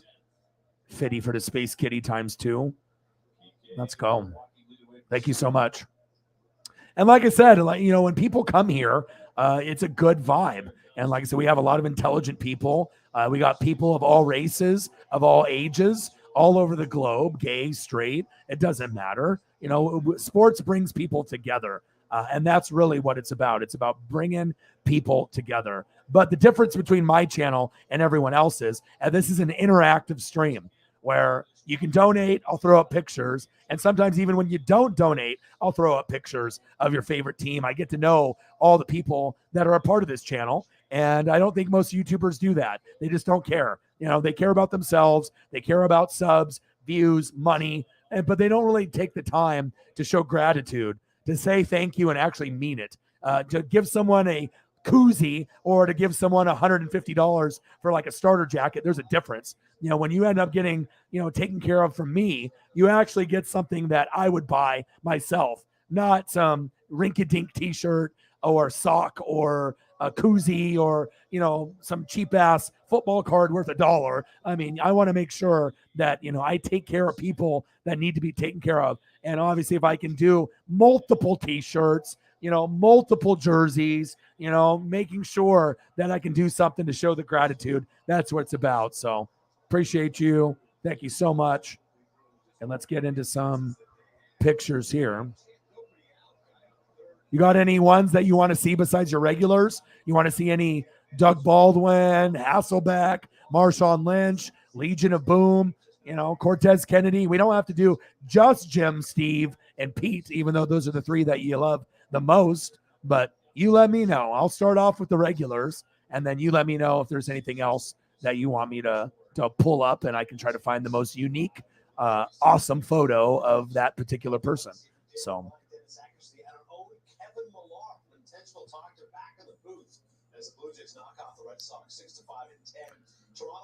start off with a little Jay-Z, a little Jim Zorn. We'll do about 3 or 4 of each guy, and then we'll get into maybe some original stuff that I can even come up with. Zorn with the 10, and then Zorn with the 12, the last quarterback to wear 12 before they retired it for 12th man, I believe, is what Megan was saying.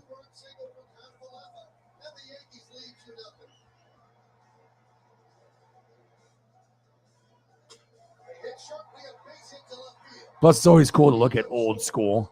I appreciate the old school ways. I appreciate the old jerseys. I'm 40 years old, but for me, if it's anything 80s or 90s, I'm gonna love it. That was the best for me, 80s and 90s, and I will always love the 80s and 90s more than any other era.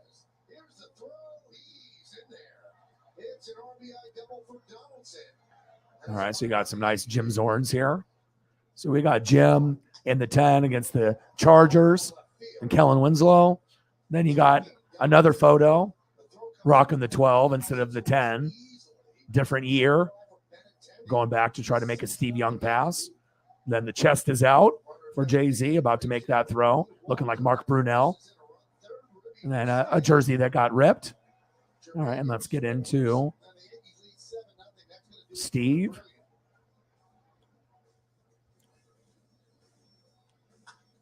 And then I'll do a couple original ones on top of that.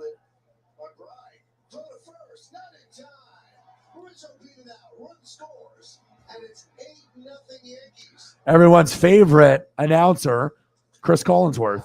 There's nobody better in the world than Chris at making my ears bleed.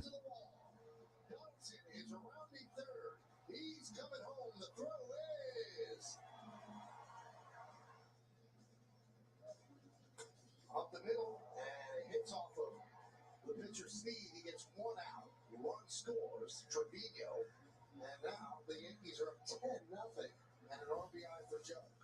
Well, the Yankees have scored 10 or more runs first time since July 29th, and it coincides with the return of Giancarlo Stanton being activated. Oh, Joe E. Tata, famous for playing the owner of the Peach Pit on Beverly Hills 90210, dies at 85, TMZ says. Sarah sent that. Yeah, lots of these 90210 people are, passing away. It's like all the like Melrose Place, Beverly Hills 90210, but obviously Jungle Boy and obviously Luke Perry. That's the one that makes me the most, because I love father-son combos, like you guys know. If it's a father-son combo, I probably love it. Ken Griffey Jr., Ken Griffey Sr., Barry Bonds, Bobby Bonds, even though obviously with the cheating, but just, father-son combos, Dale Earnhardt Jr., and a lot of these guys, Biggio and Craig, Vlad Jr., Special, Dante Bichette, Bo Bichette. Paisley's laying on my foot because she loves daddy. Love my Paisley pup. I treat her like a human too. Talk to her like a human. I treat her like a human. I talk to her like a human. She understands a lot of the words and the behavior still. Nice little Steve Largent auto. We've shown that. That'd be a nice one to get framed right there. I like the pose too. It's got the hat, 2 crossbars, old school, great helmet, great jersey, great pants. Nice, beautiful signature. I can actually read it. Not like athletes nowadays, like LeBron. Let me sign an autograph. LJ23. The laziest thing you could possibly do, besides just doing L23 or, L altogether. Spell your damn name. If a kid is asking for your autograph or an adult, take the time. And that's another thing. He's got a beautiful autograph. The Steve is legible. The Largent is legible. And I take pride in stuff like that when I collect autographs. I look for people that take the time, that actually care and give a damn. And Steve Largent definitely gives a damn. And you know who else gives a damn? Somebody I know. Oh, hi, Griffey. How are you? And beautiful signature. Ken, Griffey, and even the Junior and the JR at the end. I mean, he didn't have to take the time. He could have scribbled like a motherfucker, right? But that's why that moment will always be precious to me, just like this moment too with Koufax. It's me and my dad. Special times. He's not going to be around forever, so I want to make sure I spend as much time as I can as possible.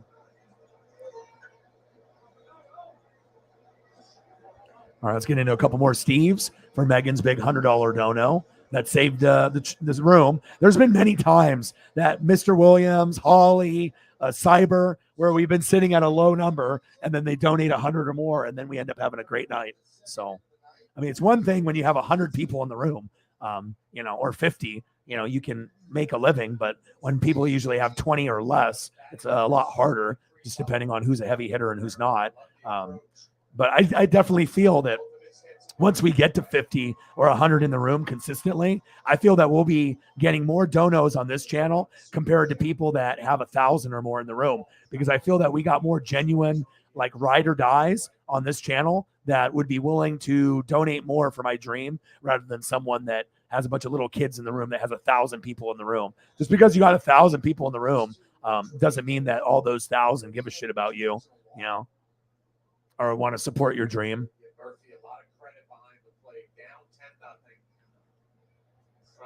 Yeah, because once I get to the point where I'm making 500 or 1,000 a night, I'm going to be doing a giveaway like every night, or like every football game, Monday night, Sunday night, Thursday night, giving away a Mitchell & Ness jersey or a sewn jersey, 150 to 250 value.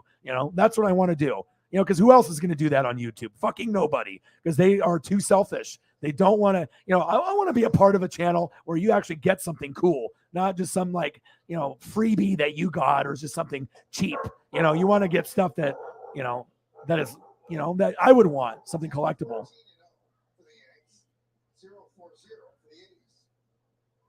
Getting something, or even tickets, to maybe a concert or a sporting event, or wrestling, Monday Night Raw tickets, and good tickets for that matter, not just bullshit tickets for the Raw show, but sitting within the first 10 rows. Like that's the type of shit that I envision.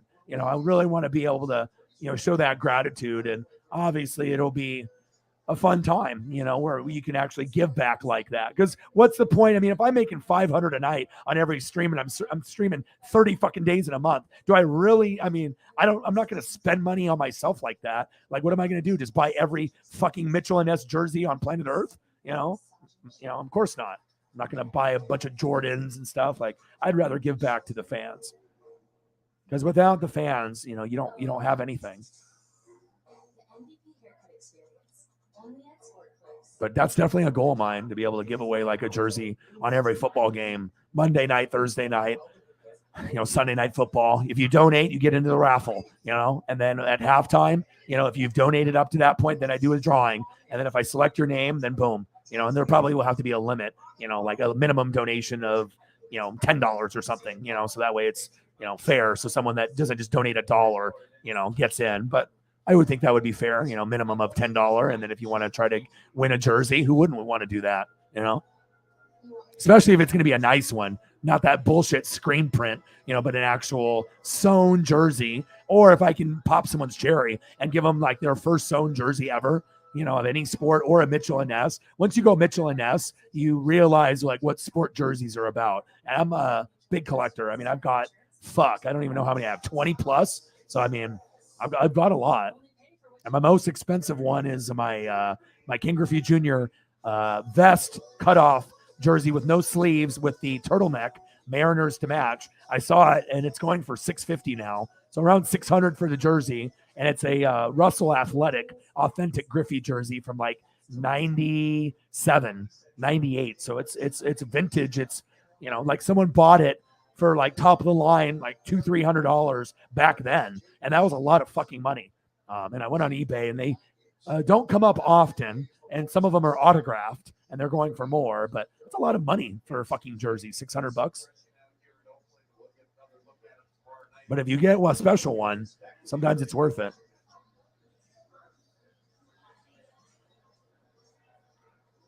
Now, Merritt did get an opportunity to talk to JP. What do you have to say?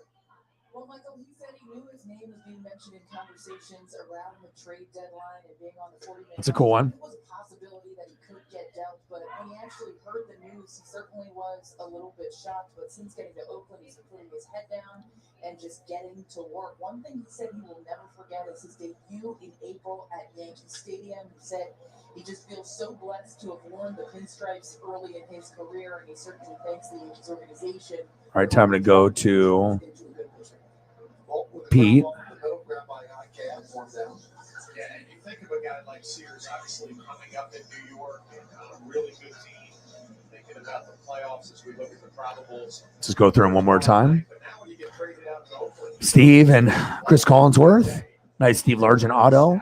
Nice pose. I mean, even a non-Seahawk fan could appreciate this. You know what I mean? Like if you were collecting like famous wide receivers and you were, you know, going to frame the photos. You know, my dad's got a lot of framed PSA photos and authentic photos, and it looks awesome in a man cave, or if you have like a woman cave or man cave, and you can just look up and stare. I used to hang a lot of my toys in my rooms so that way I could stare at them. This is cool. And look at the clothes and the vibe. Look at the people on the top there with the binoculars, the binocs. This is cool time. We'll go to Pete. Did you like playing in this ballpark, Jeff? you know what, catching in this ballpark for me just felt entirely different because we talked about all Yankees 10, A0. And for some reason, I'm watching this. Why? Let's go to USC and Oregon State. Much better. Why the hell would I be watching the Yankees beating up a team 10-0? Unless I was a Yankee fan, I guess. But that'll never happen. But I do want them to make the World Series, though. I wouldn't mind that. So I'm going to throw up about 4 or 5 Pete Carrolls for you. And then I'll try to find an original one that I haven't posted. Like I said, I usually just try to find HD. And if it's not HD, it fits the screen. And if it doesn't fit the screen, then it's at least a cool pose or something. But I just wanted it to look as streamlined as possible.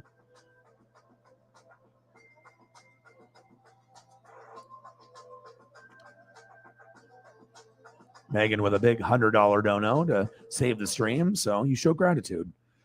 And other people will donate, but they don't get pictures. They don't get that interactive ability. There's no other stream that, I mean, I imagine there's going to be a lot of people that'll copy me, you know, often imitated, never duplicated. They're going to try to copy, but you're not going to be able to pull up the same kind of vibe and photos that I am. You can try, but you know, it's not going to work though. You know. And plus everyone's going to know who the OG is. Especially if you try to copy my style. Peter Schrager.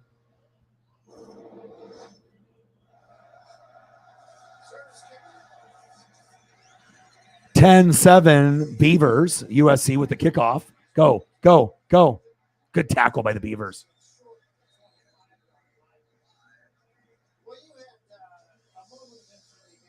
All right, so we got Steve. We got Pete. Pete was doing quarterback drills. It looked like a Cialis commercial, you know, for like the people that have you know, sexual issues, and then they have like the older grandma or grandpa, like they're just like sad, and it starts all like kind of somber, and then all of a sudden you see them like, you know, participating in a marathon or being like Lance Armstrong and, you know, doing some incredible bike race. It shows Pete running quarterback, and this motherfucker is doing like bootlegs and play action and like going ham on it. He's in good shape, and his spiral on his football, and actually is pretty good. But it reminded me of kind of like a Cialis commercial, like the either boner pill commercial or like those sexual frustration drugs that people have. And they're like, my life sucks. But now I'm on Cialis, and now I can throw a football 60 yards. Good old Pete. Good old Pete. All right, let's see here. I got a lot of comments in here, but let me try to find one more original Pete here.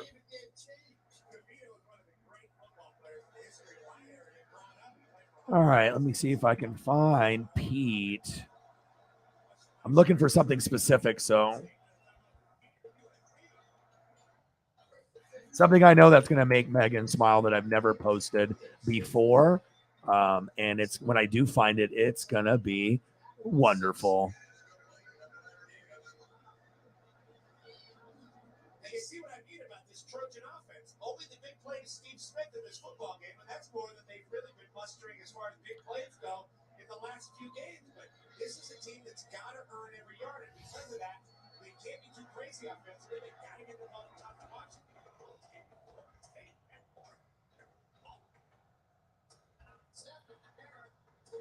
Okay, let's see if this one will format for me.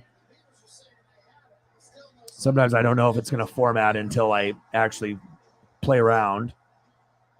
We're sitting in the north end zone, looking kind of at the back of the USC line, and they take the handoff into the pocket. Okay, are you ready? You got Pete. You got Pete at USC. You got Pete on the Seahawks. You got Pete with Matt Leinart.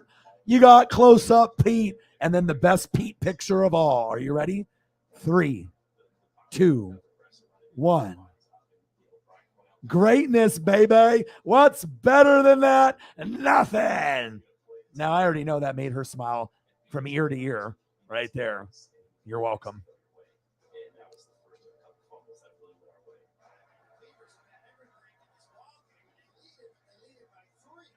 Appreciate you.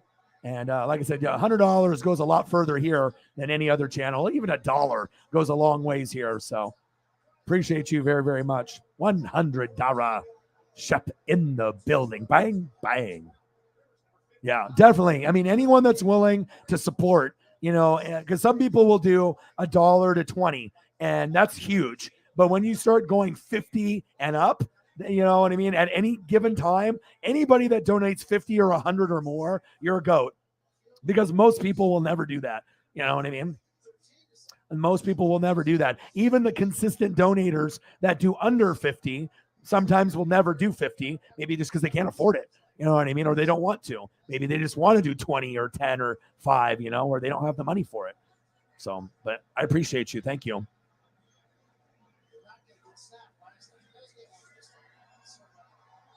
Oh, yeah. And Shep will tell you, I mean, like I said, I got a nice starter jacket for Holly and Cyberpunk. They were both over 150. I gave Shep 150 to make sure he gets a jersey. Spent about that, 150 on Odin's son on like 5 different wrestling t-shirts. I tried to get Sarah, somewhere between $25 and $50 a month of stuff, at least once or twice in the month. So that way she can get some more Cardinals and Colts merch for being the lead mod. And, you just want to make sure. So obviously I got Mr. Williams. I got to buy a couple video games. Obviously I'll have to get something for Megan in Australia. Once she's back in Australia, I'll be able to work my magic and find something crazy awesome. I can't say what it is now, but it'll be something that she would never think of or buy herself. I can send it, and, she'll be getting something from me at some point in the next few months. And then also Nate the Great, a guy that has donated $500 to me, the single record donator champion, and he's done it 3 times. There's like a very rare selective group of people that are willing to donate 500 and one single dono. And he's done it 3 times. So that's huge. Now I just got to get him to do it on Cash App. So that way I can actually get like 490 or 495 out of 5 instead of doing it on the super chat and getting like 375 out of 5. It's like you're giving 125 for free each time to Google and YouTube. I mean, I'll still highlight you and put you on the screen and whatnot, but that way I can buy more stuff, for Paisley, and I can give back to the fans, It's just crazy how much they take. But anyway, that anybody donates is appreciative. It just kind of sucks that, certain platforms take so much, YouTube, eBay, and I get it. We're using their platform, but gosh, like, can't it just be like 10% of the total, don't know, not like 30, 35%. That's just too much for people that are working. And that's why I work as hard as I do. Because if they were doing 10%, I probably wouldn't have to do 4 or 5 hour streams. I could probably do like 2 hours, 3 hours. But, them being the way that they are, I have to do 4, 5, 6, 7 hours because sometimes, you're not at anything after 4 hours. And if I'm already 4 hours in, I'm not going to quit. I got to keep going to at least make it worth it, And there's been times where we've been at $0 or like $20, $40 after 4 hours. And I'm like, all right, well, I'm going to stay positive. I go for 2 or 3 more hours and then we end the night at 350. I mean, that's not normal results for anybody, but it shows you as long as you keep things moving and stay positive instead of overreacting and being like, fuck that, I quit, after 4 hours and you're at a low number, you wait for more people to show up. And, if you're a good person, good shit will happen. So, yeah. Falcon stuff, dude. AJ, dude, trust me, if you get the AJ jersey, everyone will be looking. That'll be the one to buy. That's the head turner. You can always get Acuna and Ozzie Albies or, Max Fried or an old school Braves jersey of like Greg Maddux, which would be kind of cool. Greg Maddux, Tom Glavine, John Smoltz. Maddux would probably be the one that I would get. Maddux or Smoltz. Ron Gant, David Justice. David Justice would look good on you. You know what I mean? Or a Deion Falcons jersey. That would be fire. Mitchell and Ness Falcons black Deion jersey. Bro, maybe you should do that. That'll be probably like $300, but you got half of it for me. But black Deion would be fire. That's going to be better than any jersey that the Atlanta Falcons offer. Or if you get the white one or the red one, like the Steve Bartkowski red old Falcons jersey, those are fire. I love that look. But Deion black, Mitchell and Ness, that might be, I don't know. That might be it.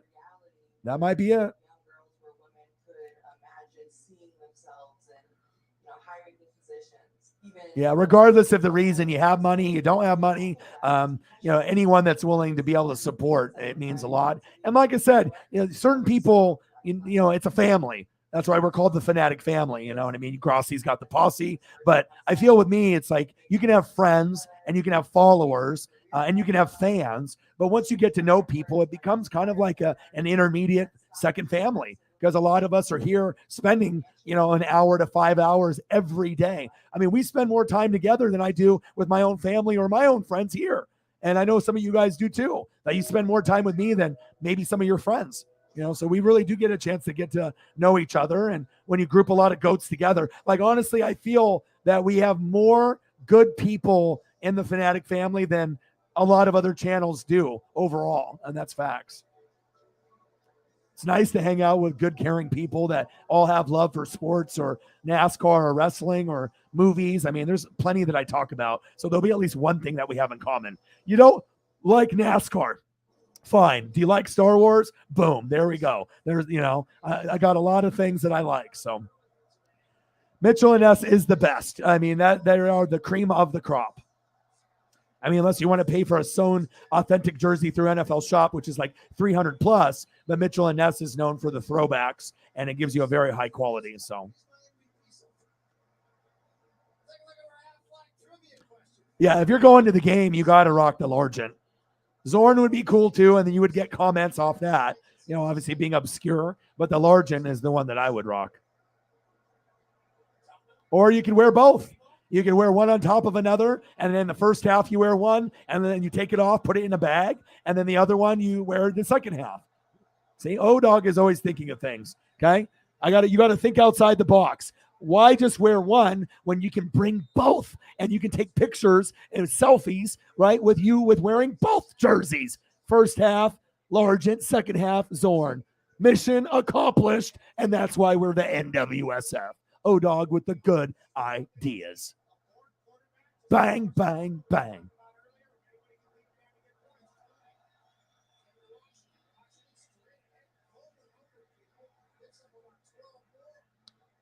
Who do we want to see? Respect the specs. Who do we want? Who are we talking about specifically for the people in the room that don't know? $5 holla. Bang, bang, bang, bang, bang. Bang, bang, bang. Bang, bang, bang.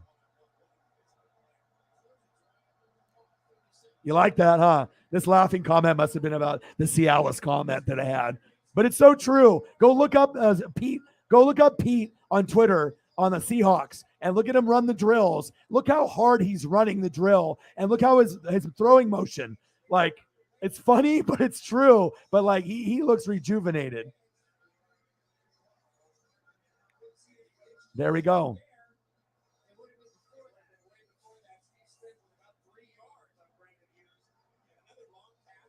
Yeah, I used to like do it with all my toys. My starting lineups, I would put in bags that I got from like Polo and like Tommy Hilfiger that would like normally hold socks. And then I would they would let me take some of them home, and then I could, fold the top barely, put a piece of Scotch tape, and then instead of putting my pins into the cardboard and making my, starting lineup rookie Jordan figure go down in value, I could hang it up on the plastic, and I could have like 10 hung up, and I could just get stoned or just be sober and just look and just be in awe of the toys that I've collected over the years. It's a really cool feeling when you have a toy collection and when you were poor growing up, and then you can like splurge and try to get toys of your childhood and newer toys. And like I said, not many people are like collectors, but like I said, I am an American picker. My dad is a collector too, and he got it for me.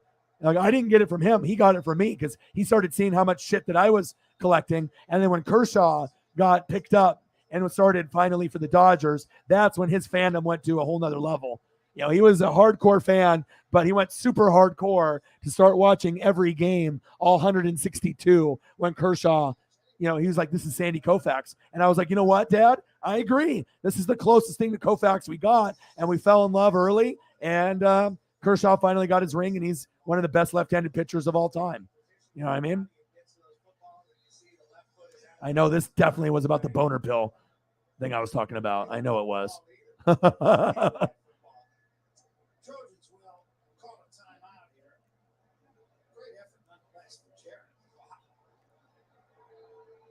Yeah, I know. Right. But this isn't going to be the last time that you donate $100 or 20 or 50 or, 5 or 10.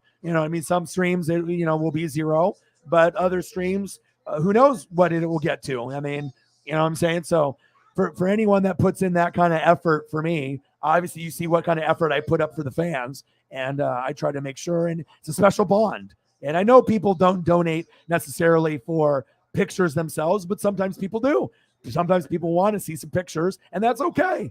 You can support me and you can get something for me, and you can get something for yourself. And it makes me happy when I can put up stuff, because honestly, how many people are going to be coming into this room and saying, I want to see Pete Carroll, Cialis, Boner Pill King, right? I want to see pictures of this guy, with the Lombardi or USC or Jim Zorn, or Steve Largent. It's refreshing. I mean, sometimes people will only be like, I want to see Russ or Lockett or DK. And that's fine, but you're a little older. I'm a little older. And anyone that's 40 and up, we like seeing shit when we were younger. But we like seeing shit from the 80s, the 90s. Yeah, right now it's cool, but it'll never be as cool as the 60s, the 70s, the 80s, or 90s, correct? Right? We really appreciate the shit that we saw back in the day, and that's why we hold it so close to our hearts and almost obsessive, passionate, like psychopath mode, where we love our favorites, and that's okay.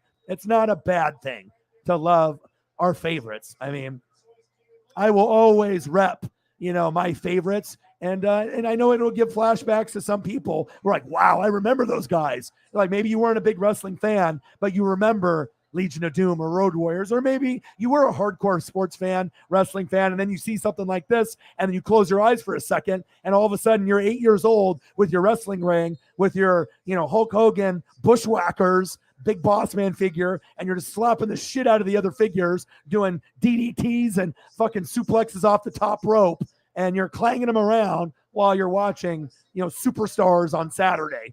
Or I'm watching the Bulls, on NBC. Bum bum bum bum bum bum bum bum bum na na na na na na na na na. Do do do do do do do do. You know what I'm talking about. When that NBC music hit, Marv Albert, yes, and it counts, right? And you just think back of the Jordan era. Jordan, right? Karl Malone, Stockton, Sean Kemp, Detlef Schrempf, Gary Payton, Charles Barkley on the Suns, Thunder Dan Marley, Kevin Johnson, Tom Chambers. We remember these things, and that's why photos are so special to me, like water. It makes me happy. And when we can end up looking at athletes or coaches, we have our favorites for a reason, and it puts a smile to our face. And if we're having a shitty day, you can come here and then turn your frown upside down, baby. The most interactive stream on YouTube, and it will always be that. I can't wait till we get to the point where we have like 50 to 100 people consistently, and we'll do theme streams for like 2 to 5 hours, like only cars, only vehicles, only wrestlers, only food, whatever it is. I think that'll be really fun. And then we can kind of talk about the best places to eat in our hometowns, share some things, and then I can throw up some photos while we do it. So yeah, and I know you would, so that's no problem, and I appreciate you very much. They are your tribe, but the crazy thing is sometimes you feel even a stronger connection here, even though you've been a part of them longer, and they're all Seahawk fans, and that's what they do. But it shows you don't have to be a part of just a Seahawk channel to be able to have love for the Seahawks, where you can be somewhere where you're going to get intelligent conversation. You're going to get some of the smartest people, in the sports world here. I mean, shit, NFL Network and Madden and EA Sports spy on me for material. We got some good things happening here. And even though they are the tribe, it's creepy to you, but sometimes you feel even a stronger connection here. And the reason why you do is because we're not biased. We're genuine. We got a lot of cool people in the chat. That's why I highlight a lot of the people's comments, because the people in the room make this channel. I'm just the DJ. I'm sitting back, and you're going to hear me call games, and I can do this and I can do that. But it's, about you guys and having that interaction where not only are you interacting with me, you're interacting with the other goats in the room. And that's what makes the channel special. The bonds that we build together are going to be something that you can have for a lifetime. And you can't really say that about other channels. And the reason why you feel, such a connection, and I'll tell you why, one simple reason, because obviously if you felt that it was natural at home, right? But people that don't feel that this is one of their favorite channels or something that is a very, very close thing to their heart, they never do this, ever. They do this is when they love the person, they love the dream, and they love the people in the room, and they want to be able to show the appreciation. And it's not to necessarily get something in return all the time, photos or something, a gift back from me. But, it's okay to be able to love a channel that's not Seahawks only. See, it shows you we got something special here where you can feel like every team is your favorite team here, Like, you could be a Falcon fan and feel love for me. I'm not going to be just like a Buccaneer fan and be like, all right, fuck you guys. It's all about the Buccaneers. I don't really give a shit about your guys' teams. It's not like that. And that's why I try to treat every game as a home game for both teams, where you can get like an offensive and defensive perspective where it's not biased, for your announcers, where you can get it even, where it feels like you don't really know who the home team is because you're getting that proper love and appreciation on both sides. And I don't think you get that on YouTube or Twitch either. And that's something I take a lot of pride of. That's why I read so much and watch the film, because I want to be an expert on all 32 teams. And do you know how time consuming that is to try to be an expert, not only on your team, but everyone else's? No one else on planet Earth has that kind of commitment. You know what I mean? To like really take it to heart, unless you're like a scout. But scouts don't love other teams. They love their team. So that's what it's about. Going above and beyond and showing you that even though we're not a Seahawks channel, you can still love us more than them or on the same level. And that's facts. And I need you to be specific with this. Respect the specs too. Who are we talking about here? Bang, a bang, a bang, bang, bang.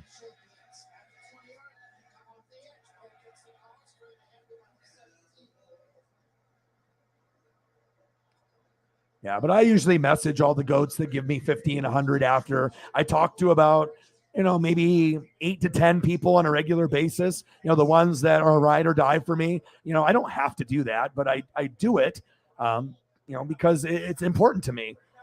Other people don't do it. That doesn't mean that they You know, other people honestly should be ashamed of themselves for not reaching out to the people that are heavy donators and people that are supporting the dream. Like what? You're too busy and too full of yourself to not message on Instagram or Twitter, thank you, or to send someone a gift. You know what I mean? Like, I don't know. It's just common courtesy. Someone's, doing $100 to $1,000 a month, and you can't even really reading off the message and that's it is good enough. I mean, there's different levels of compassion and gratitude, and compare what you get here when you go to other YouTube channels and see how the hosts react, when they get donos, or if they actually have a relationship with the fans, or if they don't. It's one of those special things, and that's why people are drawn to this channel. It's not only the photos, but it's the overall vibe. We're not just doing a show. It's a vibe here.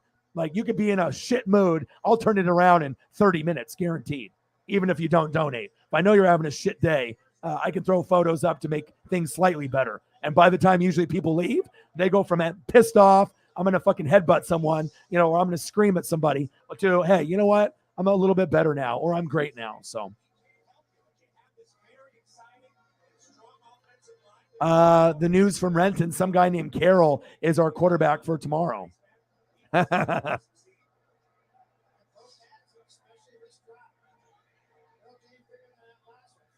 Chief in the building. How are you? Oh, goat. Look, I got my goat here, and I got another goat here, goat there, goats everywhere.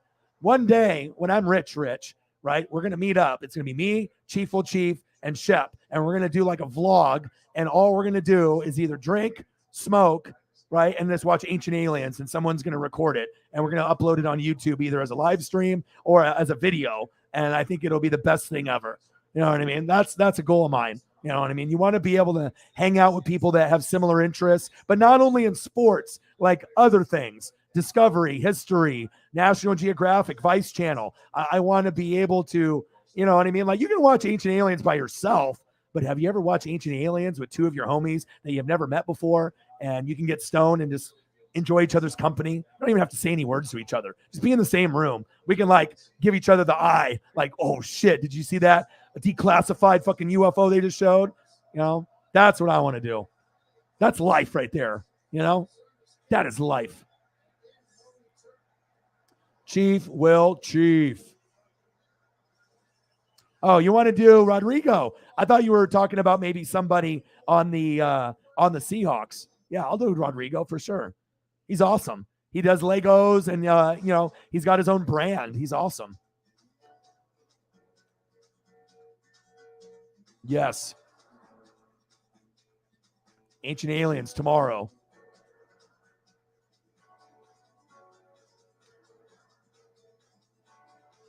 Yeah, and why do you think I watch cartoons from the 80s? You know what I mean? Because even though I'm a 40-year-old man, even though people think I'm 20, you know what I mean? Maybe not mentally, but obviously I feel like I'm a wise soul and I know a lot, based off all the reading and film. But I feel like more of like a 60-year-old person, 60 or 70, not based on like how I feel like walking around and I can't do it, but just based off knowledge I've learned. And I'm only 40. I feel like I have 70 or 80-year-old knowledge at 40 years old. And I still can learn a lot. I'm not going to be right about everything, but I love to read and I love to watch film. But then I also feel maybe I look younger than 40, but it's all about connecting, with the fans and friends and family and, being able to enjoy each other's company. And, I think one of those things is things like Ancient Aliens. It's a cool concept. And I can't believe they've been around for as long as they have. Let me get this Rodrigo photo up. That's not a charity or a guinea. That's an investment in a product. It'll just be like Action Bronson and his friends getting high and then watching Ancient Aliens. All right, so I'm going to do a couple Rodrigos. We'll do Rodrigo and Colts, and then we'll also do Rodrigo at Georgia because I like to be able to mix it up a little bit. That looks good right there, huh? You see stuff like this, and you're like, that's cool.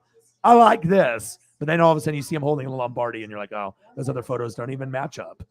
That's nice. Very nice. Remember when I ended up watching Borat, and then the second Borat for the first time? Wow. I knew it was over the top, but God, they have some fucking raunchy, they have some raunchy sections in that fucking movie. First one and second one, especially the second one. There's a couple like, oh my God moments. Like, did that just really happen in the Borat movie?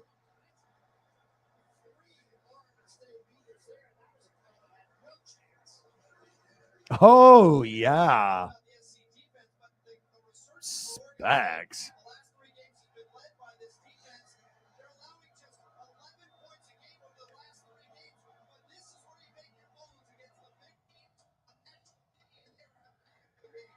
Oregon State 23, USC 10.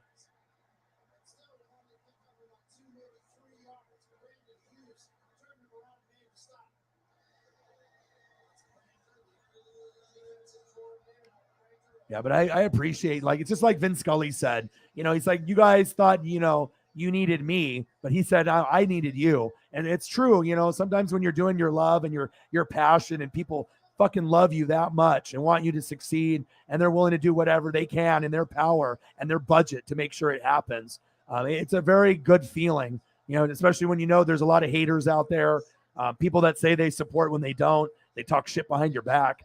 And like I said, we just try to be able to, bring positivity here and support each other. And obviously it's a special thing. I take a lot of pride in the channel and everything that we bring here. My legacy means everything to me, and protecting that legacy, I will do at all costs. So we want to make sure we have a good vibe here.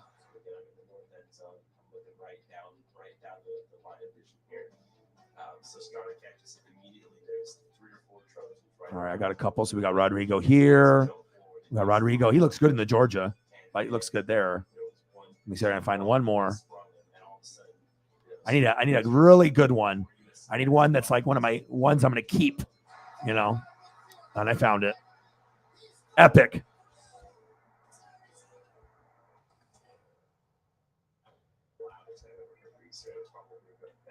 If we're talking about action shots, this might be the best kicker photo I have now. Look at this one. And this one gives you a vibe. And that's what it's about. It's supposed to be about giving you the feels and making you feel something, making you close your eyes and think about being back wherever the hell you were when you were watching like football, when this guy was playing at this particular time. That's what photos can do. They can boost the mental health. And I love going back into the past, like Back to the Future. Flux capacitor, max capacity, 88 miles an hour. Me and Michael J. Fox, with the book, the special book, the book that knows all. Look at this one. This is nice. This is my favorite kicking photo now. All right. So you go here, specs. Okay. Georgia too. So he was good. Then boom, I'm going to bring the specs here. It's not red. It's a different colors, red and black to, white. But then already 3, 2, 1, epic. Woo-hoo-hoo! You can feel that photo. He's looking at it with the specs. He's about to hit the dab, or maybe he just did. And that kick is going like 55. You know what I mean? Like, what a great shot. Whoever the hell took this photo, congratulations to you. Epic. And that's what it's about. Other people have channels, but not many channels make you feel something. Like, boom, you just kicked it, Like, okay, he's lining up, and then poof. That's what I look for in photos, a piece of my extension of who I am. Like, if I'm going to watch someone stream, I would want to watch something like this. Don't give me that bullshit where you're just sitting there talking. I want to be able to see something unique and different, and we can literally talk about anything, and that's what makes it so special. There is nothing off, topic where we can really go. Anything that we talk about, something can be pulled up, and that is a special thing. That's a nice one. That one's staying in the library, baby.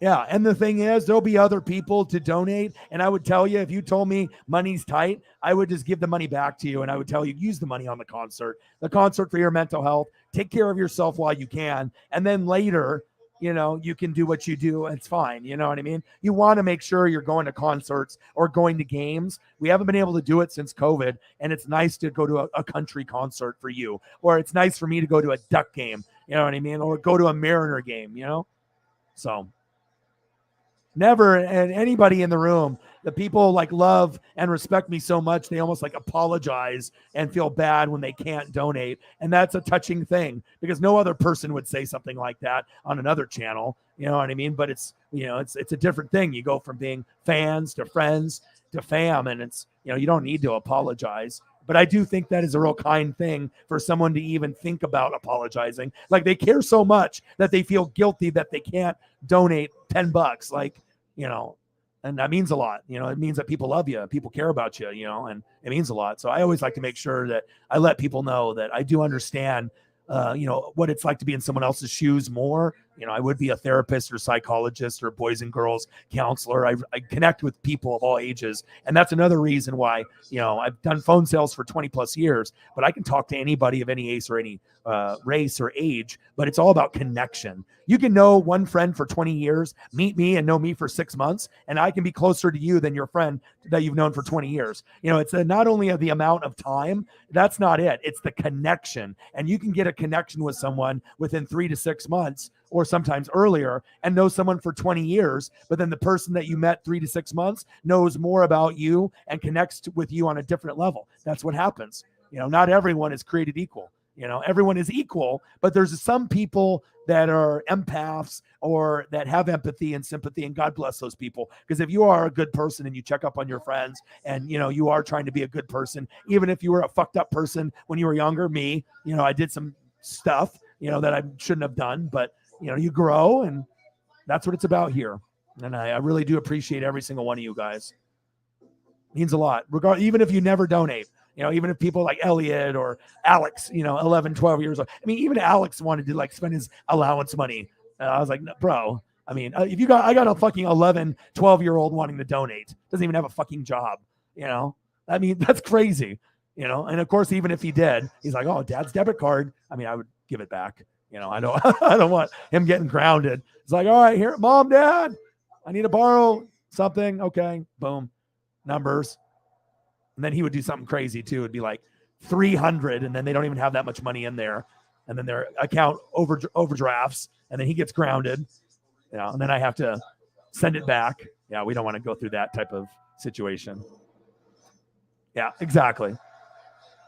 It just, you know, people care, and it means a lot, you know, because I care too. You know, my legacy, like I said, is everything. I work hard because I want to work hard, but I also want to set an example for you guys too, that if you guys have dreams and goals, it's not going to come easy. You know what I mean? Sometimes the world is going to be against you. Sometimes it's going to be tough, and sometimes you will be the only one that believes in you. But if you're a part of this channel, that won't be the case. You'll have me, and you'll have quite a few people in the room as well. You know, but if you are willing to grind for something, you can make shit happen that seems impossible.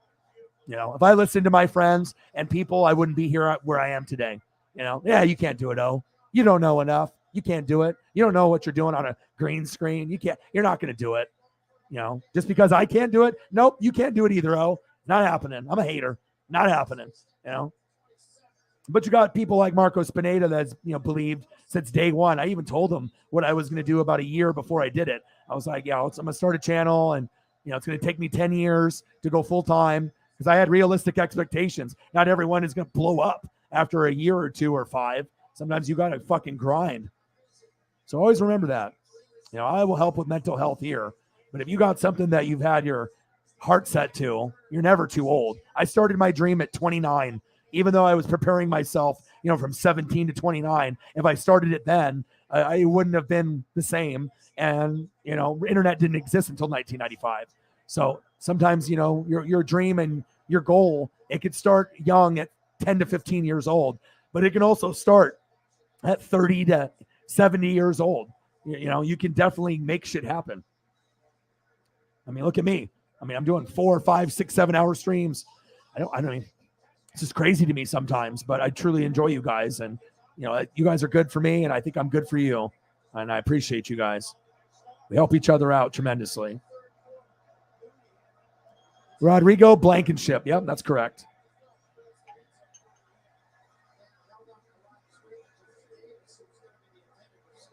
Don't you think so? I mean, it's one thing if you get a host that's crazy and then they just, you know, say this and that, and they're just trying to, you know, toot their own horn and, pump themselves up or try to brainwash their followers that the channel's better than it really is. But when I say it's a vibe, I mean, it's different. It's not like any other channel. And that's why I feel that this could be the biggest sports channel out of them all. Even though they're not really supporting me now, I feel with the right eyeballs on the channel, I think that this is a very unique situation. And we have a really special opportunity to be one of the biggest channels for what we do on YouTube. It's going to take time, but I'm not quitting. You guys aren't. And I could see it getting very, very big and having a lot of crazy things happen. It's definitely a vibe. Yeah, we need to do that. Wouldn't that be dope, though? Whose house would we do it at, though? That would be the question. Or maybe we had to rent out some baller hotel on the 30th floor with a water view. And we got some 70-inch screen TV. So we're all in our own chairs in the corners and just chilling. Little penthouse. That'd be dope. It's all about the Legos. Legos are a good investment. Just like collecting graded cards. Instead of doing Bitcoin, right? NFTs, don't do that shit. You're going to lose money. Stock market, if you know what you're doing, you can make money, but you're normally going to lose a little bit or lose a shitload. So if you have extra money, what Orion would invest in, and this is me giving you the knowledge, you invest in gold or you invest in sports cards that are graded, right? Or you invest in something that's going to go up in value. Pokemon cards that are graded, regular sports cards that are graded, gold, things that, that are going to be a little bit more secure instead of Bitcoin or NFTs or stocks. Otherwise, you're going to be fucking broke. That's facts. Oh, look who it is. Freshly back from the game and a win. Chiefs Kingdom in the building, baby. I was hoping that you would be able to show up. I was like, I'll stream until she shows up. She'll show up after the game. We're vibing. Hey, Hari. Oh, hey, Chiefs. Oh, great game tonight. It was. Tommy was. Look at this photo. Doesn't this photo make you feel poof, you know what I mean? There's certain photos. This is the best kicker photo. So, boom, you got Rodrigo. And then, okay, he's college. You got the specs. All right, he's sizing it up. All right, 55 yards. I gotta beat Alabama. Okay. All right, hike it. Poof. It's a vibe. It's a look. This is excellent. I need to find more that are in extension. I really like extension punting photos, and especially ones that are kicker, because I can line it up and poof, you feel it. Like Peter Schrager said when he stole Uncle Momentum. You feel it, he said. This one makes me feel it, but not Peter Schrager feel it. A great game. A Blankenship is good.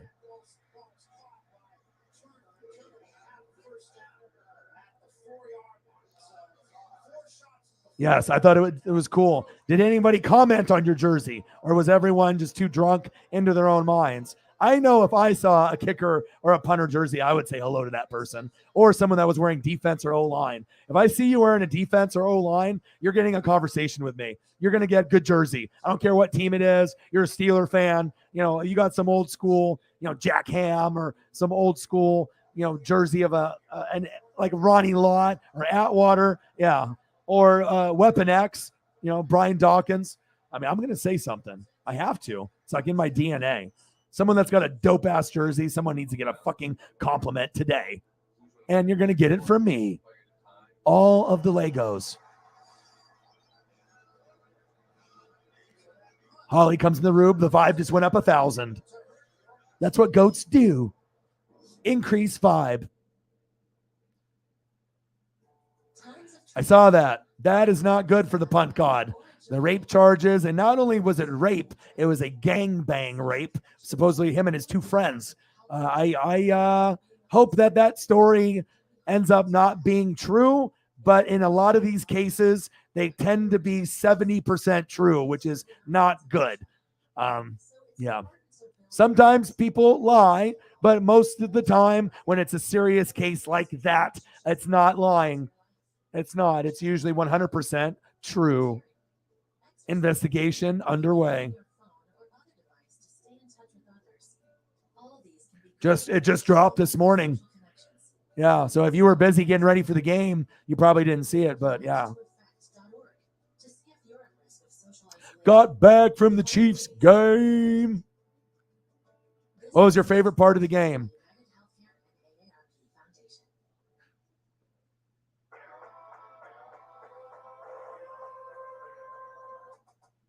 Everything on the company card, Shep. Orion needs $100 in donos. Company card. Orion needs 200. Company card. Orion needs 300 to break the dono record. Company card. And then they look back. They're like, what is Northwest Sports Fanatic? What is Shepard? Come to my office. What is this NW Sports Fanatic? And then Shepard's like, oh, it's the bar I went to. Yeah, I ordered a little bit too many drinks and, food. Oh. That's what you do. Sold. Believable. Oh, Sports Fanatics. That does sound like a bar because it will be one day.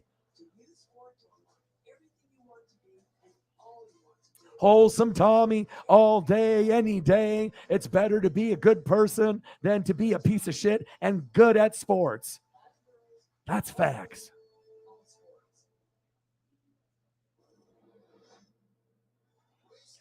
Well, I honestly think the girl just, was so scared of saying it that people weren't going to believe her. And then finally probably got the courage from talking to her friends or family and were like, all right, fuck, we need to do this. And then she did it. Most of the time when you read about stories like this, I'm not a female or a woman. But the times that I read about stories like this, usually the victim waits a long time because they're in trauma and they take time to process what the fuck happened to me. What would it, was I drunk? Was I sober? Was I awake? Was I not? And then, and then they think about the repercussions and going to court and legal stuff. And yeah, so I think she finally gained the courage to say something. Good for her. If it ends up being that it was true, but chances are when you hear a story like this, you're proven innocent till proven guilty. But a lot of times these are true, which is fucked up and sad.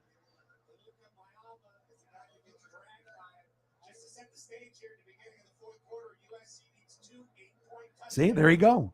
You want to make sure you make your family members proud. It's like for me, I'll continue to be a Dodger fan when my dad's here and when my dad is gone. And I'll definitely dedicate every Dodger stream to my dad, when his time is up. And I don't know how long I'm going to live for, or my mom or my dad. But I want to be able to spend as much quality time with people that I enjoy. And you guys are definitely some of the people I enjoy the most. So that's why I spend path hours with you guys.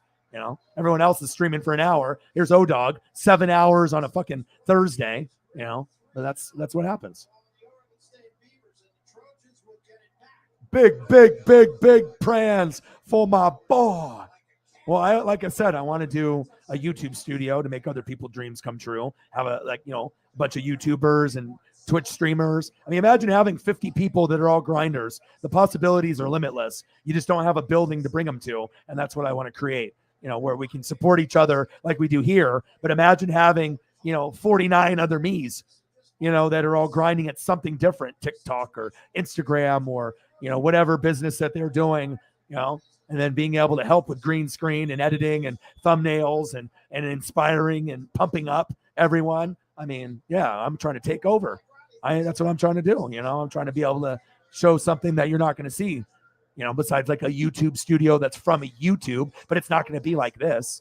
So, and I could even make it nonprofit. I don't need a profit off of it. You could charge $10 an hour, $20, $30 for green screen, thumbnail help, video help. I mean, who wouldn't want to pay that? There's plenty of people that if something like that opened would pay $10 to $30 an hour to get help making a video or a live stream and getting it set up, and helping someone continue their dream.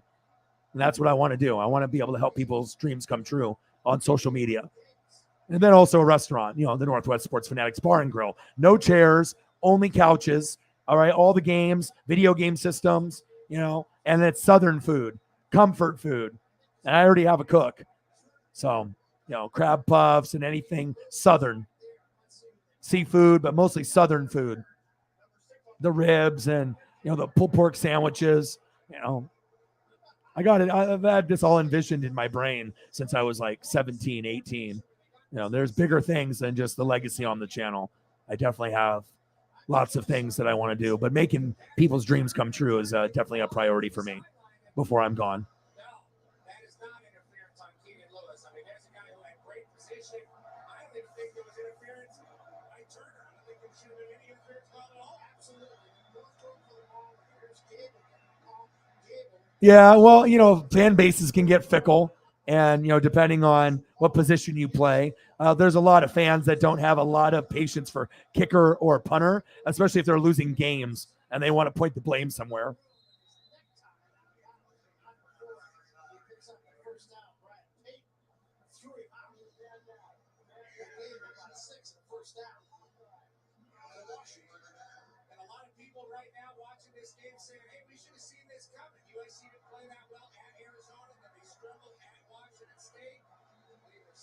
That's horrible. Boo them. But like I said, every fan base is going to have their favorites, and sometimes they don't know that the grass isn't necessarily greener on the other side. Fuck that Tommy Townsend. I want someone better. Then you get someone that comes in and they're 10 times worse than Tommy. Bring Tommy back. I never wanted him to go in the first place. Yeah, right. Or you get the people that are just loyal. And we already know Florida Gators are great at special teams. So look at the track record. All right. Evan McPherson, Tommy Townsend. Case closed. It's a good one.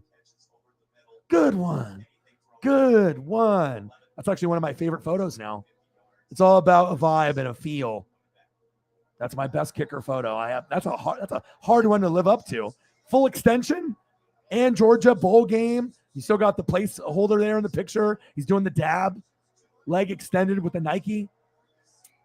It's fucking nice. This would be a great poster or photo to get autographed. Like if you were going to get Rodrigo's autograph, this is the ideal photo that'll be worth the most that people would want, that would overpay $100 for the photo. Like normally, let's say $100, they would pay $2 for the simple fact the pose is dope. And that's how it is in sports cards. If the pose is dope or it's serial numbered, it has a look, die cut, that's what you pay the extra for.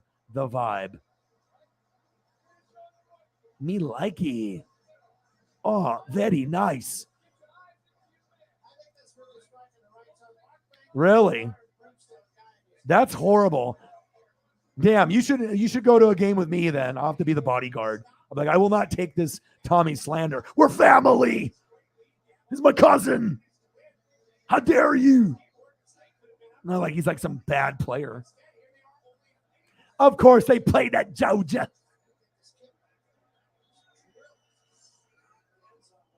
Wow, I'm so sorry. Way to like bum it out. Like I'm just trying to go and like watch my favorite team play, and then you got to be able to be an asshole about it. And like even if he was a shitty player and you liked him, still, you know what I mean? Like you don't want to hear that. But the fact that he's actually a good player, and the funny thing is, if I read off the stats on how good he was and how good he's been for the last couple of years, people would be like, oh, well, I guess I'm just, reading into everyone else that's just being a hater. Yeah, I'm sorry that happened. That's what makes the love for him more special. You are a supporter. I wonder if he hears the boos himself, like that he knows that some Chiefs fans hate him. You don't get that often with players, unless you're like a corner that gets burnt every play. Cue the Bengals in the Super Bowl. You know who I'm talking about. Or if you're a Carson Wentz, you're kind of universally kind of hated or not liked. Oh, the goats. And we are going to blow up. Dude, boo them. RKO to them. If I would have heard that, like, he's about to punt, right? And I'm hearing some negative. Poof. What did you say? Oh, yeah. Poof. Tommy Townsend slander. Poof. Poof, poof, poof. And then that. Boom. Stunner. You see it all the time in the baseball games. You get people that are like Yankees fans or Mets fans or fans of any team and they just beat each other up. Cubs fans. Like Cubs fans aren't even going against the rival. They're beating the shit out of each other. Cub fan to Cub fan. Like you got a Cardinal fan right there. Nope. You're just fucking throwing bows with the drunk guy that's rooting for the same team as you. That's why fandom is different. Not every fan is created equal. We all have the jersey with the name on the front, but based on the name on the back and who we are, we represent differently. That's why not every sport fan is equal. That's facts.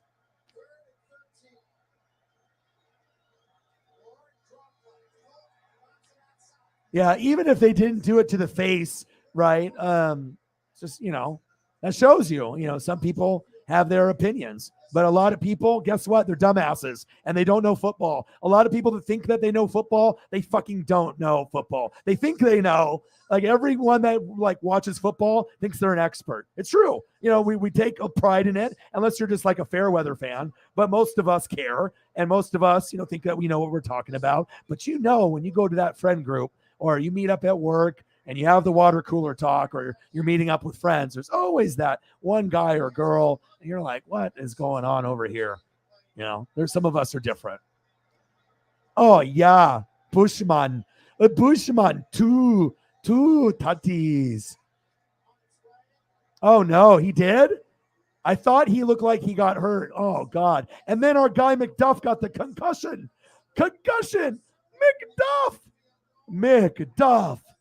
McDuff got the concussion. I was like, no. Like he played like one play. I'm like, what? McDuff.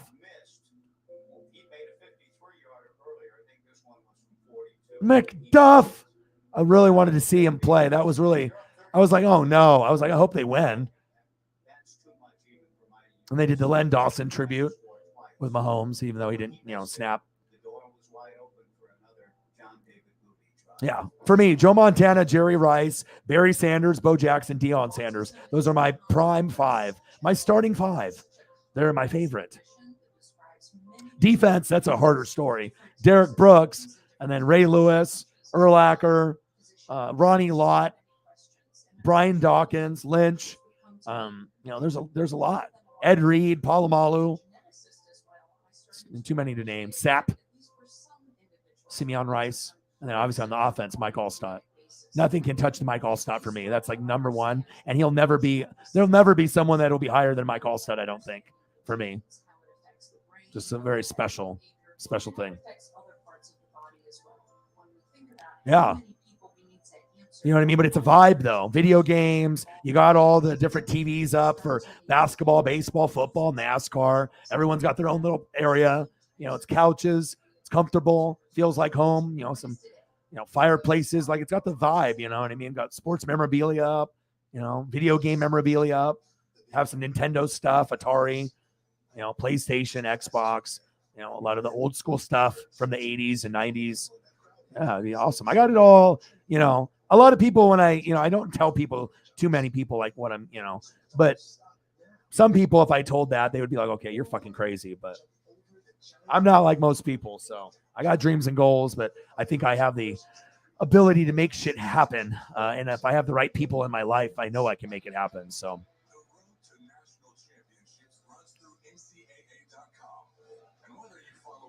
yeah, who isn't? It's like I don't even want to watch any fucking Browns games. That's how irritated it makes me.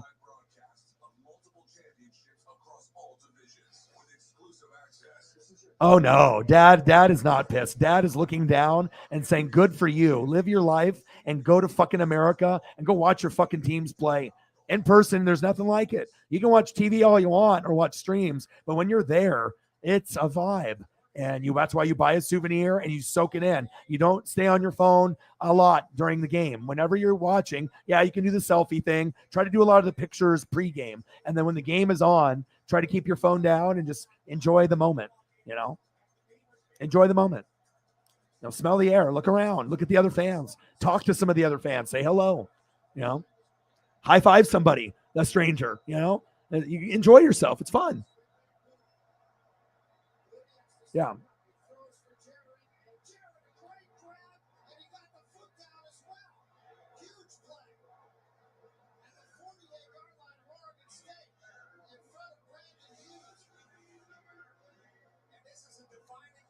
Yeah.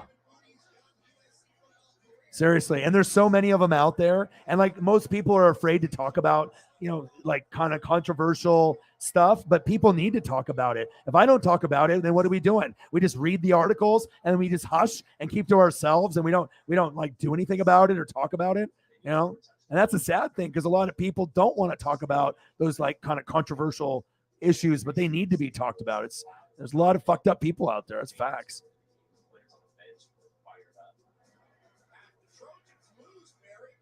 There we go. There's always going to be a sports bar. It's LA.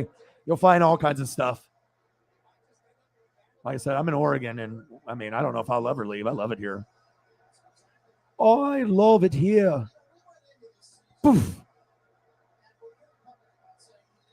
Something about kicker photos and punter photos. It's a very special thing. Like sometimes people would think like punter photos and kicker photos would be the worst.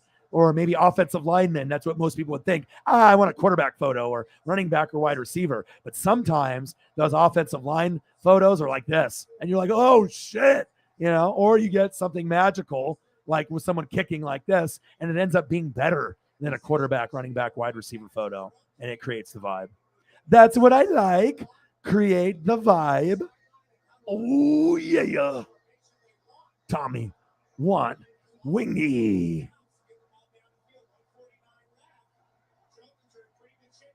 Yeah, and they get criticized the most. They get criticized like quarterbacks. They get criticized worse than that, because if you miss a couple, they're like, you're fired. You have your quarterback throw a couple pick sixes. You're not like fired, unless you're talking about maybe Jameis Winston.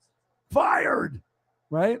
But yeah, kickers, you have to be mentally strong and talented. If you're a great kicker, but you're mentally weak, you're going to be like Roberto Aguayo that I drafted early, like in the second, third round. And he was Florida State's best kicker, the best kicker in the country. And when he came to the NFL, he couldn't make a kick. So just, it's not something that everyone can do. That's fucked up. I got to give everybody the big boot that was talking shit about Tommy at the game.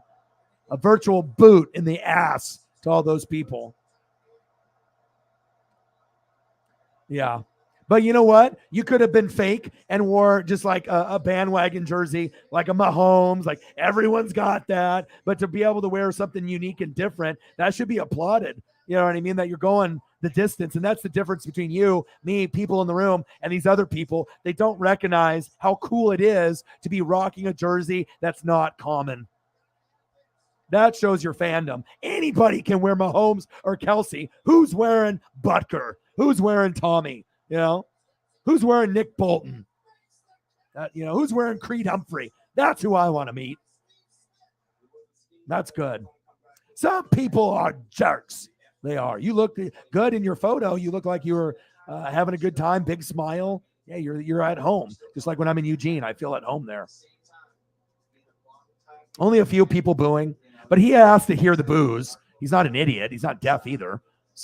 But obviously, I don't think if you're conditioned and an athlete, you can say, it doesn't bother me. And for most people, they might be able to get past it. But who would like someone like booing and talking shit about you? That's not fun.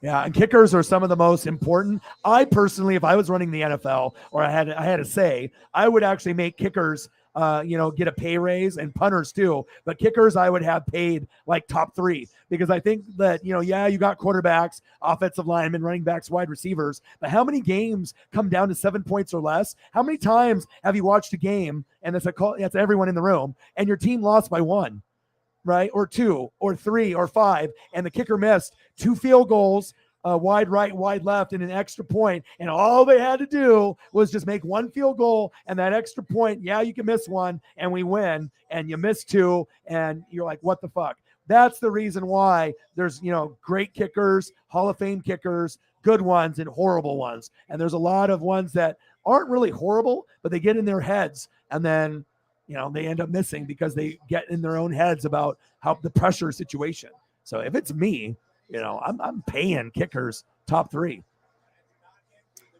Why not have a kicker like Justin Tucker get paid $30 million a year? He deserves it. How many games has he motherfucking won for that team with him kicking at the end in overtime? You know, when they sucked ass with Lamar or Flacco, and then boom, he kicked a 55-yarder, and boom, you win. Yeah, you get excited when he makes it, but you don't pay him like it. You know, that's my perspective. I see things differently. O-line, D-line, defense, coaching, special teams, that shit matters.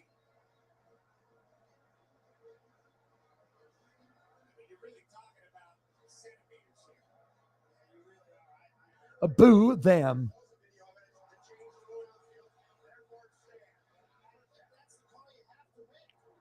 Yeah, Sky Moore.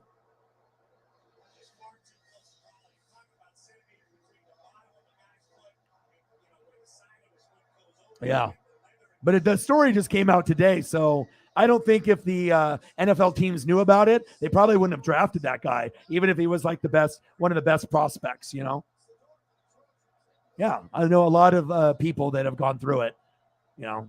So I even have a couple of friends that committed suicide, 2 of them that were friends, and they did it, I think, maybe a year apart. So that was kind of tough, but people have gone through stuff, and, you know, it's tough. I got mad love and respect for people that can talk. It's hard to talk about things sometimes, but some things need to be talked about. Justice. Can't let fucked up people do fucked up things and get away with it. Appreciate you. Thank you. Fava Dara Hara. And I agree. And I'll get some pictures here in a second. Just trying to get caught up with the comments. You bought Wi-Fi. Yeah, you got to have the Wi-Fi.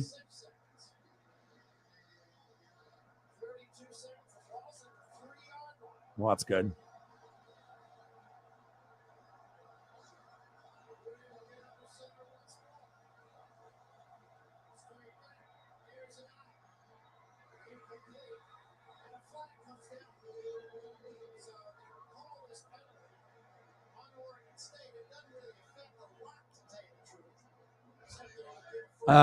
Oregon State Beavers 33, USC 25.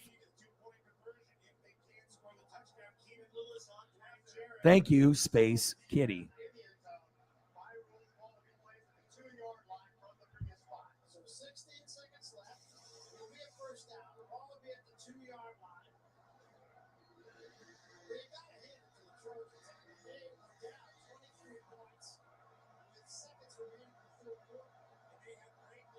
I just checked. A Space Kitty. $20. Thank you so much.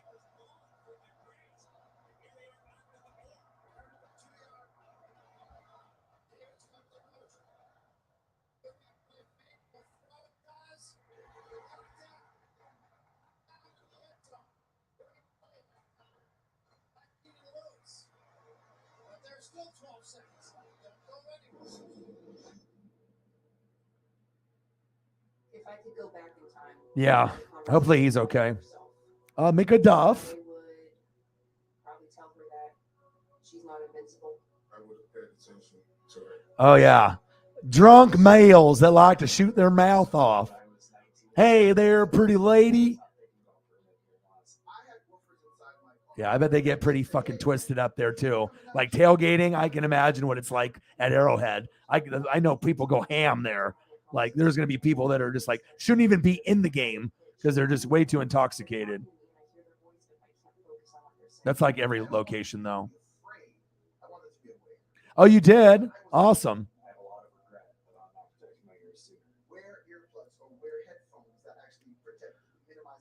Yeah. Well, you got to wear Tommy at the game. You can represent Grossi.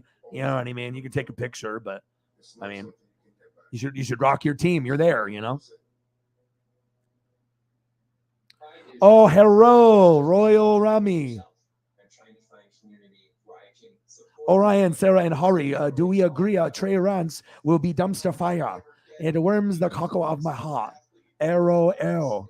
I don't think that Trey Lance will be a dumpster fire. It's a project. It's going to take time. But when you have Kyle Shanahan there, and the weapons they have. I mean, if you can get to a Super Bowl with Jimmy G, Trey Lance has got more potential than Jimmy. I mean, he's going to be able to scramble better, bootleg better, but obviously the accuracy won't be as good as Jimmy, but Jimmy's not that accurate. Like, so, but, you know, you're a Rams fan, so it's okay. You can feel that. I mean, is that what the quote unquote experts are saying now, that Trey is going to fail? I know some people think Trey is a sleeper for MVP, which is a little wild, but I do think the Niners are making the playoffs this year. So they run the ball heavy, rely on good defense, good kicking, and as long as he doesn't fumble and throw a lot of picks, that's, you know, you don't have to be like getting 300 yards, 3 touchdowns, no picks. Just don't turn the damn ball over.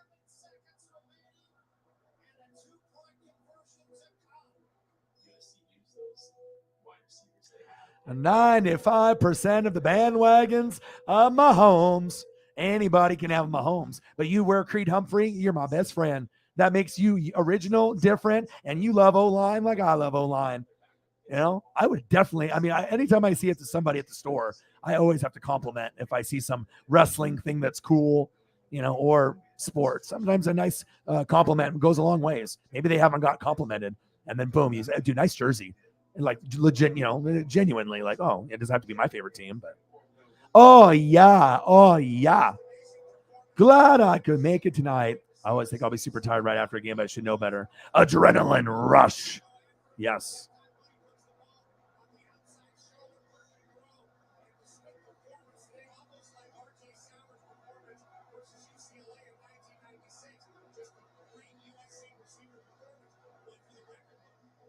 What does that mean? It is. That's what, you know.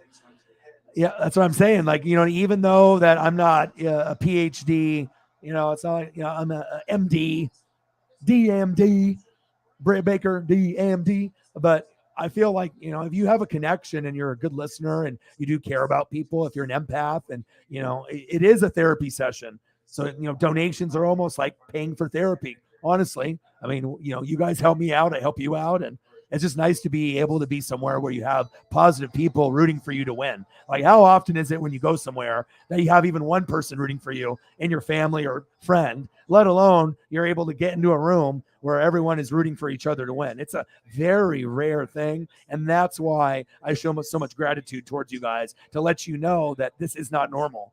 You know, this is something special, and I think a lot of you guys know that it is special. Space Kitty 20 Dara Hara on the Cash App. Bang a bang. Appreciate you. Thank you so much. I need to get some photos. Bang, bang, bang for Megan and the kitty. That is Space.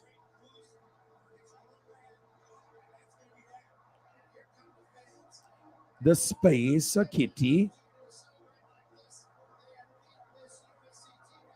Yeah, how was tailgating? Lots of big groups, friends, and family. There's always of clusters of 18 to 25 drunk males. They cause the disturbance. Hello, 18 to 25-year-old drunk male chief fan. What have you consumed? They're like, oh, man, I've had fucking 48 beers in the last 24 hours. Yeah, you just got to hope that you don't sit next to a group like that. I mean, luckily, I'm pretty good when I go to Duck games that I'm not near a group like that. But it's funny how, like, you can be the problem. Like when you're younger, or you are with people that are a bad influence and you have too much, and you don't want to be that guy or girl at the game, though. It's not necessarily going to end in a fight or you getting kicked out, but you definitely don't want to make it like a bad experience for other people. But if you're drunk, then you don't know better. You're just in your own mode. But yeah, that would not be good. I would be pissed. I'd be like, dude, I'm trying to watch a fucking game. I was like, if you guys don't shut the fuck up, all right, with all that drunk bullshit, 2 things are going to happen. A and B. And they're like, okay, NWSF. Okay, all right. Well, be quiet. But that doesn't happen. Then that just turns into a fist fight. Oh, fist fight.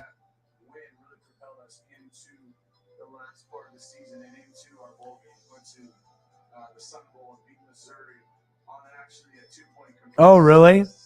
He's like, look at my bod. It's either beer belly or look at my abs. Yeah. And then you get banned forever. Like, okay, like I get it. You're famous for like, what, a minute? And then people laugh and you go viral maybe for a little bit. And then you go to jail and then you never can come to the stadium ever again. Worth it? Poof. Of course it is. All right, I need some photos. Megan, what do you want to see from your dono? Space Kitty, what do you want to see from your Adorno? Rigoberto Blankenship Adorno. DiGiorno. I had a DiGiorno pizza, a Supreme, a DiGiorno. How long is this? 75-yarder.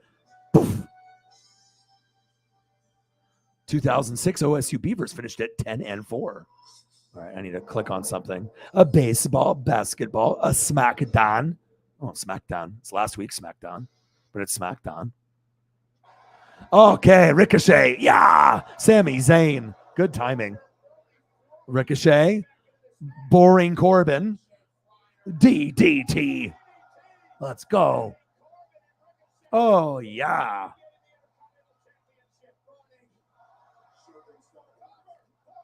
Two. Yeah, I'll get some Rodrigo. Yeah, so we'll get some Tommy Love in here too, for sure. Oh, Brian Cook, the Bushman. Okay. I'll find. I'm a wizard on the internets and the interwebs. So, all right, let's do. I've got 3 of those Rodrigos. Let's see if I can find anything else. I want to be able to find stuff that's gonna fit the screen.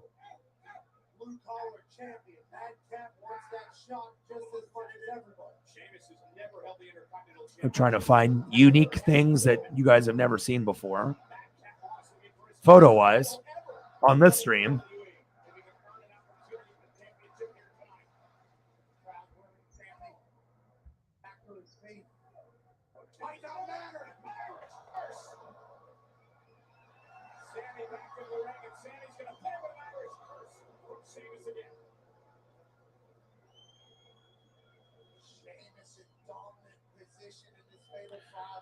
Oh, yeah.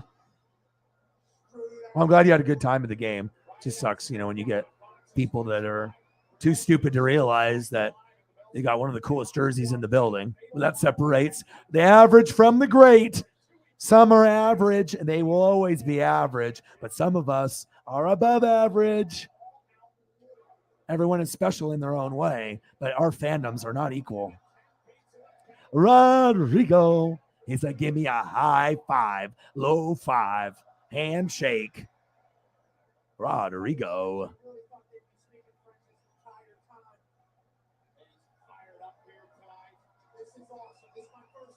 This is cool.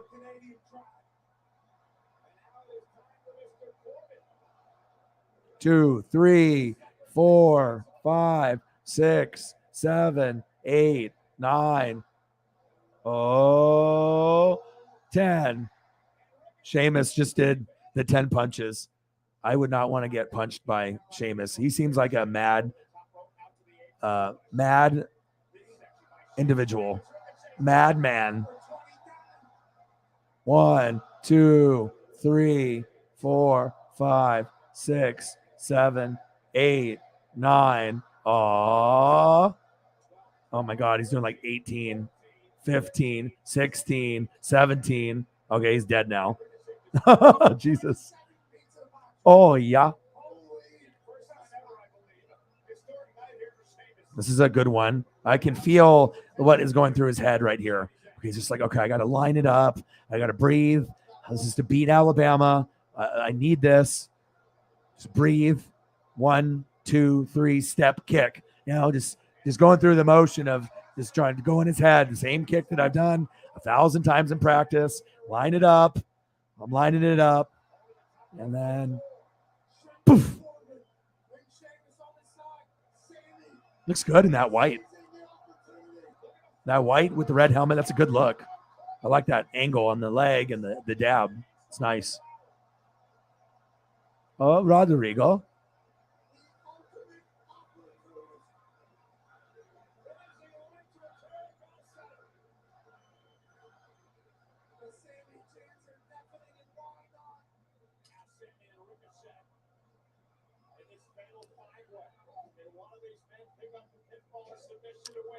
I like, dude, the Rodrigo photos are dope. Plus, I can, when I do like college stuff, it's cool. Oh yeah, especially old school Cornhusker fans that got to see the greatness in the 90s. That was really special. I mean, they had like an Alabama type of talent level for about, what would you say, Jameson? Where like the top 5 years, 6 years of just like being one of the best in that 1990 period. Like there was about a 4, 5, 6 year period, but really, really strong for about 3, where they were just like, you did not want to play them. And they were like a powerhouse. They were top 2 in recruiting, top 3. Very, very good.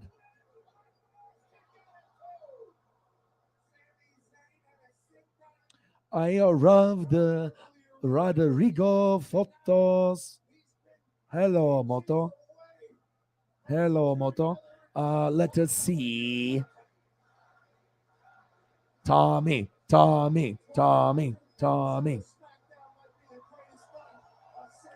Well, he'll always be number 1 in our hearts here, so it's cool. I mean, if we're gonna get behind a punter, why not Tommy? And he's Florida, so I'm already gonna like him for that, because obviously that's the team that made me a Tampa Bay Buccaneer fan. That was a big part of it. University of Florida, Tommy Townsend, Bachelor of Art in a faking punts. Yes, he's good. And he can throw. Like, how are you going to hate on a guy that not only punts, but he can actually throw the football? Shame on you, Chiefs fans. I mean, you think every fucking punter can throw a football? The answer is no. And he can throw the ball good. See? These are the things that people notice. You know, you notice the attention to detail. You either notice shit or you don't. And there's a difference. There's smart people and dumbasses. Don't be a dumbass. Know what's good. And this is good. And he looks like a model. Abercrombie and Fitch. Probably modeled there. He could do modeling, though. He could do like surfer stuff. He looks like a surfer. You know, fishing stuff. But like he looks like a surf. You know, what's up, dude? You know, cool dude. Not in like a dude dumb way, like I'm an idiot dude, but like just like a very cool, chill, down to earth dude.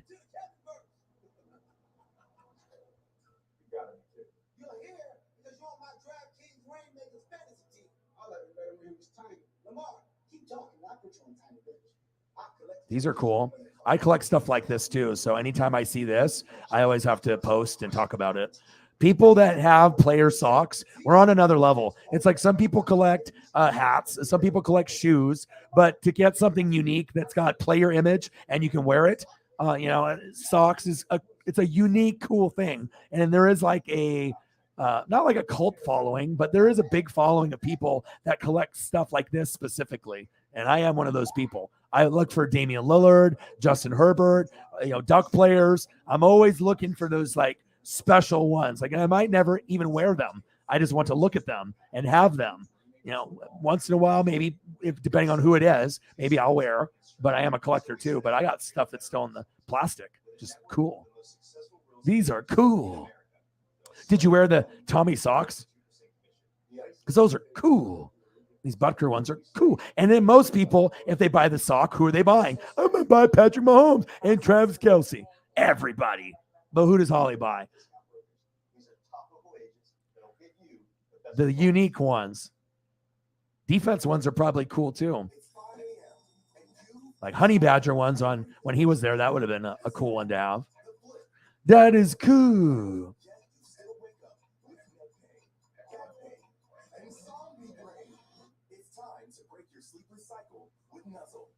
All right, time for more. And then I'll get into some rookies or players that had a good game today. to gently support your neck and cradle your head. So many Tommy photos. Tommy High School, Tommy Socks, Tommy T, Tommy Town 1, Tommy Town 2, Tommy Town 3, Tommy Town 4, Tommy Townsend Gators, Tommy Town Witch, Tommy Town Winch, Tommy Winch, Tommy Winch, Tommy Winchell 2, Tommy Winchell Fake Punt, Tommy Winchell On God, Tommy Winchell Camp, Tommy Boy Wingy, Tommy Art Final, Tom. And these are not made up. Oh, yeah. So good. Nuzzle has been vigorously lab tested and is proven to hold its shape, not just during the honeymoon phase, but for 1,001 nights and days. Plus, Nuzzle is Oh, yeah. and here's the coolest thing about Nuzzle. It's made from the same phase change. And we'll do one more, and then I'll get into your player ones. See what we got. I like looking at the players of the game. I just was really sad that McDuff. I was like, no, like that was the one. I was like, okay, I already saw Carl Aftis. I already know what he's got, but I want to see what I want to see. For everyone who orders right now, we'll give you an instant 50% discount. That's just $49.99. Plus, it comes with a Nuzzle Post game, Tommy, and yes, and it counts. Chiefs. Yeah, Kimmy Chex was doing the interviewing on the sideline. Tommy, I thought, played pretty good. Every punt was good except for one. Like he had one that he shanked, but all the rest were pretty good. You know, maybe not pinned it within the 5-yard line, but most punters can't even do that on a regular basis. Like that's asking a lot. Every punt is going to be within the 5, like, you know, maybe within the 10 or 15. It doesn't have to be like pinned on the 1 every time. Like, oh, just pin it on the 1. Guess what? It's not that easy. All right, let's look at some comments.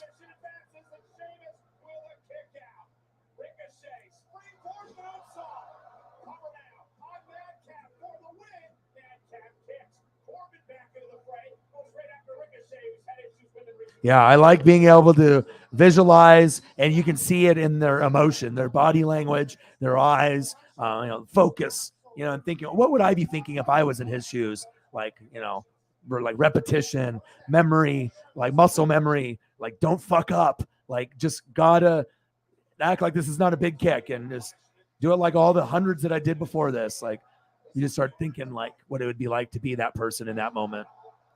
Those are the photos that I look for. And he can throw 50 yards, no problem. Why the hell are you booing him? Shame on you. You're lucky I wasn't there. I'd be like, what did you say?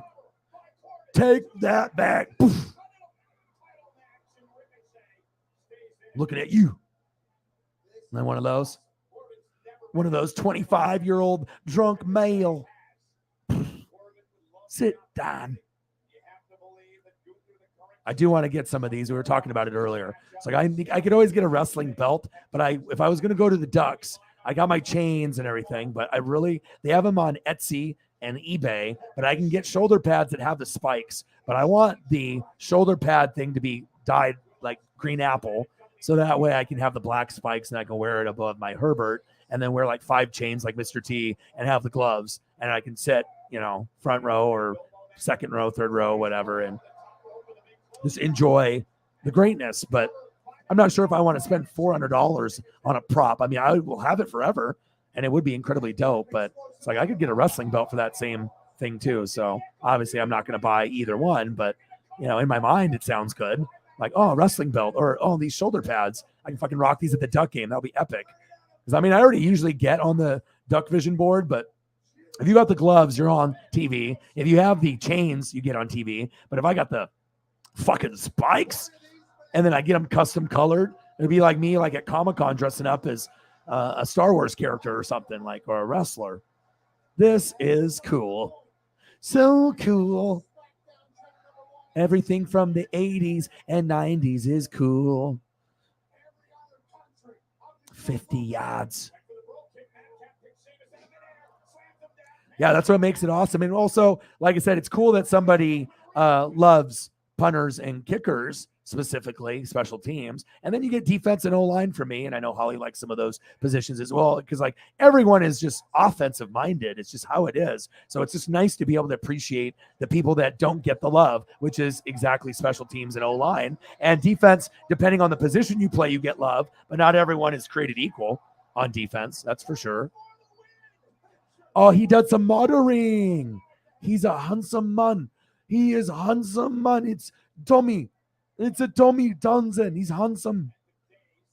Modeling. Miami fashion show called a Swim Week. Not to be confused with Shark Week. Tommy. Yeah, he could model. He looks like he could be a model, or he's done, something. He looks like somebody that would be on the 70s show as like Kelso's friend. Like they get high in the circle or something. He looks cool. You did. I knew you did. See, ESP. I knew it. Sometimes when you know someone.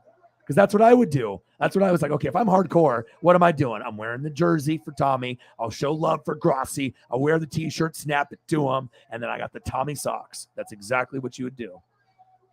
Just like if I'm wearing something Julio, or you see me dress up as Chase Elliott, I am going to get a racing suit, racing helmet, die-cast car. I mean, there's going to be things that I know I'm going to end up getting. I will turn into Chase Elliott on stream at some point. That's a lot of files.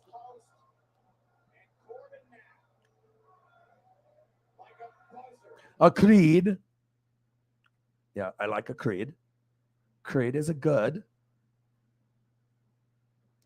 Let's look up for Creed. Where are you, Creed?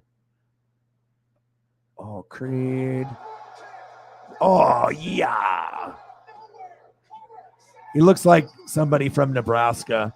Like, I bale hay and I will knock you over. I love football. I need protein and a steak. I am the best. I think it's awesome that he exceeded expectations. I mean, it's one thing with Nick Bolton. That was a bonus. But to get like a center, and not only that, one of the best already, and he was a rookie, you're going to have him for like 10 years. Like, center is very important. I think center is more important than left tackle and right tackle. Right guard and left guard are the least important. It's usually left tackle if you're a right-handed quarterback, a right tackle if you're a left-handed quarterback. But to me, center is the one that calls the protections. If you got a good center, you have a good chance of going very far. A rustic farmer boy, Demina. He's the guy that you call, hey, I need somebody to fucking help me move, and everyone's bailed on me. You got me? I'll be there in 10. That's what he looks like. He looks like a good old country boy.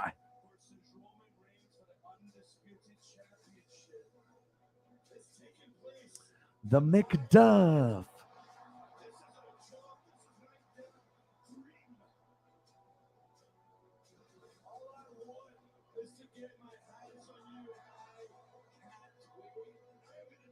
The Beast, the King Henry. So is he going to get back to being number one? Or is he going to be number two, number three? What's your prediction for this year? What are we looking at? You think he's going to be the best in the NFL this year, or in the top 3 or top 5? What does your heart tell you? For Derrick Henry. Oh, it's my running back, Derrick Henry. He will run you over. Stiff arm to Pluto. God, how many people has he stiff armed to other planets? Like literally like 8 different people. That guy is an animal.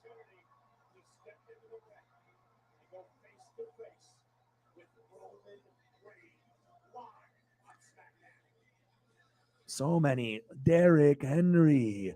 Like, that would be a cool rookie card to get. I don't have any Derrick Henry. Derrick Henry would be nice.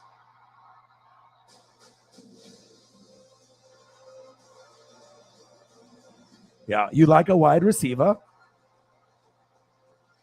180. See? Great minds think alike. $20.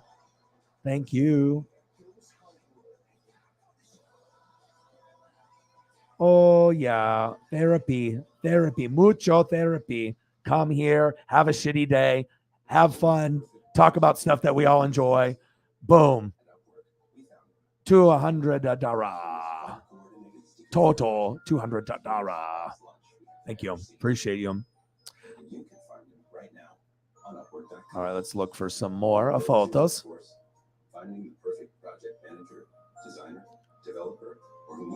Have you seen the footage that I'm talking about? You've seen it, Megan, when he's running around like he was filming a commercial and he was doing the plays as quarterback. It's good to see. Good to see some youth out of him.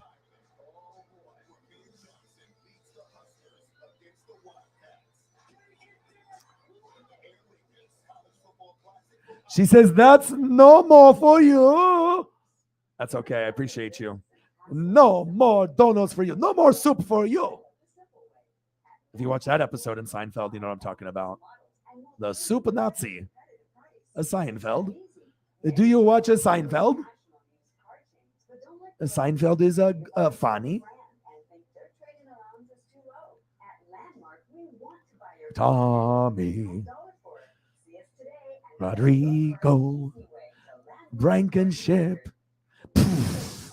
80-yarder. It's good. What body part did he injure? Something with his leg? You would assume that. All right, let me find some more photos.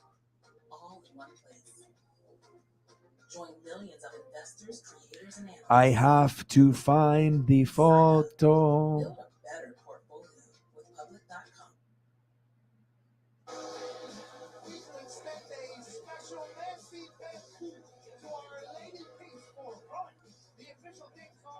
Brett Kern, educate me. Really?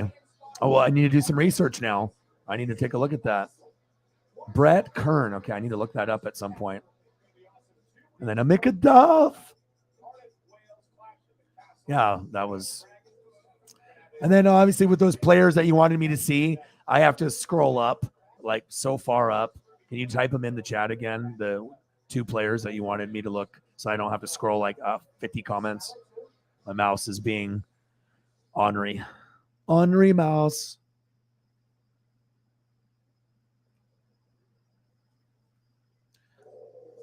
More photos. Thank you for Donna. I appreciate it. Thank you. And I'll bring a photos. House of the Dragon. I need to watch it. And I'm going to order Pad Thai again and watch it. And it's going to be fucking glorious. Something to look forward to. House of the Dragon on HBO.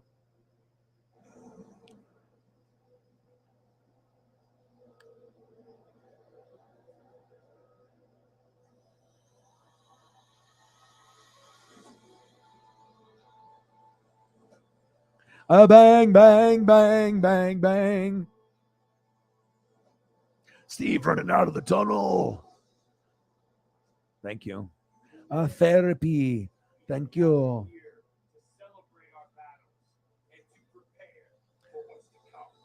Football cow tipping. I like country folk. I like seeing how people live self-sufficient.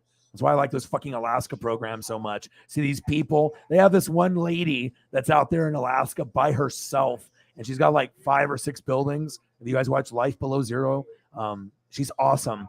She's like super funny. I can tell she gets kind of lonely there, but sometimes she'll have visitors and stuff, but she loves like taking care of herself and like very like cold conditions. She has to like hunt and like do everything a guy would do. And to be like a female and be out there like by yourself, what a strong woman, you know, to be able to have that mindset that I am going to do anything a guy is going to do, and I'm going to do it better, and I'm going to be out here in the fucking wilderness. And she's a fucking like mechanic. She like taught herself how to like fix some of the machines. Like it's wild. Like she's like the original mountain woman. It's fucking awesome to watch. I would recommend watching. The new season's going to be coming up, and it's really cool to watch people live that lifestyle. I respect the hell out of them. I don't think I could do it. Oh, the Tommy Townsend sock is Mary. Time for wash. Smelly feet. Oh, Brian Cook and Matt Bushman. Brian. Let's look for Brian. Let's see if I already have a Brian. I have very many Brians. Brian Dawkins, Brian May, Brian Urlacher, Brian Westbrook, Brian Flores. Oh, so many Brians.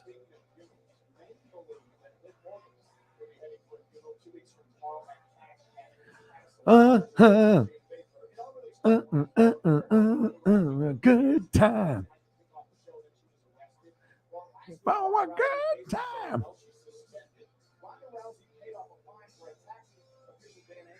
Yes, I will use a ESP. The mosquito. Yeah, you got to be careful. I've woken up and I'm like, what the fuck happened to me? Like my arm is just like, I've had it where I've gotten like bit like 5 times overnight and I wasn't even camping. I'm like, what the hell? And it wasn't a spider bite. And I was like, oh. Brian Cook. Pacheco has burst. He gives you flashes of Tyreek. Like, it might be better to have him be running back than Clyde. Clyde will start, but if Clyde ended up being the change of pace back, and even though Pacheco's undersized and small, his speed makes up for it. Like, you could cater the offense to Pacheco, like, and splitting carries like evenly with like 3 running backs. I mean, I'm not sure. You know, they'll probably go Clyde, and then he will be the change of pace back. But he just seems like his burst and his vision is better than Clyde's. Like, you're going to get more yards with Pacheco, it looks like. At least that's what the naked eye is showing me. He looked pretty, like he's got something special in him. He's kind of good. And then Matt Bushman.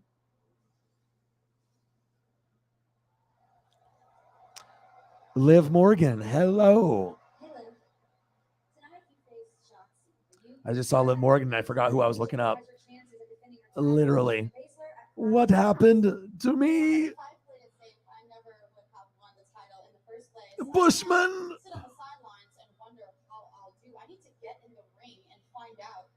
I know I have a huge target on my arm that Shots is going to probably try to zero in on. But that's no different than the target I have on my back as champion. Rhonda, Shayna, Shots, the entire women's locker room wants what I have. And they'll do anything to take it. I'll do anything to keep it. Watch me. Thanks, champ. Jets in action versus Shotzi live next. Let's a look. All of it. It's been 9 years. That was supposed to happen. Biography, WWE Legends continues with Edge. Sunday at 8 on A&E. Fox Nation's hit series Who Is returns with an all-new episode featuring Joe Rogan. He's making the I'm going for old. Matt Bushman. Let's look for some unique old stuff. We know that he played with the Raiders and now he's on the Chiefs. Let's look to see what O-Dog finds in the internets and the interwebs. Ready, set, go. O-Dog. Boom. I need to find a few others. See if I can find some action that will fit. Can I find?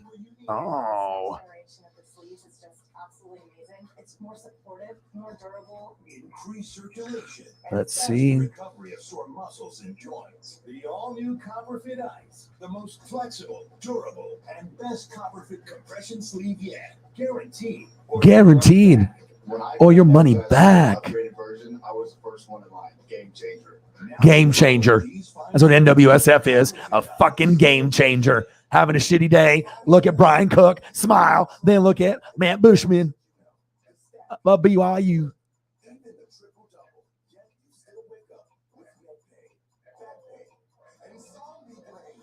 It's time to break your sleepless cycle with Nuzzle, the NASA-inspired pillow that provides zero gravity support. The secret is thousands of nanocoil fibers. All the fibers. Against gravity at the microscopic level to gently support your neck and cradle your head for a feeling of plush weightlessness. But here's something you'll only get with Nuzzle. It's the Nuzzle. and only pillow that has Special pillow. I'm all about pillows. If I can get like the most comfortable pillow, like you might not see me ever. Like you got the bed or the sheets or whatever, but the pillow is very ideal for me. If you don't have a good pillow, you aren't sleeping right. It's time to get a new one. You can even go to like Walmart and get a pillow there, or Walmart or Target, $10 and get a pillow that feels like it's like $100 pillow. And that's not a lie. vigorously lab tested and is proven to hold its shape, not just during the honeymoon phase, but for 1,001 nights and days. Plus, Nuzzle is 100% machine washable. And here's the coolest thing about Nuzzle. It's made Nuzzle. from phase change fabric NASA uses in real spacesuits to regulate an astronaut's temperature. When you get hot, Nuzzle automatically When you get hot, use Nuzzle. I don't know what the hell I'm watching here. Why are they trying to make me buy Nuzzle right now? I don't want the Nuzzle pillow right now. They're super aggressive. $99.99 factory direct. They say I have to buy it right now. Now it just went down to $49.99. It just boom like that. I just looked at the screen, $50 off. That's what you can get when you watch NWSF. You get discounts like that. $50 pillow. If I'm paying $50 for a fucking pillow, it better be good.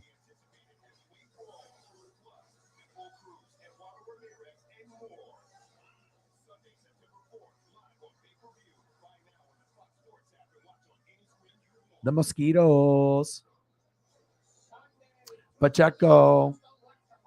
Right. But he's wearing the number 10, right? But I could tell that if you watch football, if you know what you're talking about, he was the one that like really stood out the most from people that were in the crowd and people watching at home. You looked at him, he had a burst. It was positive every time. He's shifty, he's fast. He gets to the outside very quick. He can maneuver his shoulders and he can pump his legs. So it's like you felt like at times if you didn't know, or like someone just came to their first game and they don't watch football, you're like, oh, is that Tyreek? Like there was moments where he had a couple plays where they were very like Tyreek creepy-ish. And that's a good sign that you have somebody like that,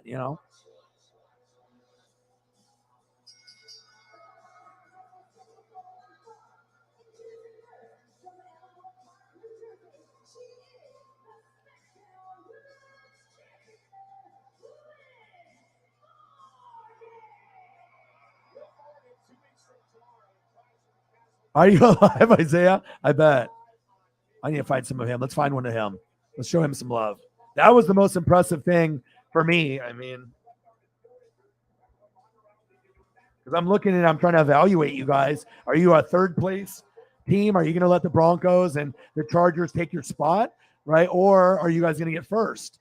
And, it could be second also, but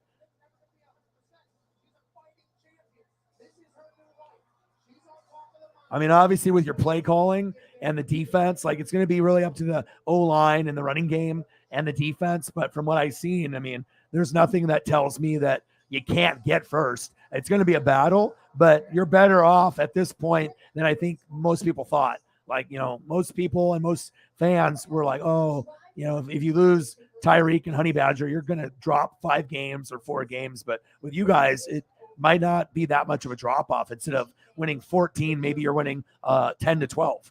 So it's like, is the drop off that significant? I don't think so. I think it could be still very good. So Taking a match with me was a bad decision.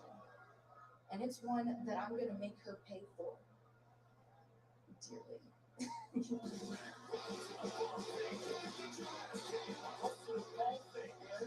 oh yeah, Isaiah Pacheco. He went to Rutgers. Most people were like, where the fuck? Rutgers. It's a cool photo. I actually did not think that was going to format. I was like, well, I'll try. I was like, no guarantees.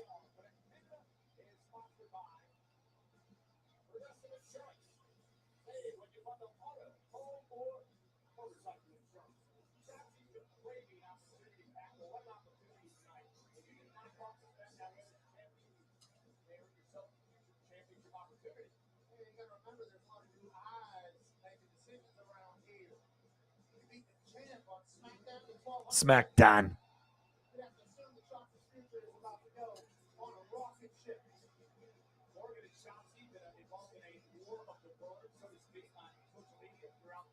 Oh, yeah. Pacheco. Sometimes it's those guys that you just don't, they talk about the one rookie, and then you have no expectations. And sometimes you get a guy that's like second to fourth round, and then you're like, wow, like this is better than I anticipated.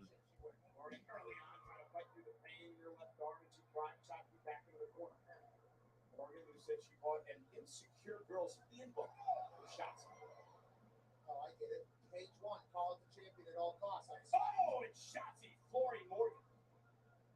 I mean, seriously, though, Liv is in deep trouble. She heads into the match against Baszler in 2 weeks. Shotzi out of the back of the net. But that was the most promising thing that I saw. I was like, okay.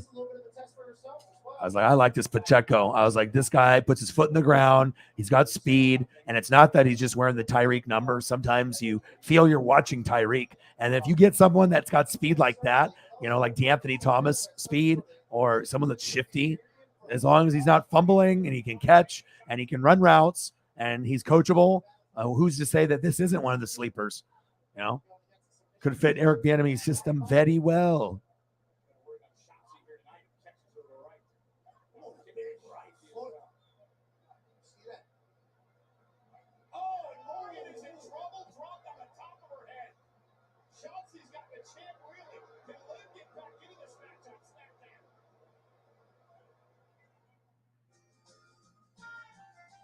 I like Pacheco. Hey, what's up, Eric? You're a damn good play caller. Those NFL people racist towards you. But guess what? It's better to be there than go to the Houston Texans and then get fired after 2 years and then come back. You stay here and you win and you're appreciated even though you deserve head coach job and head coach money. I love you.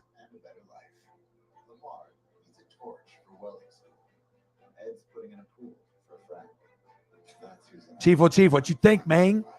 You know what I mean? Yeah, but like I said, from what you saw, zero expectations, and this is me pretending I'm a Chiefs hardcore fan. Like you draft them, and you're like, well, we'll see. But anyone that's not first or second round, you're like, we'll see. You know what I mean? Will they start? Will they get cut? Well, are they going to be all pro? Are they going to be a bench guy? Will they even be on the team after this year? These are questions. And I think that he showed the most potential, that he's this raw already, where he could be the he could be the front man of the offense.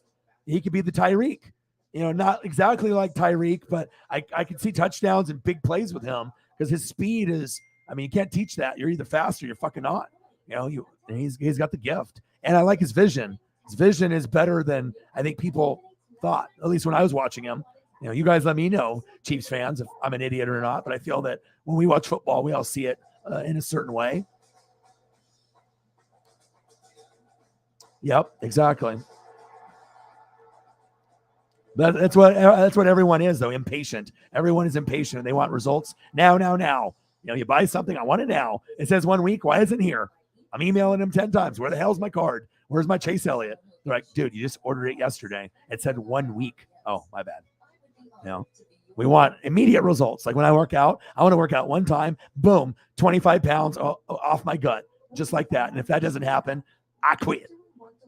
People love results and they want them so quick. I've never worked this hard to lose this weight. I feel like, fuck, I've been doing 1 to 3 hours every day for months. And I was like, gosh, so hard, but I need it. And I know Paisley needs it. It's crazy.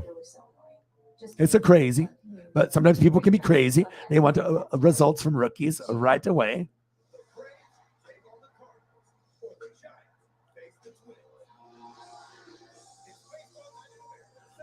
You know what you could do, though? You could even line him up at wide receiver. If he can catch, you could put him in the slot and, use them that way too. Like you can have Clyde Edwards-Helaire back there, right? And then you can still have Mahomes and everyone else, Juju, but you can just have them in the slot and you can use them, kind of like a Chase Edmonds, where someone that can catch, but you can line them up anywhere, just like Tyreek. You could line Tyreek at running back, right? He's fast enough where he's not a true running back, but you hand him the ball, he's going to fucking run away from most of the people.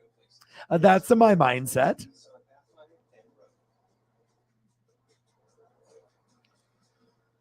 Is it? Oh, I will watch it.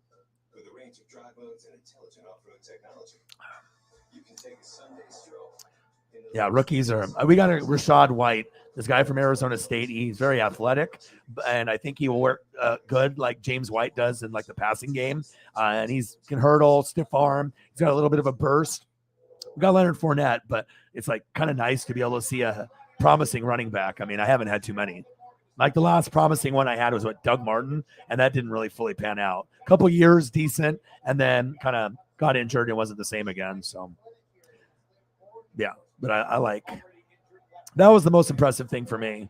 You're getting reps from other guys, but Sky Moore looks like he can be good at special teams, and he can be a weapon there for you guys. Like he looks like he might take one back this year. You know what I mean? Like you see certain athletes, like if Sky Moore runs a kick return or punt return back for 60 yards, would we really be surprised? I wouldn't be. So I'm hoping that he gets at least 1 or 2 this season if he's doing that role, and hopefully doesn't get fucking hurt, because those guys are animals. You're like looking up and someone can just cold clock your chin and knock you out, and you have to pray that they don't.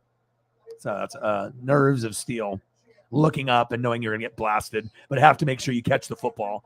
And then if like that guy fumbles, that guy's an idiot. It's like the hardest thing to do. Someone's coming down just to like clean your clock, and you have to hang on to the football and then bounce off the hit and get positive yards, or you suck.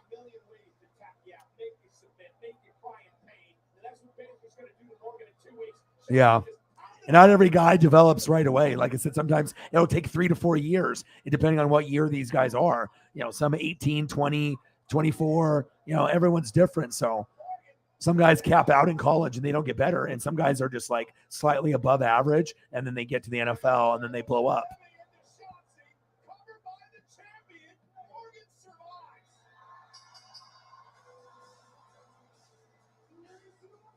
$85-yard attempt by the Georgia Bulldogs to beat Alabama in the 2020 championship. Poof. Right down the middle. What a cool photo. Love it. Well, we're 9 minutes away from 6 hours, so I guess that's what we're doing. I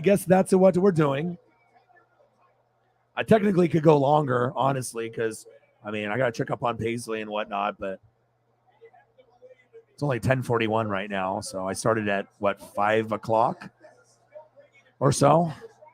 So I guess it just depends on you guys. You guys let me know how much longer you want to go for. If you guys want to go for 9 more minutes, or if you want to go for 6 hours and 30 minutes. So you want to go for 10 or for 40, and you guys can let me know, and whatever you want, you guys can do. Okay, appreciate you. Thank you for all the support. Appreciate you. All right, one more photo before you go. You got to have this one at least. The best one, remember? Before you leave.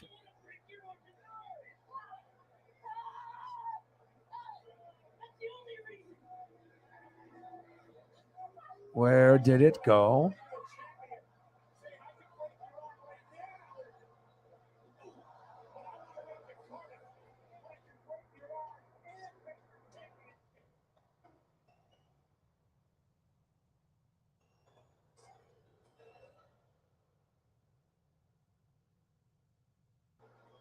Oh, there it is.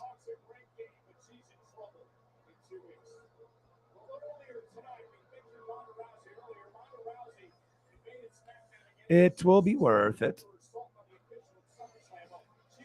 Let's see. She says, I got to go.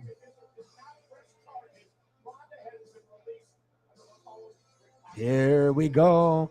Time to say goodbye. Pete Carroll Lombardi. That's a good way to go out. Have a good one.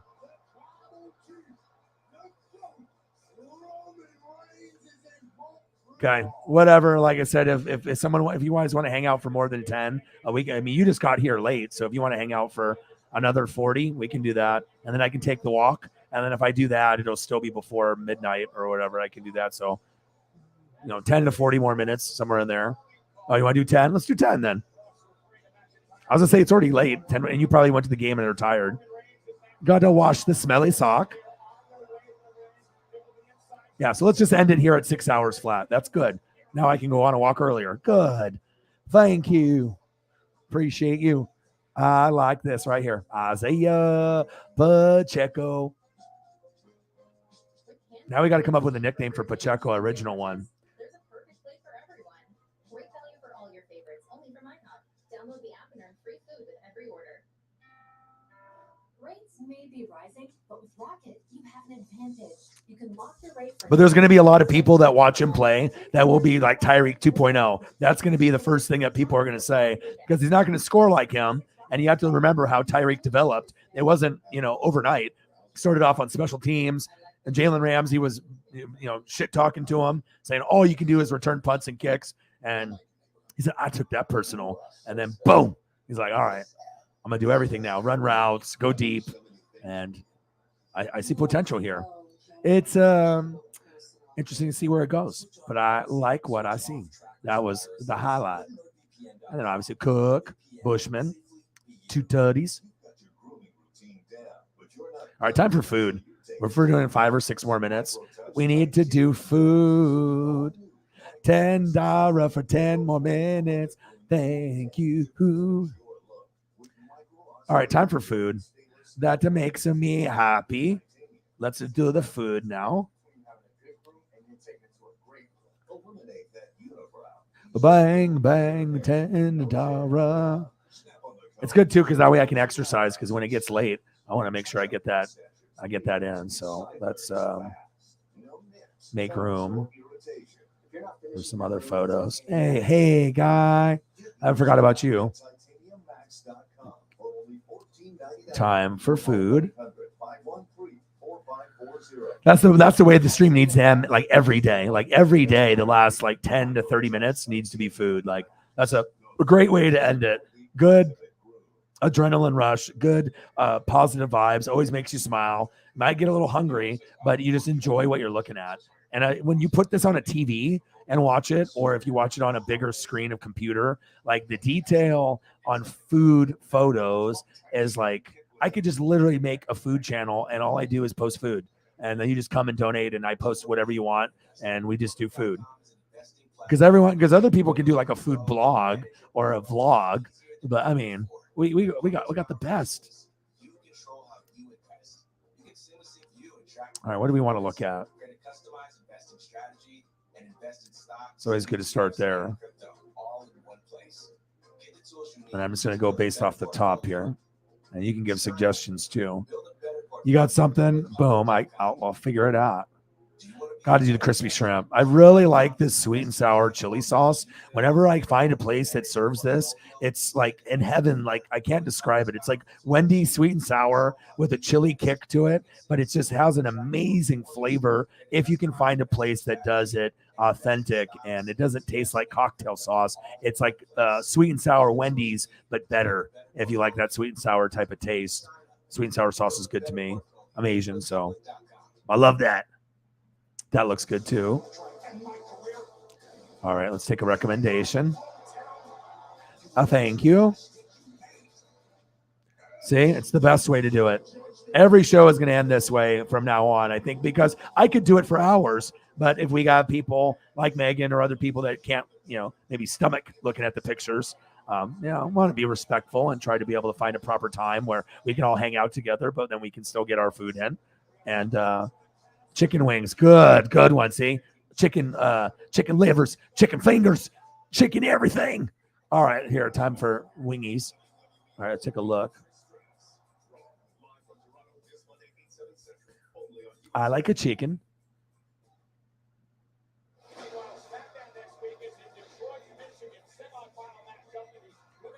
So good. It makes me smile every time. Just like when I watch G.I. Joe or Transformers. Trust me, if you guys do this tonight or tomorrow night, before you sleep, Like watch like 30 minutes of an old cartoon you watched when you were a kid. You will not understand why you're smiling so much, but it will bring you back in such a good way that it has to be a special cartoon to you, like your favorite when you were a kid, or top 2, top 3. Not like just a show you watch, but like for me, like Star Wars stuff is awesome. But as far as cartoons are concerned, Transformers, G.I. Joe, Real American Hero, and Ninja Turtles, 85, 84, and then 87 for the Turtles. It's nothing better. Smackdown. I'm about to go smackdown on this food.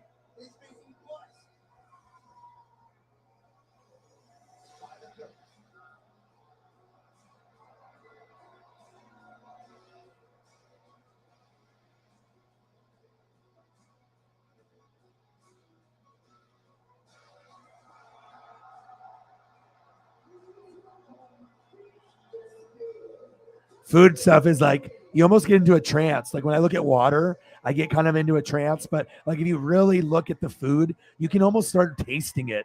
Like to me sometimes, like you have like strong brain frequency where I feel like sometimes I can like taste the food by looking at it. Like you get that look of that photo and you're just like, oh man, I remember the last time I ate that food and what it tasted like. You're like, oh, so good.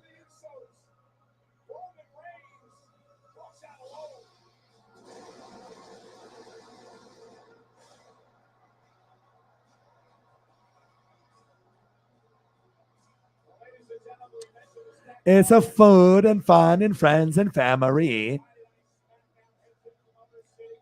Yeah. You know what I have potential of doing? Turning on the TV and watching a professional like Gordon Ramsay and the people on that show and just enjoying that. Yeah.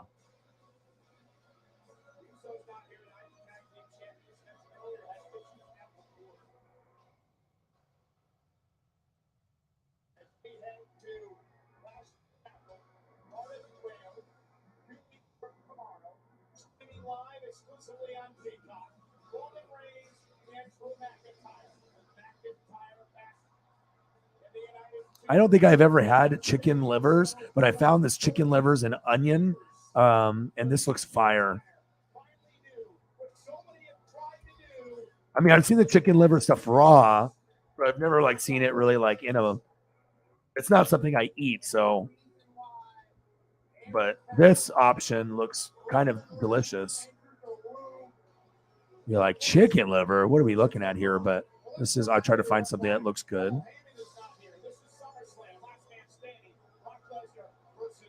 Oh, here it is. Kind of like a stir fry look to it. Look, ready? Right? That doesn't look too bad. Like, when you think chicken liver, you're like, oh, what is it going to look like? Steak or chicken? And I don't know. I like caramelized onions. I'm an onion guy. I can do peppers and onions. I enjoy onion ring towers and sauteed onions and, onions in different things of different meals. Some people don't like the onion, but I do. I'm an onion guy. I like onion, but that doesn't look too bad. Roman Reigns is taking 35 minutes to come out.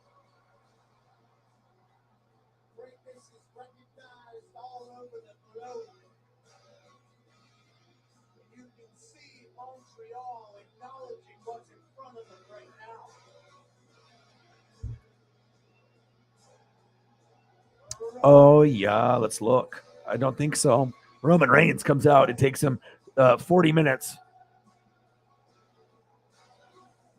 No, we're no good. We're good. All right, what else you guys want to see? We got like a couple minutes left. We're getting down to the buzzer. What do we want to end on? Because everyone's got to go, and I got to go walk Paisley. What do we want to see today? Everyone gets poof representation.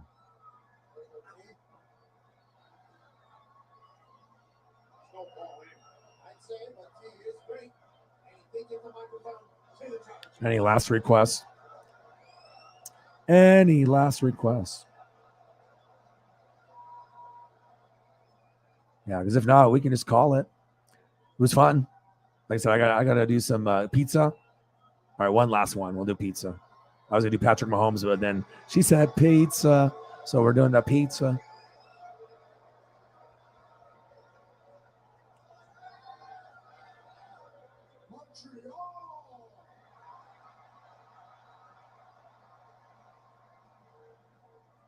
The file is labeled Piz.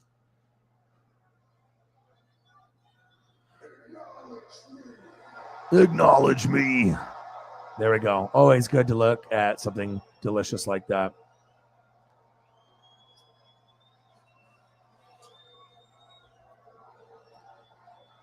All right, pizza. Always a good thing. And I want to leave, obviously, with since I did the stream with the Twitter, I want to leave on the Chiefs note, beating the Packers. Congratulations, Holly, everyone there. Appreciate you guys. The cheese, though, seriously. That's why I was like, oh, okay, we can do that. But I want to make sure when you end the stream, we leave it with what I started the video as, because that's what the preview starts off. I remember one of the videos we had the corgi jumping, and that was like the first thing that the people saw, which is no problem. I actually kind of like it that it did that. But we got the amazing pizza with the cheese here. You guys are the best fans on planet Earth. Thank you for everyone who supports me. Guess who the best fans on planet Earth are? You guys. I love you, and I appreciate you. Have a great rest of your night. Thank you guys for your support. 6-hour stream. What's new? You guys are the best, and I'm going to go exercise, and I will see you guys very, very soon. And I got one question for you. Who you know talk sports like us? Your boy Ryan, Northwest Sports Fanatics, and I'm out. Okay.